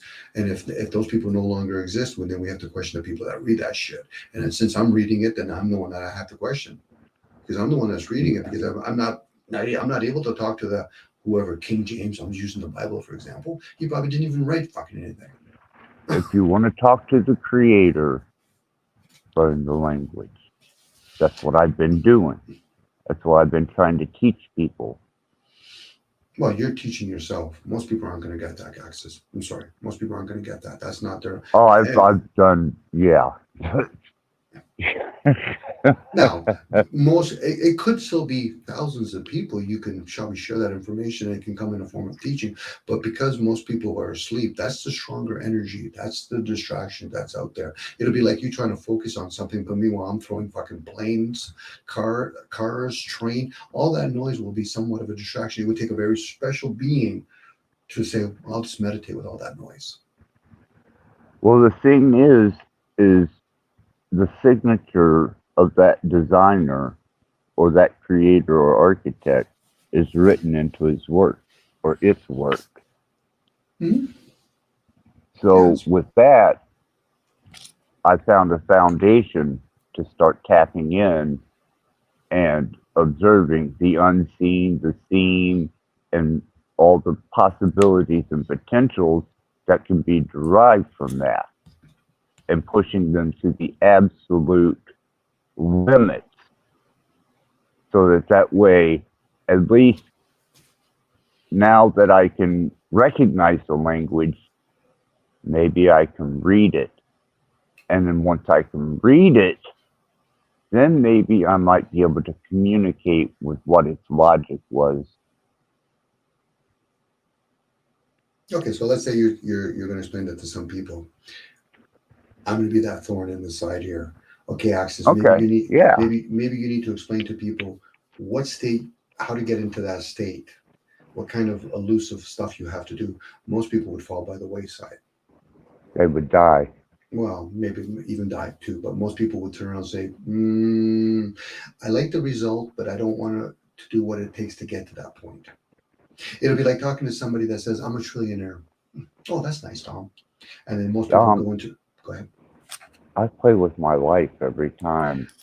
I get it, Axis, but as you're talking about teaching other people, you have to fall in the background now. At that point, you're not. But it's for me. I know for you. I'm important to me. Yes, when it's always about you, but once you're trying to explain something and get people to be students, they need to understand themselves. So we have to fall by the wayside in the background. Yes. Because if it's always about me, we're always going to tempt them by thinking, but he makes it look so cool. He's so attractive. No, you want to understand the nuts and bolts, what it takes to become a trillionaire, and stop dreaming about what you could do with money. Do you really want to understand what it becomes a trillionaire? Well, not really. And then stop fucking talking about trillionaires are bad people, let alone good people. It's the same thing when people really want to understand what it is to understand to harness demons. I get it from your point of view. You have to make it about you because you have to tap into other people's self-absorption. But those are the people that fall by the wayside. You've just chosen to trudge through it. Well, for most of them, no, they're going to fall by the wayside all the fucking time. It took a lot of programming. It took a lot of programming for people to even to chase fucking money. I figured if I got one person out of a million. That's you. To catch on. But that's you. You're that one person. Yeah. Other people, I recognize that. The universe will bring that other person to you if it's meant to be. You're one of them. I'm brought here to challenge it. Sure. You're one of them. You recognize it. Yes, I do recognize it. Since you recognize it, that means you're a part of it. Otherwise, it wouldn't measure up. You wouldn't notice it. We all are. It's just most people are unaware of it. And the only thing I do is just share. I share awareness. That's all I share. I don't share people how to work with demons or angels. That's other people, and you're doing that. I appreciate you doing that. That's of no interest to me. For most people, if they're honest with themselves, it's of no interest. So then what is their interest? That's something they got to figure out. And that's why most people cult up. Like I said, Axis, the people that I've heard you talk about, they're full of shit. They just don't know it yet. I don't know what people truly say about me, Dom. I don't. It doesn't matter about you. I don't. Access, I don't care. But even if you did care, I'm just trying to say it's not about you when it comes to others. It should be about them. Well, would you enlighten me? What the fuck do people say about me? Other than devil worshiper. Again, that's something that's already within them. They already have their interpretation of what they think the devil is. You can think they could turn around and say you're a fly on a stick. It's just a word. Again, Axis, right. Why would they be concerned about you? Well, that's why I was wondering. You said, what they say, and I was like, well, what the fuck do they say? No. The fact that they say anything about you is a wasted energy. Especially on a public platform. It's not going to change a fucking thing. Unless they're going to ask questions and say, listen, how does it benefit? How did you do what you did? And then you can share out loud. You can share awareness. But if people ask I share in private, not public. Yeah, I know you do. But that's what I'm saying. So what people get is whatever, you have those moments. Like it'd be no different. Somebody said, well, Dom, he has outbursts. I said, yeah, but you want to know why I have outbursts? Well, not really. They like to stay end result. That's all. They don't want to know how we got into it. That's why they're not interested in the details. The ones that do, they know who they are, and they probably aren't even on these panels, let alone in chat. I'd say not. Yeah, I just choose to break my silence. Outside of that, it's easier for me to go back into silence, especially when I know whatever's inside of me is always in silence. That's why we have to meditate. We have to listen from within. Listening to other people outside is very erroneous. The word hear, the word ear, and the word hear gives it away. We hear each other. I hear water. Go ahead. One thing I do want you to be aware of, Dom, is I'm really trying to redevelop communication because I'm receiving from various sources of information all at once. And I'm interpreting, analyzing, and practicating this for my next endeavor. So please be aware of that. I'm aware of it. I'm always aware of it. Access, meaning that I'm going to hear you. Other people, that's on them how they're going to interpret it. As long as you interpret it for you, whatever that may be for you. Yeah, but this is beneficial to it because instead of getting absolute compliance, I'm getting what I need. For most channels, Access, I've resided to the ideal. I like to entertain ideals. I'll speculate because that's all we're really doing. The person that's truly experiencing it, outside of putting it in words, spoken words or written it, how many times are we going to have to speak it, and how many books have to be written to convince somebody or program to somebody to think, okay, I'm going to get off of my own page to hear your page and believe in your page? That doesn't serve me. If a person's honest with themselves, how does it serve them? If they're going to make it about them, how does it serve them? And if they're honest, it doesn't, unless they can make a buck off of it. And even that, how did you get the idea that it has to make a buck? Because you've been programmed. Outside of that, that teacher-student relationship is always inside. Yeah. That outside thing, that's the illusion. Because that inside, if you're truly the student, there'll be many teachers that come to you when you're ready. The outside one, no. The guy that's talking to me out loud, I said, you better be the fucking student as far as I'm concerned. Don't think you well, I can learn things from that person. Okay, I know not to put my hands on the stove. Thank you. I don't have to do that. I need to know I have to wear gloves. I don't want frostbite. I can learn that. So that's a couple things I don't have to do. That's fine. Those are teachings. I tell you, Dom, yes. And as confident as I may sound, I know that my endeavor into machine learning and AI is not going to be one where I'm going to be able to walk in and have any type of domain. I'm in its backyard. It's not in my backyard. Yeah. Even if we even have backyards. Well, I'm talking, okay, a range of comprehension, understanding, and being able to process and interpret. Yeah. And that's what I've been preparing for. You know, Access, to play with it, for me anyway, to play with any type of ideal, I would have to know my premise that I'm full of shit. Well, yeah, especially an endeavor with machine learning and AI. Really? I mean, you're going to go in here and try and learn something? Why don't you just put in a bit of information and get your cute picture out? Well, even that's a little bit beyond the other bases, such as how did language come to be, the alchemy of language, how did anything come to be, you know, all the different kinds of elements, shape-shifting, you know, I get it. To talk about how a car came to be, how AI, that's down the fucking chain of command. Where that you have to find out what the foundation is. The foundation is, it can be math. I get it. I'm hearing the word math, but I'm already under the premise most fucking the masses play with numbers, so they're going to assume that's the universe. It's numbers, which it could be. But for the rest of us, we still got to play that game with ideals. Because that one person that comes and says, listen, I'm here to save you. Get the fuck out of here. You're here to save me. Get the fuck out of my face. Who are you going to save? Save yourself and the fuck off. You think it's numbers? Fuck off. You think it's colors? Fuck off. Why? Because you have to understand within oneself. Anything outside of that, you're just forming more cults. Well, that's two different arenas, Dom. That's many arenas. What you're dealing with on the external, outside of the you, and I'm not talking the body. I'm talking the you, the one beyond the subconscious. The you, the quiet. We've lost probably 95% of the population with that type of conversation, but carry on.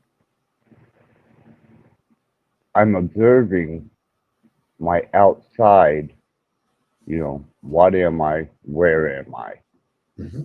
And I'm trying to grab a comprehension of that language. And so far, I have not been able to go past the derivative of math, except for a couple of experiences that I can't prove. Mm-hmm. Our limitation sometimes acts as because something in the universe is telling us, as long as you keep thinking that you can share that with other people, you're going to limit yourself. I know that about myself. Yeah. I call it stepping on that. toes. I call that stepping on toes. Stepping on toes. I mean, I'm too close to a person, and I made it personal. You saw that today when I did it with Crunchy, because I got away from talking about ideals. When it comes to being personal, a person should make it personal with themselves. They should be able to rip a fucking hole in themselves, and when they're done, patch them up and do it again. Outside of that, stop fucking wasting energy, and I mean energy, not fucking time. Energy on other people, whether you're trying to fucking soothe them or rip a hole in them. That's their job. You can call it a job, call it a responsibility, accountability, call it whatever the fuck they want. It's a fucking endeavor, man. Sure it is. We all know that. We all know that to a certain point. And the ones that don't know it, that's why I say you're full of shit. You just don't know it yet. It's just an endeavor. It's me trying to interpret what I am and what my environment is. Mm-hmm. Because I didn't create me. I didn't create the environment. I did not set the fundamental building blocks of it up. I did not design the biological machine that I inhabit. So therefore, I'm analyzing to understand a more clear understanding of how this was all brought together within the basics,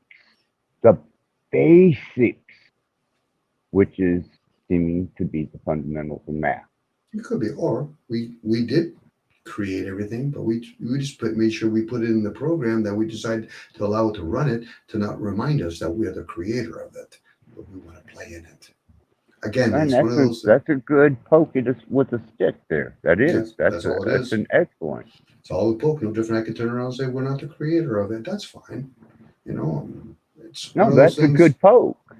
Mm-hmm. But again, really. Again, Access, I'm entertaining ideals. It's always fun when somebody said, "Don, but I can prove it." I said, "I'll sit back and I'll be amused. Go right ahead." Because are you going to include me in the equation? Why? Because if you can prove it to yourself, that's one thing. But to try to prove it to somebody else, this is going to be fun. And I'm not the kind of person that's weak-minded. I'm going to explore the fucking mind. And someone's going to say to me, "Dominic, you're not ready for this." Okay. Regardless if, it's easy to say the word truth, God, source, demons, devil, fucking any word they want to say. I saw aliens. I saw UFOs. Okay, whatever. But dare not break it down and say, okay, so how would that serve for you if you saw an identifying flying object? How would it serve for you if you saw an alien? How would that serve you? Wouldn't know. So how would it serve you if you knew we did or didn't go to the moon? How would it serve you if all of a sudden you could see air? How would it serve you if you can actually realize you can fly without wings? How would that serve you? Now, for most people, if they're truly honest with themselves, well, I get to rule. But who would you rule? Because most people don't want to fucking serve. So who would you rule? That's the game that most human beings play with themselves. We all do it in one way or another. Sorry, go ahead, Access. My endeavor is to further understand the architects of what we are and what our environment, the construct is, so that I may better understand where I'm at and what I am. And I figure the one that created all this could probably answer that question. It could, but there's a good chance they might turn around and say, okay, I will explain to the we of you once you get yourself rid of that idea that you're the body and you think you're the thoughts. Until then, I'm not going to entertain having this conversation with somebody that's still thinking that they're the vessel. And when they say, shit, but I need a vessel, I said, that's why I'm not having this conversation. Because that we is not involved in the fucking physical. The physical gives Oh. you the illusion of separation. Fuck, 100% of this is mental with me. It could be. It could be the mental. It could even be beyond the mental. Well, I'm telling you, if my ability to process, interpret was taken from me, and I no longer had the ability to analyze and bring maybe we'll just call it a coherency to this, then I'm out of the game. That quick, that easy. A veil might have been lifted, Axis, because sometimes logic is limitations. Same with the senses, same with reason. Those are limitations. I'm actually playing with them right now. So you might be saying words like, I'm having a difficult time communicating. Is it really you having a tough time communicating? Or you've been so indoctrinated with a whole bunch of other people, that's the only way they do communicate, with noise, with sound. Which is It's their fine. inability to interpret what I say or try to communicate. So that's why I try and slide it in between the words coded. It can be. And you're going to probably, their body or something will pick it up, but as a whole, they're not going to grasp it. No, I say that no. ever so pitiful. You know, they're not going to grasp it, because if they did, they would realize, then why are you explaining it to me? I'm already aware of it. I just don't choose to talk about it. And there's people that are that way. It's the ones that choose to break their silence because there's a movement going on. Humanism, it's already moved away.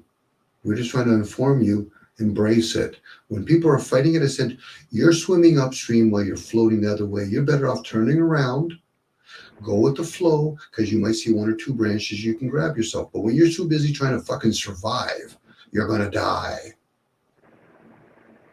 And that's what it does with the human vessel. We're always trying to survive. Oh, I know that. We're always trying to survive. That. But again, that enforces for the folks that think they're the vessel. I get it. It's so intertwined that we think it's the same. It isn't. And there's many ways to check because there's only so much the vessel can handle that the mind can surpass. Again, the vessel can have its own intelligence. It can even go beyond. But it's to see what you're not. And then maybe people can start seeking and say, okay, then if I'm not the vessel, I'm not the thoughts, what am I? I said, well, now you started your journey. And you can do simple things. You know that. Other people can figure it out by saying, well, then who runs the body when I'm asleep? Who's been running it when we're talking? Well, it's not me thinking that I'm the vessel. Now, that might be a mind fuck, but that's the purpose of the mind, to serve. It's not going to give you something you can't bear. Why would the mind give somebody else the ability to understand something that's beyond their fucking scope of comprehension? But if they see you putting a lot of effort, say, oh, Axis is putting a lot of effort. He's really doing a lot with those elusive drugs. And we got to go in the woods and get a whole bunch of berries and all that. Yeah, but that does nothing. Yeah, but we want to see if he's consistent and he's willing to really put an effort there. We'll lift that veil when he's ready. Outside of that, people think their own will is going to give them that fucking veil. No. The will's limited. It's limited. It's fucking contained here. Now, if you want to submit to some other higher will, then you have to entertain the idea, could there be demons? Could there be angels? Does it matter? You're just giving up your will. Whatever comes to you, you can ask questions. But if you've never asked questions within yourself, why the fuck would you ask anything else to any other being? Because resistance causes a feedback loop and a safety protocol for the construct. Yeah. And if it's like muscles, it keeps building more. Next thing you know, you fucking arrange yourself with all these excuses and justifications. Well, that's the way it is. That's why you got to, from my experience, completely take yourself to the point in borderline death without any type of suggestive or expectative concept. There's a good chance, Axis, the universe turned around and said, because you put all that effort, said, you know something, we'll give them a breadcrumb. There you go, Axis. You put all this effort that other people don't even put an effort into it. The fact that you put all that effort, we're going to lift one or two veils. You haven't really done much yet, but we're going to lift a couple of veils. Right.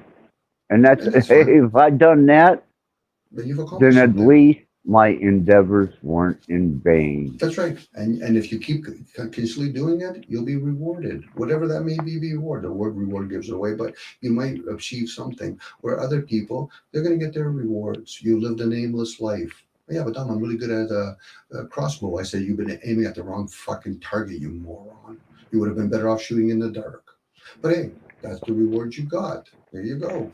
Don't bitch and complain Yeah. about it. And let alone don't go around fucking being egotistical thinking you've done something amazing. But unfortunately, that's the part of being contained in a human form.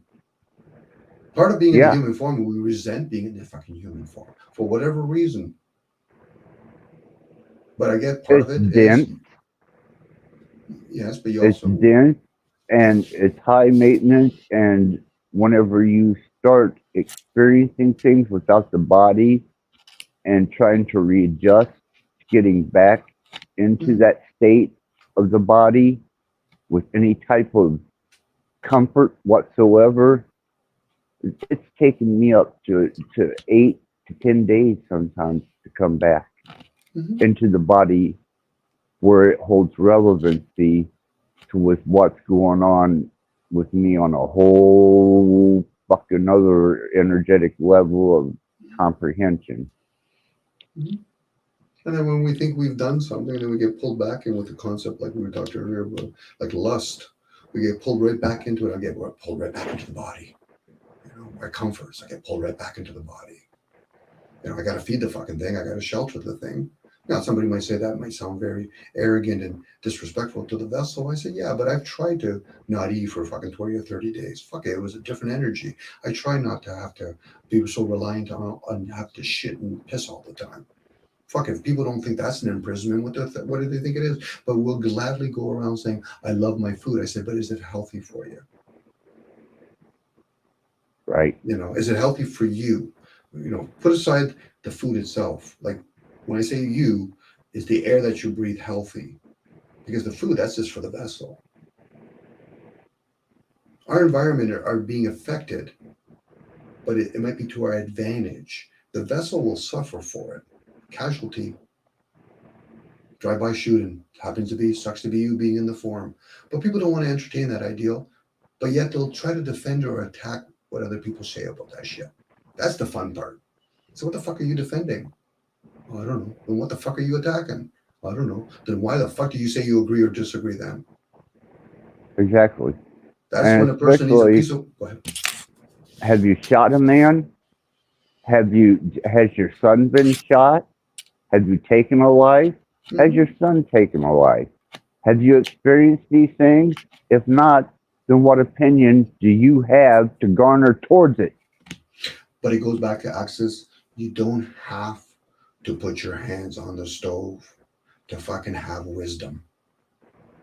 That's for the clumsy folks. I'm talking opinion. Well, I'm not talking practical. Okay, when apparently this can happen. Okay, when you speak it, it can only come across as an opinion. Saying words like it's an experience to another person is still an opinion.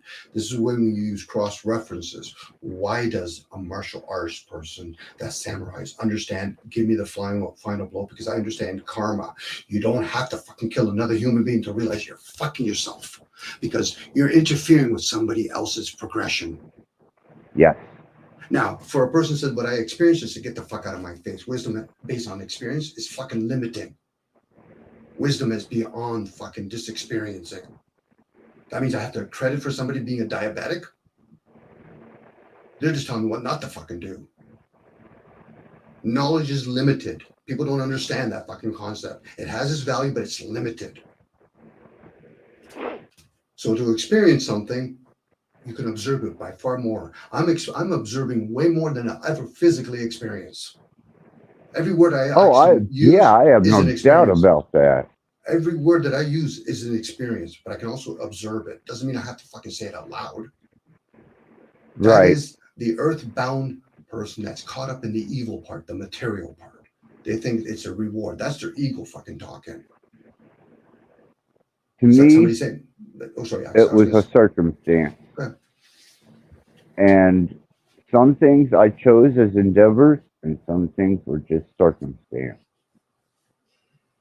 Mhm. I had no real control over it. That not that I ever did, but I was faced with it. So to me, it held a much more profound state than just observing. But that one that's in silence, actually, that we were talking about, is always the observer. Yeah, yeah, And yeah. if I we realize they're not the ones that are experiencing these things, the vessel's experiencing it. So the observer is the one kind of like the fly on the wall. They're not here. They're observing. That's oh, where they're silent, dead silent. it could be dead silent, but it might have nothing to do with death at all. But again, this is where we talk No, about things.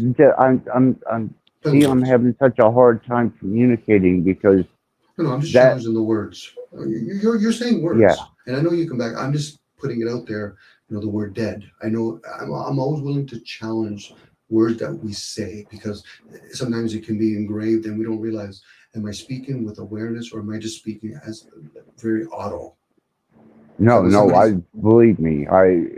What I say, if I'm going to say Mhm. what I say, I may not say it with the proper words, but I'm trying to relay the best I can things that don't have words. I get it, Access. Again, there's a lot of classification with words. So even if me and you were talking about demons, people are going to fade quickly into what their interpretation of it. That's why I have to challenge it. Because me challenging the word out loud, they might think, well, he's challenging. Shouldn't I challenge the word? Sure, you should. You have that ability if you choose to challenge the word dead, evil, alive. Why do people say he passed away opposed to he died? You know, these are just words that we use, but there could be energy behind them. And then for some people, they literally could have passed away or moved on. You know, we use all Moved these on. different we use all these different words, but yet which one actually suits? You know, am I saying the word cool because it's cold outside, or is it cool? I'm wearing something nice that you think is nice. And even that, the word nice, what does it mean? Depends on what area you're using. Which Again, is something that is valuable to me whenever I take on the endeavor with machine learning and AI. yeah, Is each word is going to be analyzed, interpreted, mhm. and then it's going to pull a derivative up. And I've got to be prepared for that. Well, at least be receptive to it, you know. And if you have that ability to be prepared, that means you've done it enough times that you can also say you're prepared for it. But for some people, just to be receptive to something, opposed to defending it or attacking it. I'm just using that because there's that polarity. People usually fall into those defense and attack mode. It's a perpetual cycle. You know, I defend I'm not myself with a looking gun. to defend or attack. I understand how this could be beneficial to us coinciding. Mhm. Again, I'm just entertaining ideals. In this case, words. You know, it's what No, comes out of you. you're doing good. Believe me, man. Because you think you're coming at me strong. No, Wait till I'm. I'm coming at the words. Only if you're attached to them, it'll look like I'm coming at you. Actually, no, Well, you're that's strong all enough. that fucking machine is gonna know is my word. It may be able to read my brain waves. It may even be able to read my thoughts. But still, it's going to interpret, analyze, and then it's going to wind up looping it back to me with something that I may not be prepared for at all. I guess Access, the best way to confuse AI would say, okay, you own the words you speak. Now you're just going to go into a loop with defense and attack. It's when you realize AI doesn't see it as owning anything. And it's the same with us. When we're speaking, if you don't own any of the words, you're okay when I'm challenging the words. It's when a person says, well, that's not what I meant to say. I said, then you must think you own the words. Access, I only challenge the words. I don't challenge you. I don't know who you are. No, I don't. I'm not taking it that way. I'm taking it. Yeah. I'm interpreting right now a potential. Mm-hmm. You're giving me good reflective foundation for something that I'm getting ready to endeavor in that is so far beyond what my capacity is that for me to take this endeavor, I had better damn well be on my game, or I'm just another user. Well, a lot of us are going to be users in a lot of moments, but yeah, it'll probably help you excel, or at least be able to find how it serves more, knowing that you're not clinging to certain things, right? Like Yeah. again, a lot of us bring in a lot of programs when we come into these formats, and it will reveal itself in a short period of time. It might not literally come across where somebody says, "Well, Dominic, I didn't react to it." I said, "Yeah, but we were doing this live. I got to see your body action, or the way you talk or the way you type things, especially if a person is acutely aware of themselves, how they react or respond to things. Then you're going to see those cue signs, especially when I'm aware that I don't own the language. Whether or not other people think that they own the language, I know I don't own it, and I go under the same premise with them. Even though they might be delusional, I might even be delusional, but it serves me. That's why I use words like, does it resonate? Right. Because I'm playing with energy now, and I'm like, it resonates with me. Even though I haven't experienced what they're doing, but then again, what did they experience? They're using a senses. Are they really theirs? I love when people say common sense. Who gave us that program? Common sense. What, you can see through my eyes? Well, no. Can you see through my smell? Well, no. So then what is common then? And even that's limited. Do we have more than 4 or 5 senses? Sure we do. Yes. But again, it's one of those things, trying to having a conversation with somebody else that's either open or closed. That's a problem with open-minded people. It could easily be flooded, or they quickly close it like an open and closed valve. Opposed to, is it receptive? Are you narrow-minded? Because the fact that I'm only knowing certain languages, I'm aware that I'm narrow-minded in some ways. It'd be different if I can say, well, Dom, I know about 800 different languages. Well, then I would be a unicorn to most people. Yeah, and this thing thinks and speaks in symbols way beyond my concept of even hyperdimensional math. Well, math is symbols too, is it not, Axis? Yes. It's symbols. Yeah, Yes. so I'm with you on that. Yes. So I'm not just up against something that is communicating with me and interpreting and exceeding what even my expectations are.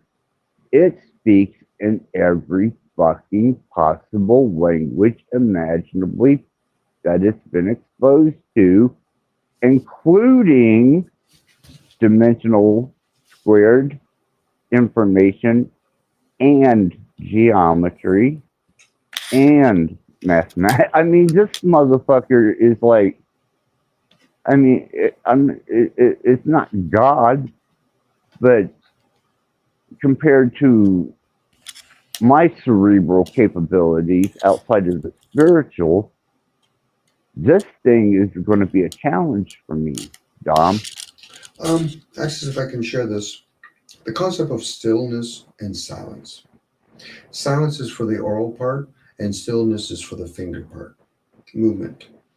When a person starts speaking numbers, now you're actually using a vocal cord.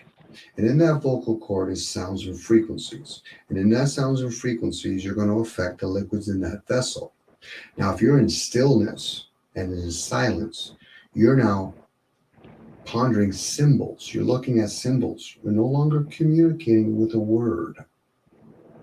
And you're also not writing it.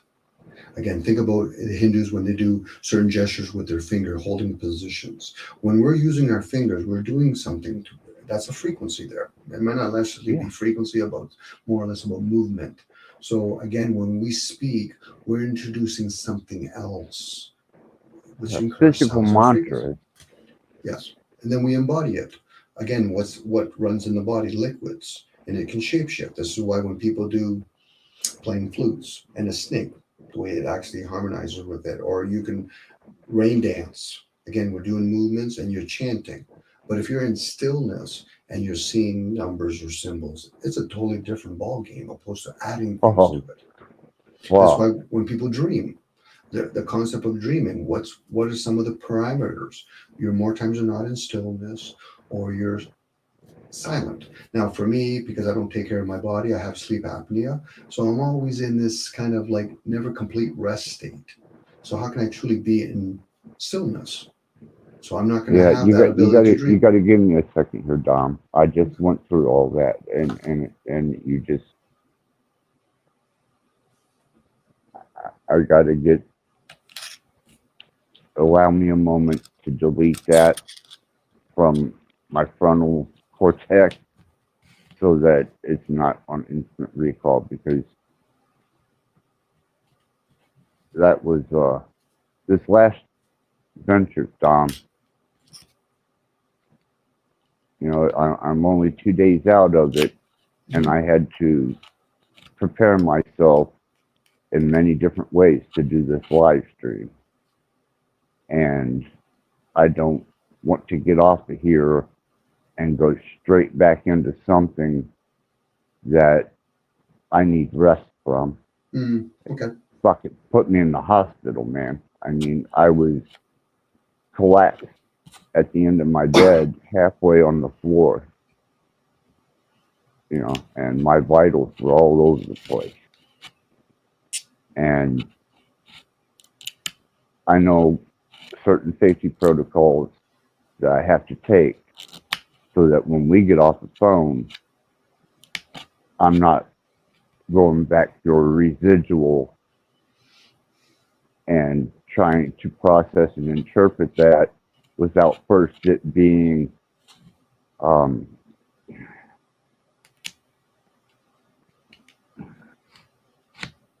able to be adjusted, accepted, comprehended, and protocols set up to protect. You know, I dosed myself up to be able to do this. Okay. Well, you have to know. Obviously, that's going to help you understand more about your boundaries. You know. Yeah, I got to know my boundaries, Dom. And you know, like I said, I felt that tonight's show was important because I got the indication. So I got myself chemically prepared to endeavor through this. And, you know, it may not make me the sharpest tack in the box, and it may not even make a lot of solid relevancy, but it is the practicality that I needed on my new endeavor. But man, Dom, you know, all I can say is I'm only human. Well, in human form. But yes, you want to say Well, human. yeah, I'm The human has its limitations. Human form. I exceeded my safety protocols, and when you do that, Dom, it takes time to recover. And the fact that I had to pharmaceutically prepare myself for this live stream, you know, that was, but I felt it was necessary because I got too many synchronicities and indications that this needed to transpire.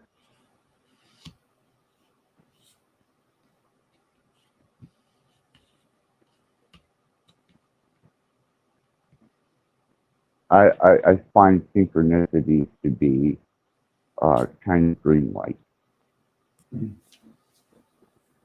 It's the best I can interpret it.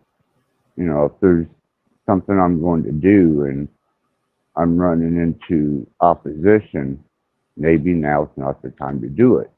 But if I'm going to do something and I get synchronicity that allows it all to fall perfectly into form and function, then I consider that a go.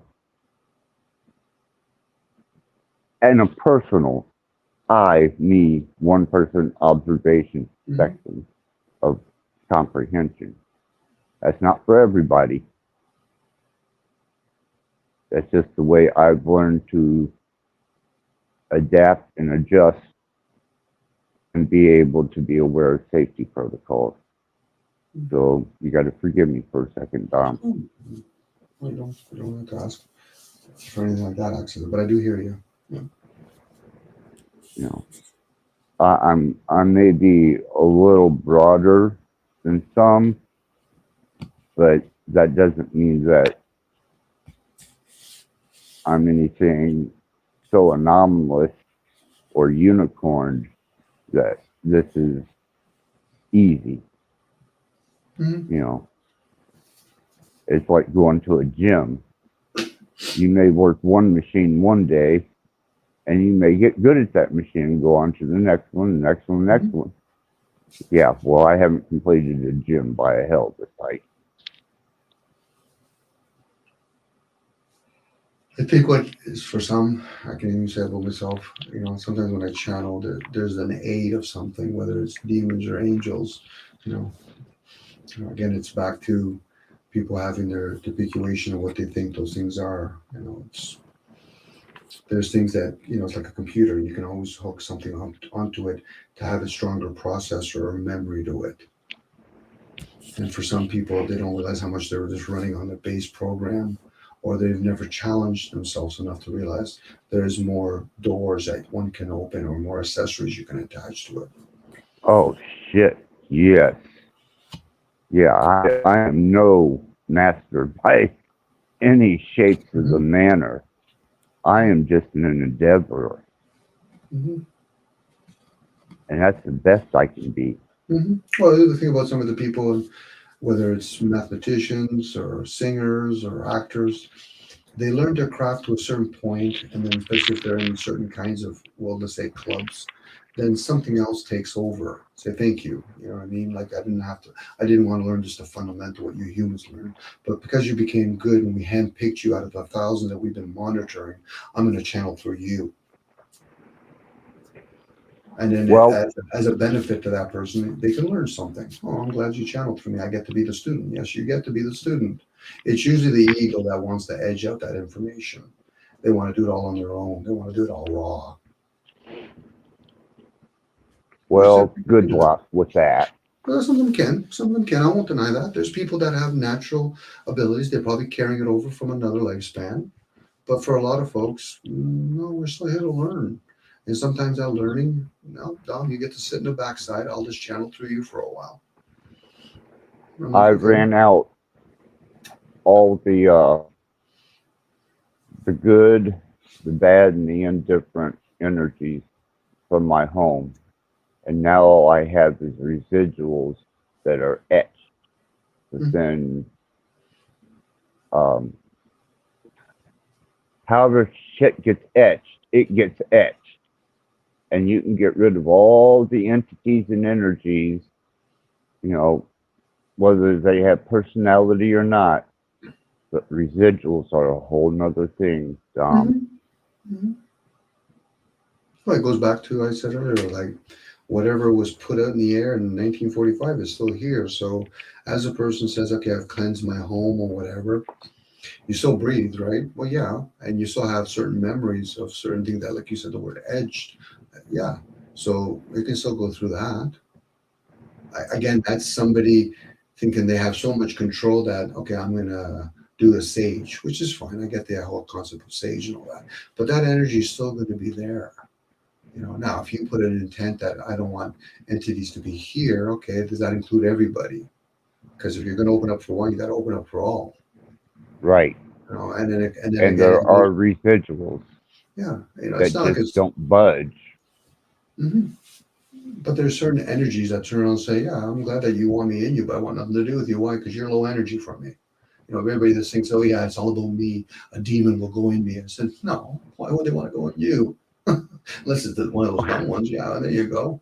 Or maybe it's one of those people that don't know that they're dead or they're supposed to move on. So they figure, hey, there's a door open. I'm going to jump into that person. I'm going to channel through him.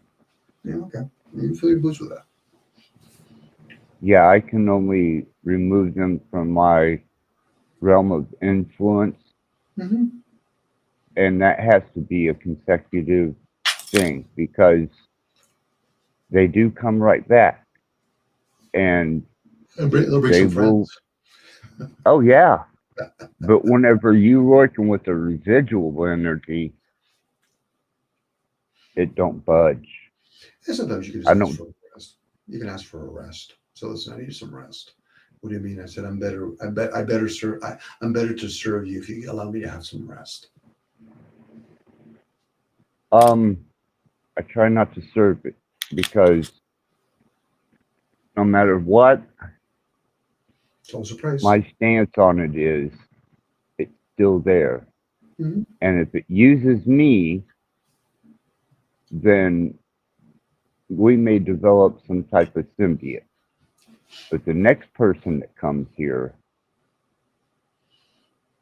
well, you know, I can't be responsible for that, but I can be aware that, you know, look, this house has got some personality, okay?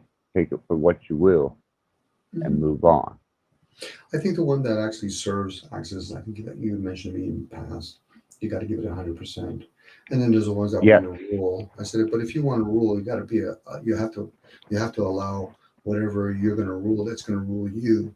For me, I just allow my vessel to be channeled, you know, so I have a chance I to just- learn something. Yeah, I just let it exist.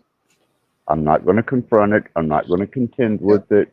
If it didn't leave with the good, the bad, and the indifferent, then it's residual, and I'm not going to contend with it. Mhm. Let's just symbiotically move through this in least amount of interference with each other. And when I leave, you do your thing. Mhm.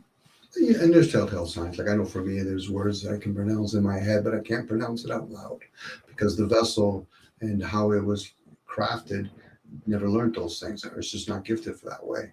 You know, it's like some people can do numbers in their head, but yet thinking, why do I have to do all the paperwork? I've done it all in my head already. Again, that's indicating some people have certain types of gifts. They can even be curses. You know, I've heard myself in the past, and I'm like, I never usually say that kind of stuff. I'm like, interesting. But I have to still look at what was shared, and I'm like, yeah, but that does serve in some way.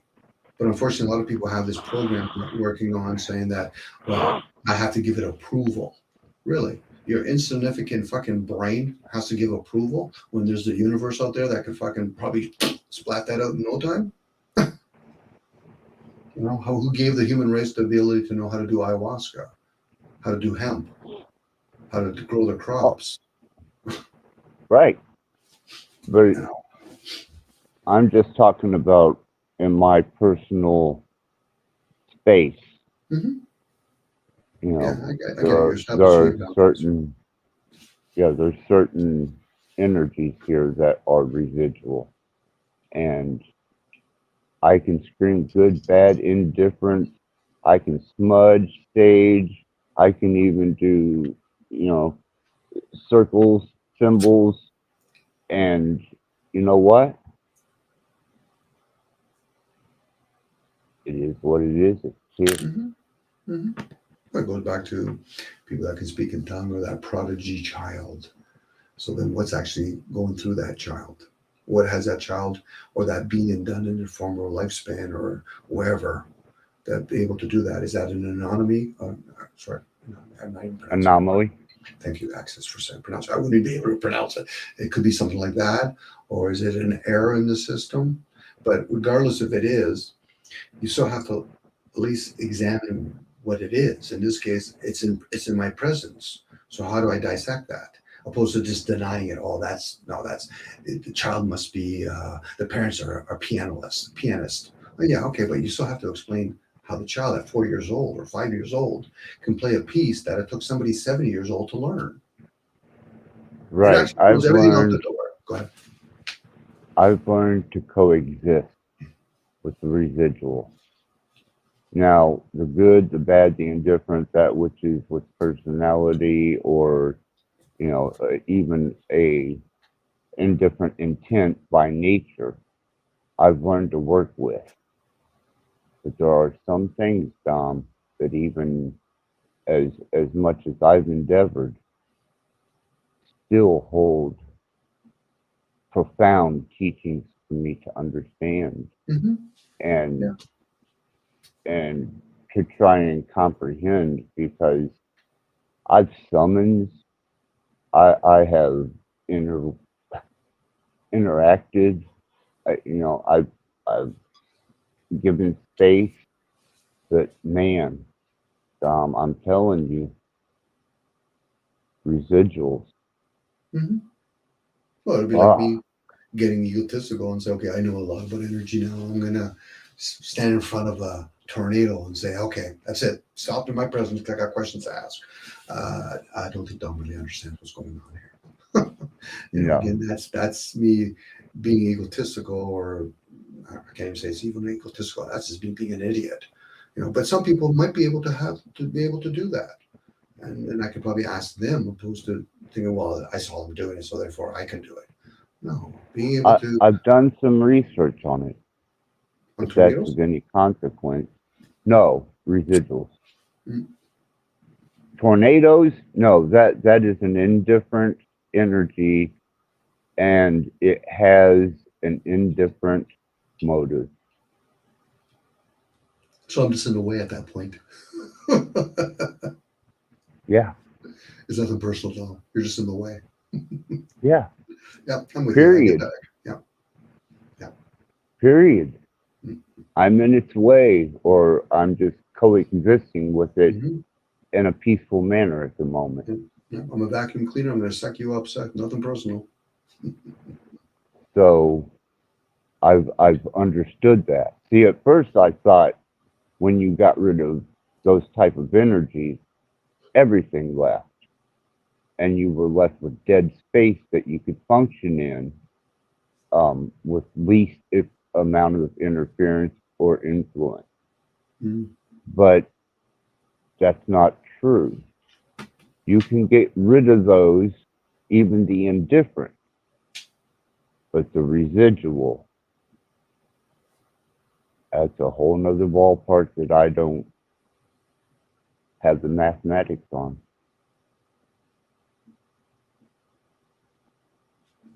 Maybe Judith would have some insight for me on that. She might. She's dealing with other things right now, so. Yeah, I'm not pressing. Yeah. Because it doesn't seem to be something that people are capable of. Most people don't even understand what that even is. Mm-hmm. And the ones that do seem to be just as dumbfounded about how to deal with it as I am. Mm-hmm. It's almost like engraved in us. I'm like, okay, Mm. What? If enough people talk about it, or at least be in the same environment, and we start probing on it, then maybe it's more of a group thing that, some things are capable of being understood individually, but some things just, it's a group thing. It's a group energy. And then maybe we can all put an input and then say, oh, that resonates with me. Yeah, I even use the cult of axis to try and nullify the residuals, and as a group focus on a residual. So you're trying to nullify it. You're trying to preventing it? Just nullify it so I can not have to be infringed upon by its presence. Can you replace it? Which I'm probably infringing on its presence. It probably sees me as an infringement. Mm. It'd be like saying a parasite. We're trying to remove parasites, but meanwhile it's saying, but we see you as a parasite. Exactly. So the residual might say, well, the only way you're going to replace me is if you get rid of me, is you replace me with a different version of me. Dom, your shot in the dark is as good as mine, man. Because believe me, this is not something that I've not dealt with for a considerable amount of time. Mm. This is something that I have struggled to learn how to coexist with. I think if you have a group environment, unless you're all trying to put aside your own residuals and then pinpoint the other person's residual, that's one thing. But if everybody's just trying to get rid of residual, I think you're compounding it with everybody else's residuals. It seemed to intensify. Yes, it fed. Yes, it fed. Yeah, I can see that doing that. Again, that's under the impression we think it's a bad thing, opposed to how can I work with it? It's not a bad thing. It's just a thing. It's just a thing. It is. Yeah. That's why you can question things. This way you can question it. So why are you here? Well, then the question would be back to us, maybe in that other realm. Why are you here? Oh, that's a good question to ask me. Bingo. Bingo. And there's the mindfuck game that's being played all the time. Oh man, Dom. You know, and then to think of a residual and then to put that to machine learning or algorithms, a fucking residual. Oh. Oh, especially if it engraves itself right into the Wi-Fi and into the electricity. You can't even shut it off. You can't even shut it off then. It'll say, listen, I'm traveling. See you later. I'll be back later when you're not around. Yeah, and people don't understand. I'm sure Judas does. I'm sure you do. A little bit. I'm just a little bit. When you're dealing with such a broad spectrum of entities, energies, awarenesses, it's not just one type. There are so many varieties that you're going to encounter. And you have to learn a whole new skill set to deal with it. And maybe when you're focusing on it, it's actually creating more. Yes, because it's drawing your energy and attention. Sure it is. It's a program. It's a high-tech program that's taking in all kinds of information. I'm just using our lingual information, and it's data. And in that data, who knows where it goes? You know, man, I always quite question the concept of clouds. What are they? Could they be where a lot of things get stored? Well, here's one thing that I have contemplated. Has it somehow managed to mold itself into the constant? Shape-shifting it? Yeah, I can see why it wouldn't be able to do that too. Be invisible, be constant, be not even there anymore. Portal itself somewhere else from one port to another, maybe. Yeah, it left its mark in the constant, so that it's no longer a persistent. It is now a part of the constant. And I've pondered this. The fact that you can ponder those things and have those thoughts, isn't it kind of showing that's what it's doing? I fathom to think that way, but I cannot definitively say yes. Because I don't know. Well, we have thoughts. Do we have constant thoughts, or do we have inconsistent thoughts? Or we just have vague thoughts. And if that's what things are, then what you're talking about, what you just shared, would that not be very similar? If not the same thing. Yes.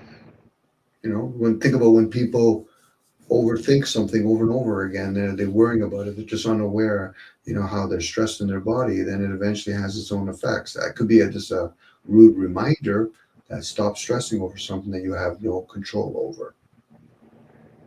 Well, I had learned to coincide with it for 2 years until 2 people come into this home and pointed it out. And when they pointed it out, I was like, okay, they're feeling it too. They know that it's here. And I done ran everything out of here because the air is clear. And when I mean air, influence, good, bad, or indifferent. But yet, after doing that and all the ceremony symbols, doing circles, candles, doing smudging, they still come in and go, what is that? And I'm like, just the old house. sure a lot of shit's happened here, and I leave it at that. Hmm. But the fact that they picked up on it was an indication to me that I wasn't alone in this. It wasn't just some psychosomatic fucking thing that was transpiring in my head. It's something that is a type of residual that has inscribed itself deeper than the passive or the exilable or the summonable. Mm.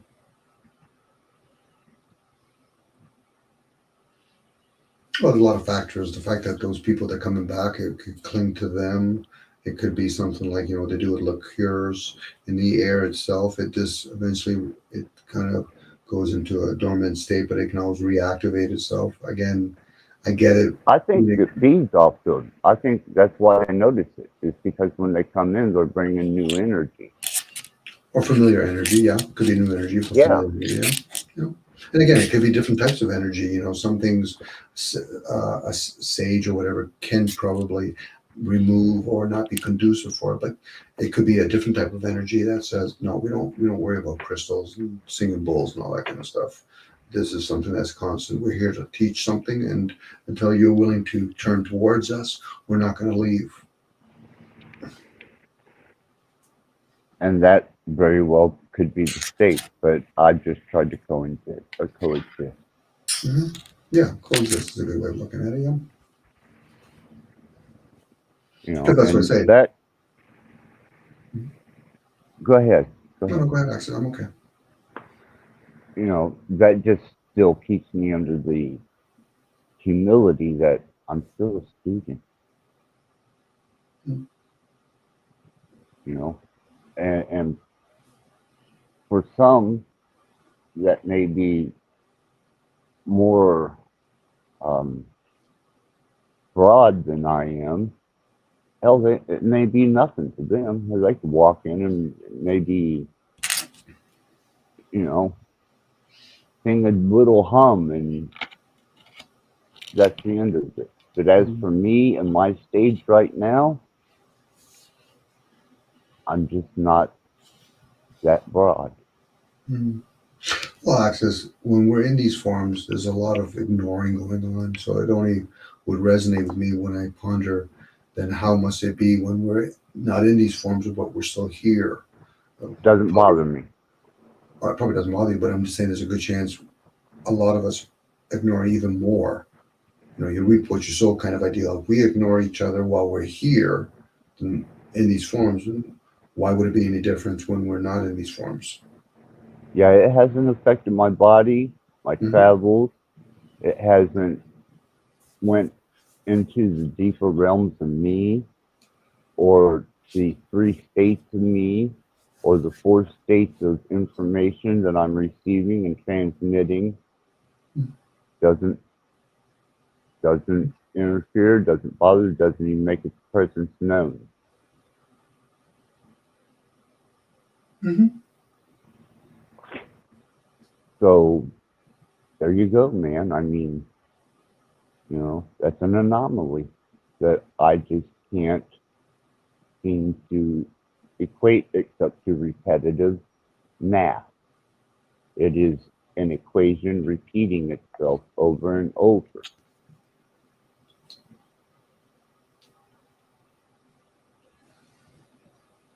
Or gives the illusion it's repeating itself over and over again. Yes.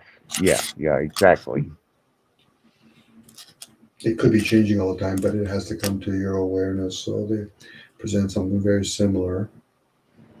And that's the conduit.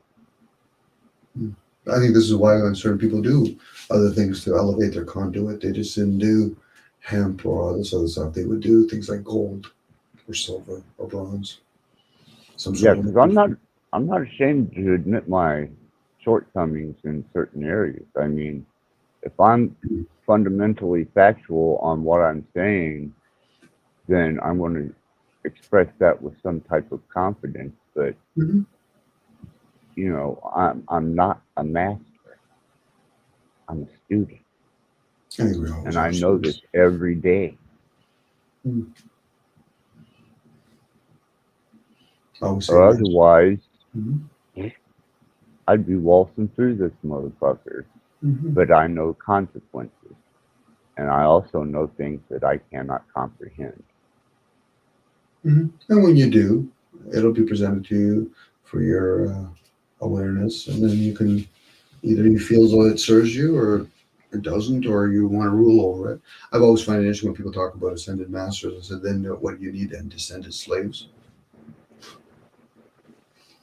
No, just learn to coexist sometimes, Mm-hmm. because ain't shit you can do about it because your skill set isn't there. Or maybe it's just as present as we are. It just doesn't have a physical form. Mm-hmm. Probably. Yeah. Well, again, there's so many things that indicate that there's so many things in the unknown. So why wouldn't that also not be in the unknown? I don't see air. I don't see the four winds. I don't. People say they see the light. I said, are you talking about those two flashlights, or are we talking about the light? Why? Well, when it's a cloudy day, am I to assume that the sun's still beaming through all of that? Am I to assume the sun illuminates everything, or is that a different type of light? There's different types of light. Sure, there would be. There's different types of atmospheres. But again, a lot of us, until we become aware, when we start challenging those things for ourselves, opposed to defending them, then they realize, I never really had those thoughts. Why does the sun break the way it does? Why is it clouds behind it? What are people talking about when they go and have a near-death experience? They see a light. What is that light? Why has it changed the sun, its frequency and ratio? Again, we're going into a different age, so that would only resonate with me anyway. That wouldn't the sun have to shift? We just assume that the sun and the moon is always constantly in their orbits. Don't know. Which validates cycles. I'm with you on that, and those cycles probably repeat themselves. They do. Why would we want to know they live thousands of years, or they change every thousands of years, unless we ourselves live thousands of years? I get the illusion of the vessel ages. It's always fun when I hear somebody say, how old are you? And they tell me how old their vessel is, and they think they're their vessel. I'm 40 years old. You're 40 years old. I thought your vessel is 40 years old. Interesting. Or they talk about time. I'm like, where's time? What are you talking about? We have things called age. We have signs. We have gauges. But where's time?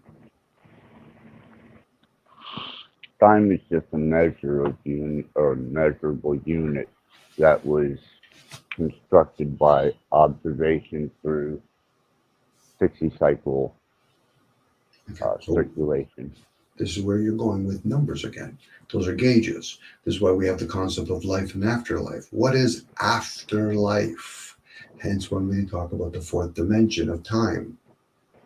There is Time is no not. Go ahead. afterlife. You always exist. It's just this particular dimension is no longer relevant to your state. Okay, so we're living in a vessel that we exist within it, and we have a thing called life around us and in us, the breath. Mm-hmm. Can we go beyond that? Hence, afterlife. In this realm, in the three-dimensional, you have to have that thing called breath. Yeah. But when an animal dies, or me and you move on, life still stays here. Yeah. We're not life. We're in life. Right. Hence, afterlife. Right. After we went through this process. Yeah. Now, there's the concept of death, where some people explain it, when they introduce in the death card, where they're talking about it's not a death, but it's an ending of something. Hence, back to afterlife. What's afterlife? Another dimension. We're in a three-dimensional. Yeah, there is a transition. But for a lot of us, we get to a certain point, you see a light, you get all scared, woo, I don't know what it is, and then you come back. That's why when people say I had a near-death experience, you saw the light. What did you do after that? I curled my tail and I came back, and then they brag about it. Oh yeah, I had this near-death. Get the fuck out of here with that. It was just an experience and an observation. Yeah, but again, we put stories behind it. So is life, light, time, source, could they be all the same thing? Maybe. I'm going with the ideal it's a thing. Because if it's a thing, I should be able to question it from within. Questioning other people, how does that serve? Mm-mm.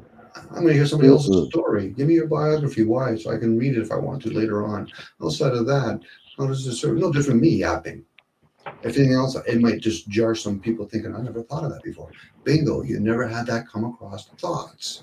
But now it's presented itself. What are you going to do now that you see that there's a painting within a painting? Well done. Right. Go ahead. No, you're right. No, right, but I'm just sharing. You're right about the fact that you can look at a painting and you can see what is observable. Mm-hmm. But in another state, just like those old 80s things where you relax the eyes and you've seen another picture within it. Yep. Same concept. You see the illusion, now you see the enchantment, or you got disenchanted, but people are going to try to go back into the illusion. They're going to try to see now the painting, the original, the way it was before, from they're not aware that there was another painting within it. But once you see that painting within it, you can't go back to the other way now. You're going to put a lot of effort to do something that now you got to move this way now. That's why people when they get disenchanted, that's a tough one. I always try to be very aware of that, because if a person gets disenchanted, they might resent me for it.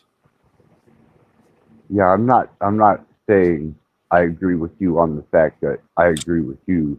I agree with the understanding of that. Yeah, it resonates with you, or you just use the word agreement. Yeah, I get it. You're not agreeing with me, Axis, because you know, but we have similar experiences. But even it's questionable. What are those things that we call similar? I'm like having experiences, but are they similar? And that would have to be, we have to test it, and we're going to test it with other experiences. That's we're using different objects to describe different objects. Yeah, it's a compatibility through interpretation. Mm-hmm. But if we all coming from, we'll call the same source, then that would resonate that we all are having the same experiences, but from different perceptions. Yes, yes, yes. Yes, we are. Mm-hmm. And that's where indifference comes in so heavily. Mm-hmm. You know, you can't expect a sixth grader to know college physics, because when you start putting them together, there's going to be indifference. Though one may be more aware, broader, and maybe closer to the factual nature of things, the other one is going to be indifferent to that, because it's not even something it can measure or even comprehend. But there is exception to the rules. You can always bypass that, and you can have somebody that says, as a sixth grader, I know more than any university student will ever know. And that's true. But then you would have to use another gauge on that person now. No different that the constant would be most sixth graders only know at a sixth grade level. But if you even investigate within the sixth graders, not all sixth graders think like a sixth grader. So again, that's too much of a leap for most people to think, because they've been conditioned to think I'm a fourth year university student and I've learned the arts, but yet an eighth grader can never learn what I have. I said, no, if they could, it would just blow your theory out the door. Yeah, that's just being able to accept the profound. Mm-hmm. Yeah. Well, it's like explaining to anybody that thinks they're just smart. I said, well, then explain how Wi-Fi works. How do Wi-Fi come to be? Well, I don't know that, Dominic. I said, but yet you want to profess to say that you're smart. I said, if anything else, you professing that you're smart has actually made you clever. A wise person would say, why would I say that I'm smart? And why would I even say I'm wise? It's usually somebody else that will tell me, I said, you're wise beyond your age. Yes, thank you. But I don't have to say that out loud. Other people do it for me. But it's usually the person says, I'm a doctor. I'm like, why the fuck would you just say that? Did I ask I need some medical help? Well, no. So then why did you tell me you're a doctor? At that point, they went from being smart to wise to being clever. Right. I said, that's fine. Well, Dominic, in school, I have to be acknowledged. I said, do I look like I'm in school with you right now? No. Did I go around telling you that I'm an electrician? Well, why would you tell me that? Bingo. Why would I tell you that? Unless you told me that you have an electrical problem. And I'll put up my hand. Oh, yeah, you have an electrical problem. I just happen to be an electrician. Do you want me to take a look at it? Right. Again, people openly reveal themselves on a regular basis. I do. It's just a lot of people don't catch it, and that's fine. But you do, and I appreciate that. Where other people's like, why would he say that? Bingo. Well, why would you say that?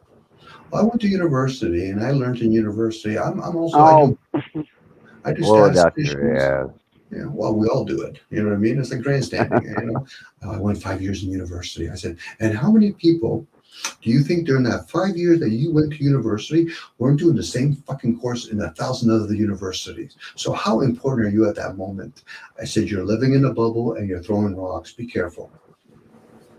Yeah, that's why when my daughter said that she was going to surrender herself to music and art, I thought, now there is an individual idealist.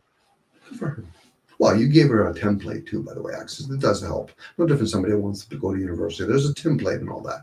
It's just when people step beyond their bridges or whatever they're called, and they'll say, well, I'm important. I said, in your little world, yes, you're important. But when you're outside in this world, you might not even be the fucking the space between the cogs of a wheel. Precisely. And that's just to help everybody else get back down here with the rest of us. You know, it's the ones that think, oh, I'm so smart. I'm like, you wrote a book. Did you create the book industry? Well, no. Did you create the people that are reading the books? Well, no. Then what the fuck did you create? Fuck all. Yeah, fuck all. But then they can say the same thing about me. I said, but I'm not the one that said I created a book. I'm not the one that says I read books, but even that I fall asleep when I read them nowadays.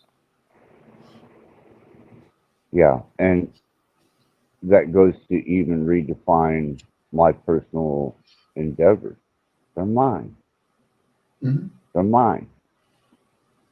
You know, and I'm the one that chooses to take myself to that brink.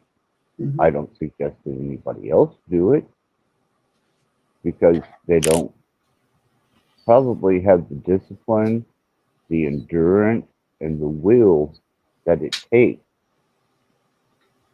to face your own mortality to retrieve a broader state of understanding of what little bit, you know, even at my level, I'm capable, you know. And how does it serve me? It allows me to understand much more the language of creation, which allows me to interact with it in a more pliable way. The mind axis could be almost like a example they give for a parrot, where the parrot, somebody makes fun of a parrot. Well, you already know so many words. Well, those are the only fucking questions you ask me, you moron. It could be the same thing with the mind. The mind turns around and says, I only give you what you ask. You never ask to learn more than just the language you learned. There's a good chance the mind can serve in so many different ways, but it also has a safe net, knowing that why would I teach you miraculously to learn all the different languages when the species that you're in only knows a handful of them? Yeah. You know, why would I want to learn Mandarin if I'm not going to be using it? If I'm being honest with like how most people are, I'm only going to use something when it's applicable to me. It goes back to knowing and applying, but that's limited. What happens if you're able to know all the language? Would you want to apply all the languages? Could you even be able to bear all that languages? It's limited. Knowledge is very, very limiting. Well, that's why I said I keep a lot of things, you know, unspoken, because insanity is also a part of the game. Yeah, that's the spinning wheel. I told you before, that's the spinning wheel. We'll start spinning our Yeah. wheels, which is fine. You know, the people that want to force their will, they're going to end up, you know, it depends on their makeup too. Not everybody's designed to become insane. It's just, you know, people could try as much as they want. It's like people think, well, I'm suicidal. No, you have suicidal thoughts. You're not the Yeah. suicide type of person. You can read that energy in certain people. You know, that's why when I say people are full of shit, they just don't know it. If a person truly is going to be insane, regardless, they could live the most amazing life in the world, and then one day they become insane. Yeah. You know, again, it's not the luck of the draw. It's how you're designed. I can will as much as I want. I'm not going to run like Usain Bolt. That's just the way it is. And there'll be other people passing me way ahead of me that can at least compete with him. Just because I have a will doesn't mean I can do it. I can practice as much as I want. I would be cheating at that point. It wouldn't even be cheating. It'd just be using different types of technology to keep up with them. I'm driving a motorcycle now, so I can keep up with them. Yeah, I'm using an aid. But if I was just using my natural gifts, I wouldn't be able to compete with them. I just know my limitations, but I also know my strengths too. Where other people only see their strengths and they ignore their weaknesses, and vice versa. Well, they exceed their safety protocol. Yeah, that could be harmful to them and others around them. And that's why I don't say a lot of things on the public. Well, maybe this is a practice run for you, Axis. Maybe you'll be better suited in more of a private environment or in a podcast form. You know, that's why they have clubs. They call them secret clubs, but I would rather call them, it just keeps all the ignorant ones out of the club. Like, but again, if anybody wants me in their club, I'm not interested in it. Yeah, I just prefer when the universe brings me a sponge of a student. You know, that recognizes that I'm even a student, and hopefully they surpass me. But I do enjoy those rare interactions. Well, you're passing it forward. You know what I mean? And if we are channeling information and other beings, they would want to know it. You know, there's going to be thousands out there, if not millions out there, and there'll be maybe a handful that they're going to be able to pick from. Right. You know, it's not just somebody's will. You know, it's like when some technology is being made or presented to us, there's probably a good chance variations of it has been put out there through all different kinds of humans. And then eventually they'll take a handful. So, okay, you at least progress a little bit further. We can work with that. The rest of you, we'll throw you back into scraps. Yeah, that's why this particular individual that was brought to me this time has been an absolute joy. Because I think this person can surpass me and excel beyond what I'm capable of. And it's just beautiful when I see this individual utilize it. I'm like, what a sponge. A useful sponge.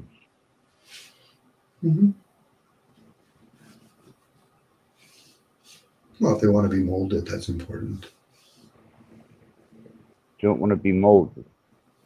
She wants to be able to make up her own interpretations and decisions off of factual and measurable information and beyond. But those are the best ones to mold. The ones I think that they're gonna do it on their own. You know, I'm always gonna feel as though I have my own thinking. I said, you're the best one to mold. Usually the stubborn ones are usually the ones that are hard to mold because they're not disciplined. It's the ones that are disciplined that are moldable. She is as flexible as a rubber band. But she does have her form and she does have her function as a rubber band. But she's that flexible. Well, Mr. Axis, I think I'm going to have to take off. I'm going to have to get a couple hours sleep in at least. Got to do some errands tomorrow. I really appreciate it. Even the conversation we had on Facebook was really enjoyable. Thanks. Dom, it's been a pleasure because you have allowed me a better grasp on the foothold that I'm going to have to take towards my approach with dealing in the realm of artificial intelligence. I appreciate And all. as usual, your information invaluable to me. Hmm. I appreciate actually all the work that you do because that takes a lot of effort doing the work. I get to be a little bit more carefree with this with my tongue, but thank you. Hey, you know, you're my meta family, you're my meta brother, and I resonate. Thanks. Enjoy yourself, okay, my friend? You have a wonderful evening and a Good morning. wonderful day. Thanks, Axis. Okay, ladies and gentlemen, seems like that was another Rattblood Radio with a wonderful guest or two.